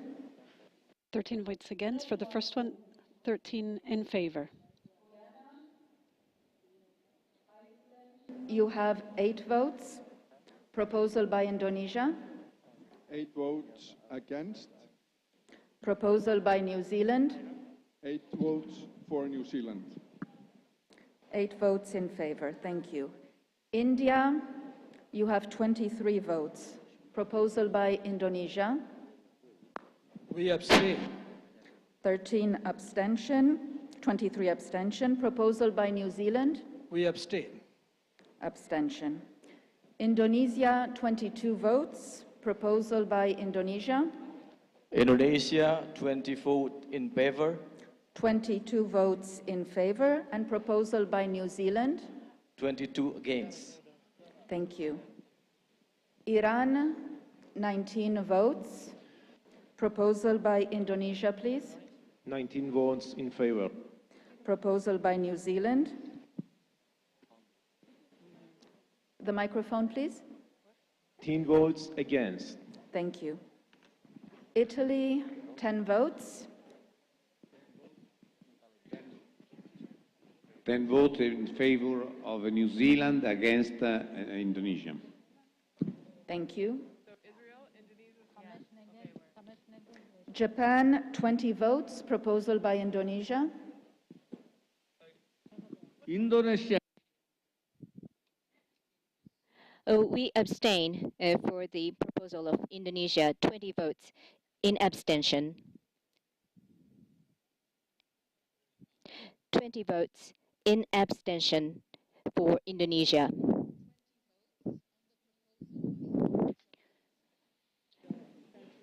Abstention.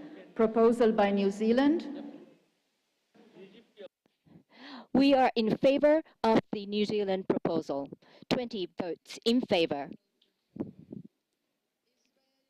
12 votes. Proposal by Indonesia. Indonesia, 10 against, 2 abstains. New Zealand, 12 in favor. The Ukraine, 7 in favor, 5 against. Thank you very much. The Ukrainian proposal has been withdrawn. So Israel, 12 votes in favor of the proposal by New Zealand. And we have the vote on the proposal by Indonesia. Indonesia, it was 10 in favor, 2 abstentions. Yeah. Thank you. Jordan, absent. Kazakhstan, 13 votes. Proposal by Indonesia. 13 votes in favor of the Indonesian proposal and 13 abstentions for the New Zealand proposal. Kenya, 15 votes. Proposal by Indonesia. Absent. Kuwait, 11 votes. Proposal by Indonesia. In favor. 11 in favor. Proposal by New Zealand. Abstention. 11 abstention. Laos, you have 12 votes. On the proposal by Indonesia, please. 12 votes for abstention. 12 votes abstention. And proposal by New Zealand, please. 12 votes abstention. Thank you. Latvia, 9 votes. Proposal by Indonesia. 9 votes against. Proposal by New Zealand. 9 votes in favor. Thank you. Madagascar, Malawi,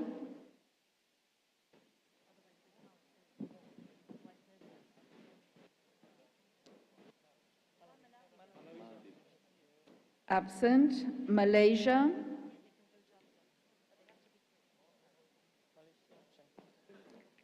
Maldives, you have 10 votes. Proposal by Indonesia. We would like to abstain, use our 10 votes in abstention of the Indonesian proposal. Abstention for Indonesia. And we would like to vote in favor of the New Zealand proposal on the emergency item. 10 votes in favor. Thank you. Malta, 8 votes on the proposal by Indonesia, please. 8 votes, abstention, Indonesia, 8 votes in favor, New Zealand.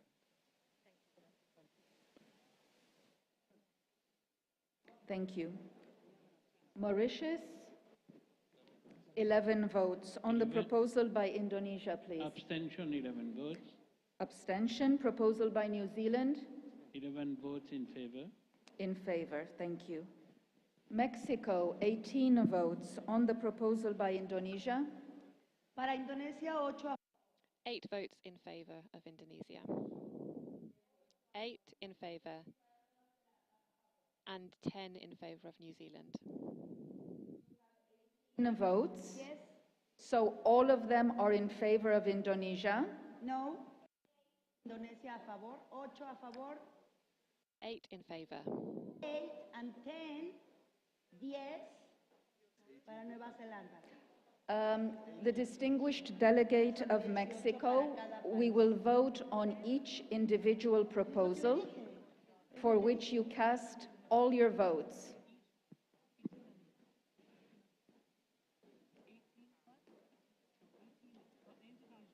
No pueden ser todos a favor. Entonces, no, entonces, ¿qué hacemos? Ok. Entonces, a favor los 18 para Nueva Zelanda o para... Ok, 18 a favor. 18 in favor of New Zealand. In favor of New Zealand? Yes. And in regards to the Indonesia proposal? Abstención. We did it. Yes.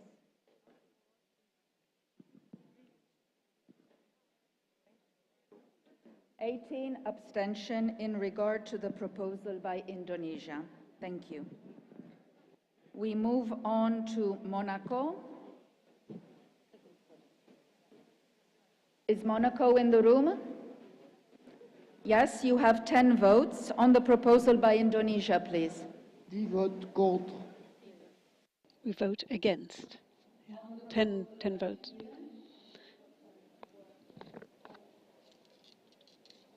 And 10. Did you get that? I'm sorry, we have trouble hearing you. Microphone. So again, on the proposal by 10 voices against, votes against, and for the 10 in favor. 15 votes on the proposal by absent. Mozambique. Use this microphone. 13. You have 13 votes on the proposal by Indonesia, please. Abstention. 13 abstention. Proposal by New Zealand. Abstention. Abstention. Namibia. You have 11 votes on the proposal by Indonesia. In support. 11 in favor, and on the proposal by New Zealand. Abstention. 11 abstention. Nepal. 14 votes on the proposal by Indonesia, absent. Netherlands, 13 votes on the proposal by Indonesia. And on the proposal by New Zealand. 11.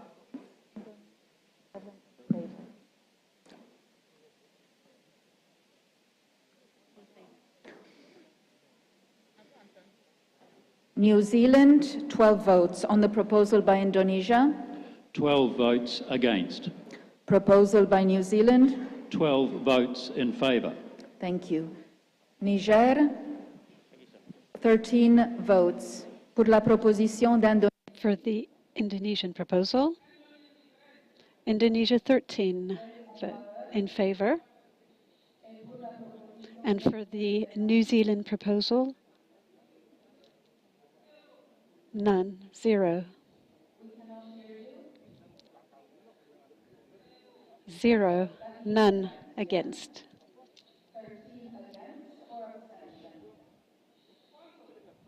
Against. 20 votes. On the proposal by Indonesia, please. Nigeria, 20 votes in favor. On the proposal by New Zealand. 20 votes totally against. Norway, 12 votes. On the proposal by Indonesia, please. 12 votes against the proposal of Indonesia. And on the proposal by New Zealand? 12 votes in favor of the proposal of New Zealand. Thank you. Oman, 11 votes. On the proposal by Indonesia? We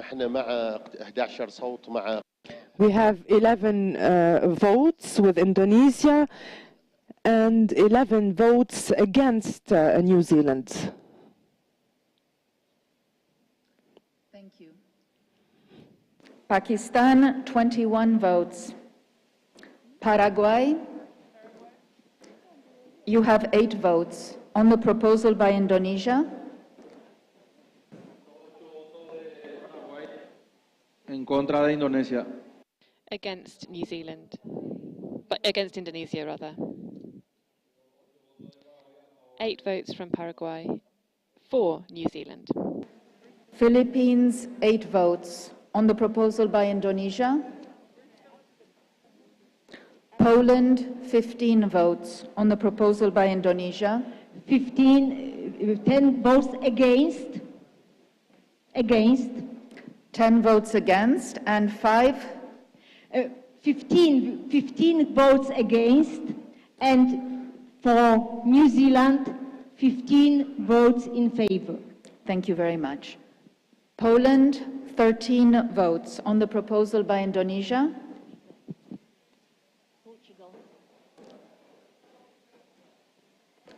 Portugal. You have 13 votes. On the proposal by Indonesia? And on the proposal by New Zealand? Thank you. Qatar? On the, you have 11 votes. On the proposal by Indonesia? With it, we are with Indonesia. 11.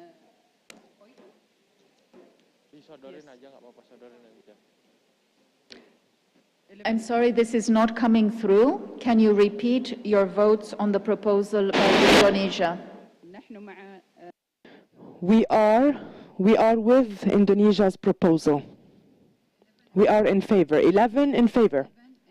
11 in favor. On the proposal by New Zealand, Indonesia. please. New Zealand. 11 abstentions. Republic of Korea, 17 votes. On the proposal by Indonesia, no. Rwanda, 10 votes. On the proposal by Indonesia? 10 votes against. And on the proposal by New Zealand? 10 votes in favor. Thank you. San Marino, you have 10 votes. On the proposal by Indonesia, please. 10 votes against. And on the proposal by New Zealand? 10 votes in favor. Thank you. Sao Tome and Principe, no. Saudi Arabia, no. Senegal, Seychelles. Seychelles, you have 10 votes. On the proposal by Indonesia, please. Okay, 10. And on the proposal by New Zealand? 10 votes for respecting international law, the Charter of the United Nations, and the territorial integrity. 10 in favor. Sierra Leone, you have 11 votes. South Africa, we move on. South Africa, 17 votes. On the proposal by Indonesia?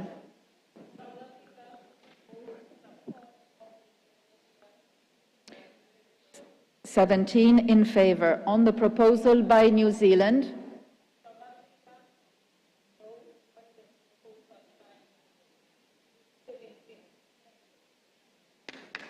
(17 against). South Sudan, Spain. Spain, you have 16 votes. Sri Lanka, Suriname,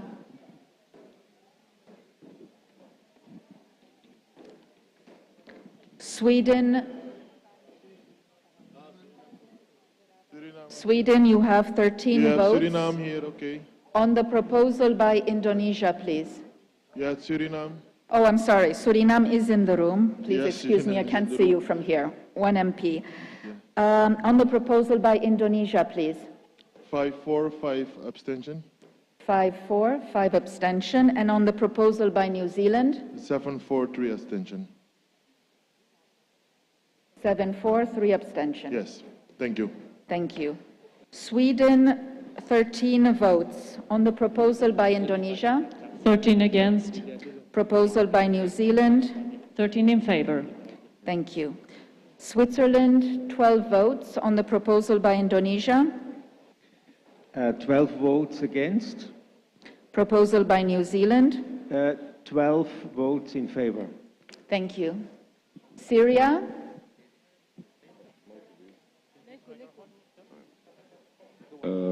Syria, you have 13 votes. On the proposal by Indonesia, please.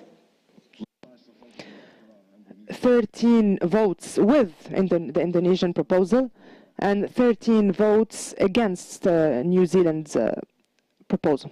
Noted. Thank you. Thailand, 18 votes on the proposal by Indonesia. 18 votes in favor for Indonesian proposal, and for New Zealand proposal, abstention. Abstention on the proposal by New Zealand. Timor-Leste.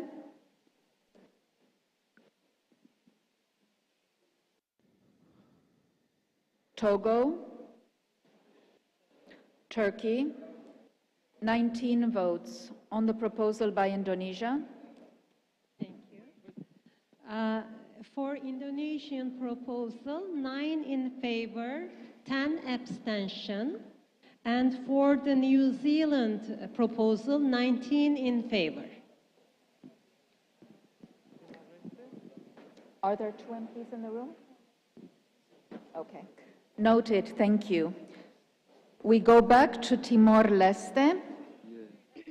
Timor-Leste, you have 11 votes. On the proposal by Indonesia, please. Indonesia, 7 against. 7 vote in favor of New Zealand proposal and 4 against. Okay. And on the proposal by New Zealand? 7 vote in favor of New Zealand proposal and 4 votes against. The same thing, 7 and 4. Just so that my colleagues are 100% clear, for the first proposal on Indonesia, can you please repeat your vote? 4 vote in favor of Indonesian proposal, 7 against. Noted. Thank you. Uganda. We move on to the last page. United Arab Emirates, you have 11 votes. On the proposal by Indonesia, please. 11 in favor. And proposal by New Zealand? Against, 11. Thank you. United Kingdom, 18 votes. On the proposal by Indonesia, please. 18 votes against Indonesia. And proposal by New Zealand? 18 votes in favor of New Zealand. Thank you. Tanzania, 17 votes. On the proposal by Indonesia? Proposal by Indonesia, 17 votes in favor. And proposal by New Zealand, 17 votes abstention. Thank you. Uruguay, 10 votes on the proposal by Indonesia. Uruguay, 10 votos. 10 votes against Indonesia. By New Zealand. 10 votos. 10 votes in favor of New Zealand. Thank you. Uzbekistan, Vietnam, you have 19 votes on the proposal by Indonesia. 19 votes in favor of Indonesia and 19 votes abstentions for New Zealand proposal. Thank you.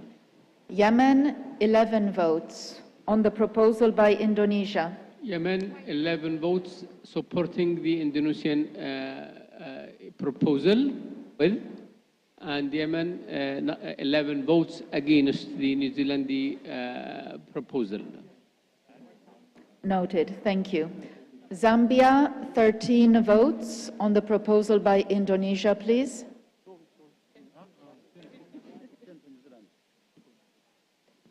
On Indonesia, 3 votes in favor, 3 votes in favor, and the other 10 New Zealand, for New Zealand.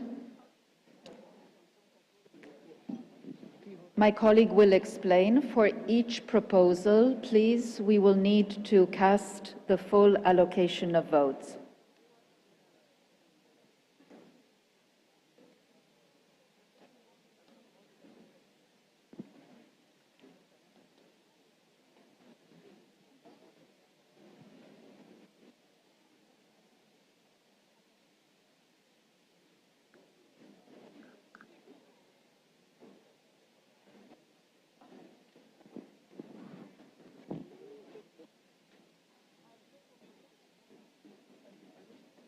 So 13 votes to be cast on the proposal by Indonesia.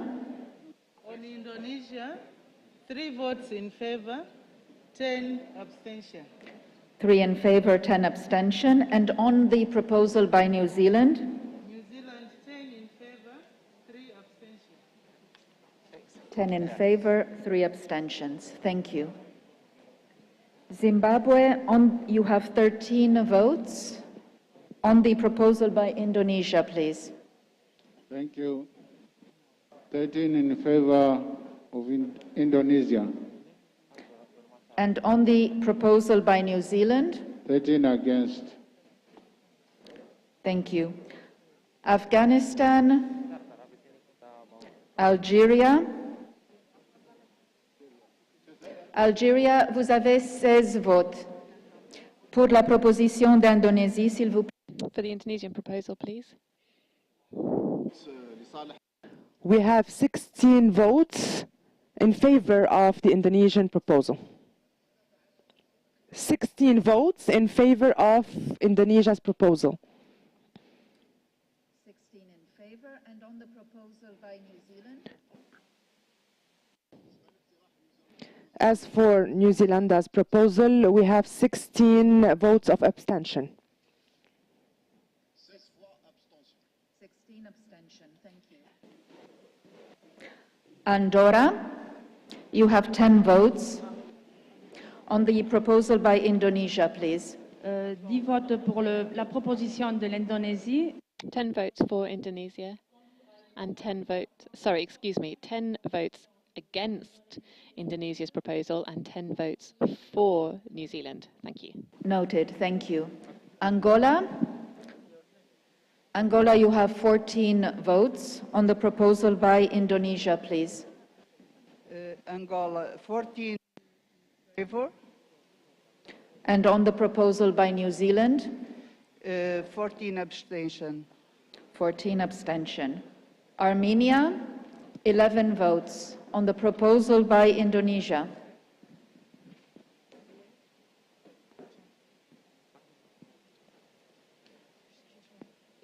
In favor.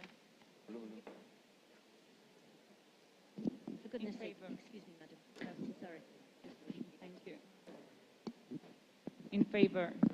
11 in favor of the proposal by Indonesia, and on the proposal by New Zealand, please. Abstention. 11 abstention. Australia, 14 votes on the proposal by Indonesia. 14 votes against the Indonesian proposal. And on the proposal by New Zealand? 14 votes in favour. Thank you. Austria, 12 votes. On the proposal by Indonesia, please. 12 votes against. And on the proposal by New Zealand? 12 votes in favour. Bahrain, 11 votes. On the proposal by Indonesia? 11 in favour. And on the proposal by New Zealand? 11 against. Bangladesh, 20 votes. Belarus, 13 votes. On the proposal by Indonesia? 13 votes in favour of Indonesia. And on the proposal by New Zealand? 13 votes against New Zealand. Noted. Belgium, 13 votes. On the proposal by Indonesia? 13 votes against the proposal of Indonesia. And on the proposal by New Zealand? 13 votes in favor of the proposal of New Zealand. Thank you. Benin, vous avez 12 voix pour la proposition de...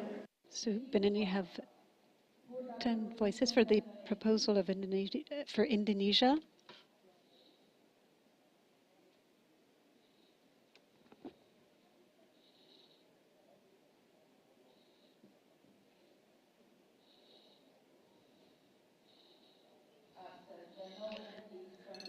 Of Benin, we move on to Bolivia. 12 votes on the proposal by, no, Botswana. Yes. Yes, we have Botswana in the room. You have 11 votes on the proposal, please, by Indonesia. 10 against. You have 11 votes. Is there only one MP? 11. Yes, okay. 11 against. So, I'm sorry, my apologies. As there is only one delegate, you are entitled to 10 votes. 10 votes. No, we are not one. I mean. There are 2 MPs in the room, okay. So then you have 11 votes. We repeat, 11 votes, please, on the proposal by Indonesia. 11 against. And on the proposal by New Zealand? 11 in favor. Thank you. Bulgaria, 10 votes on the proposal by Indonesia. 10 votes against and 10 votes in favor of the proposal of New Zealand. Thank you. Noted. Thank you. Cabo Verde, 10 votes on the proposal by Indonesia. 10 votes in the in abstention of proposal Indonesia's proposal. 10 votes in favor of New Zealand proposal. Thank you. Cambodia, 11 votes on the proposal by Indonesia. Cambodia, 11 votes in favor for Indonesia proposal and abstention for New Zealand proposal. Okay, 11 abstention on the proposal by New Zealand. Cameroon, Chad, Chile, 13 votes on the proposal by Indonesia. 13 votos en contra. 13 votes against Indonesia. Zealand. Y 13 votes in favour of New Zealand. China, 23 votes on the proposal by Indonesia, please. 23 votes in favour. And on the proposal by New Zealand?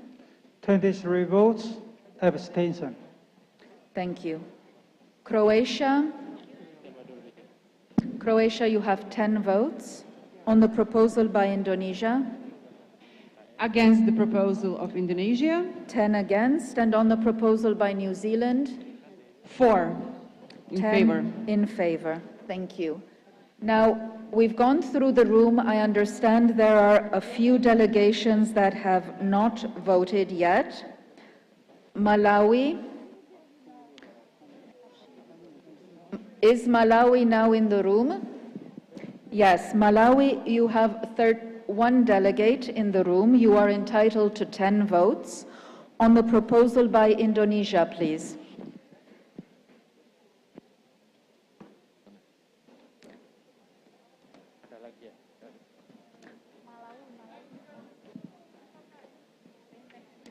Just a moment, we're bringing a microphone.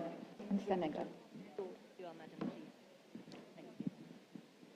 Thank you. On the proposal for Indonesia, against? 10 against. And on the proposal by New Zealand? 10 in favor. Noted. Thank you. Then I understand we have Jordan, which has not voted. Jordan, you have 2 delegates in the room. You are entitled to 12 votes. On the proposal by Indonesia, please.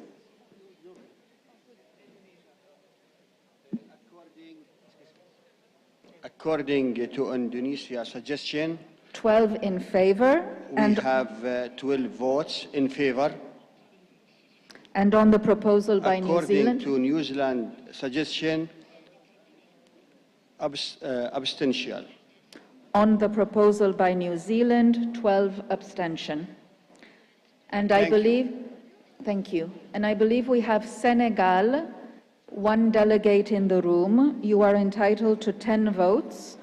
On the proposal by Indonesia, la proposition. For the Indonesian proposal. Thank you. The interpreter has no sound.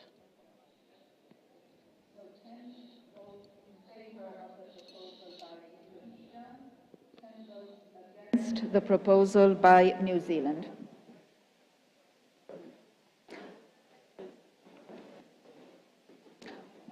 I understand we have Australia. Yes, there's actually only 1 delegate in the room at the moment. Okay, so just to be clear, 10 against Indonesia and 10 in favour of New Zealand. Thank you very much. So for Australia, we have a correction. There is 1 delegate in the room, 10 votes against Indonesia, and 10 votes in favor of the proposal by New Zealand. Thank you.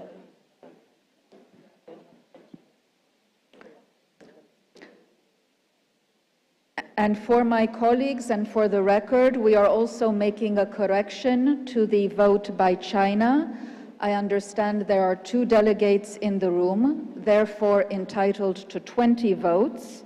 So we replace the 23 with 20. 23 in favor and 20 in favor and 10 abstentions. Is there any other delegation which has not yet voted?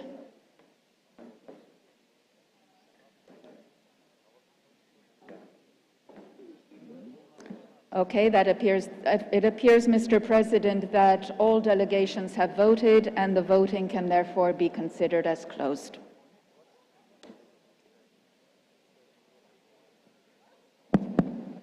Thank you, Ambassador Philip. So, we now close the vote and we wait a few seconds to obtain the result.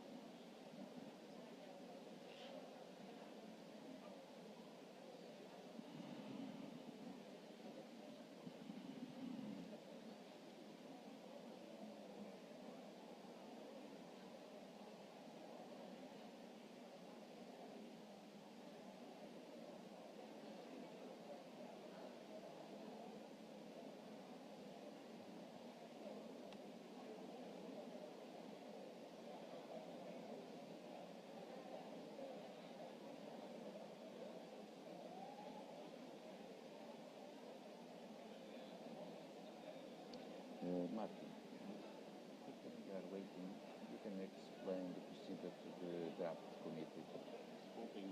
Yes. Yes, of course, but then people will.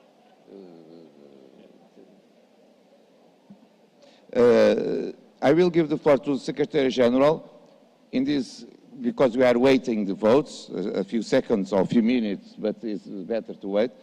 Assuming that one will be approved, I will ask the Secretary General to explain how will be the procedure of the draft committee of the resolution.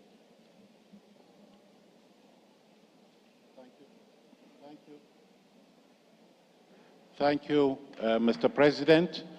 As you say, assuming that there will be an emergency item, hopefully, the procedure is as follows. Tomorrow there will be a general debate on this emergency item in this same room from 9 to 10:30, during which the various delegations will have the opportunity to speak to that emergency item, as is always the case. And then the Assembly will strike a drafting committee according to the normal process. That is, the geopolitical groups will be entitled to nominate candidates for a drafting committee that will then meet in the afternoon of tomorrow to prepare a draft resolution on the basis of the one that will have been approved by you as the emergency item. The finalized draft of the emergency item of the resolution will then be tabled before the Assembly during a session on Wednesday dedicated to the adoption of the resolution on the emergency item. And the normal process for adopting the resolution, any resolution in the Assembly, will apply in this particular case. I hope that is clear, Mr. President. Okay. Thank you, Mr. Secretary General. I have the votes already. So, dear colleagues, the proposal presented by Indonesia, positive votes 376, negative votes 472 against, abstentions 162. So, more negative than positive, the proposal was rejected. Propose B from New Zealand. Positive votes 588. Negative votes 177. Abstentions 245. Total yes and no. Please be careful because it's necessary two-thirds. Total yes and no, 765 votes. Two-thirds means 510. Positive more than two-thirds was approved. So, we have one emergency item approved, the proposal of New Zealand.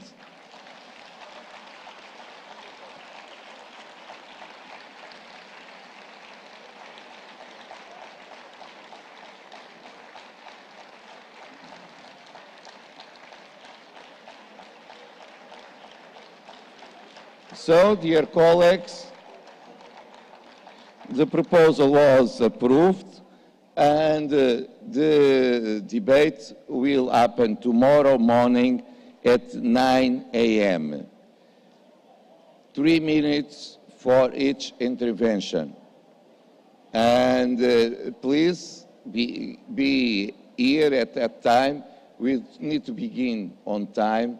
And if this is an emergency item, it's important to have the participation of so many of you as possible. So I will close our work for today. See you tomorrow.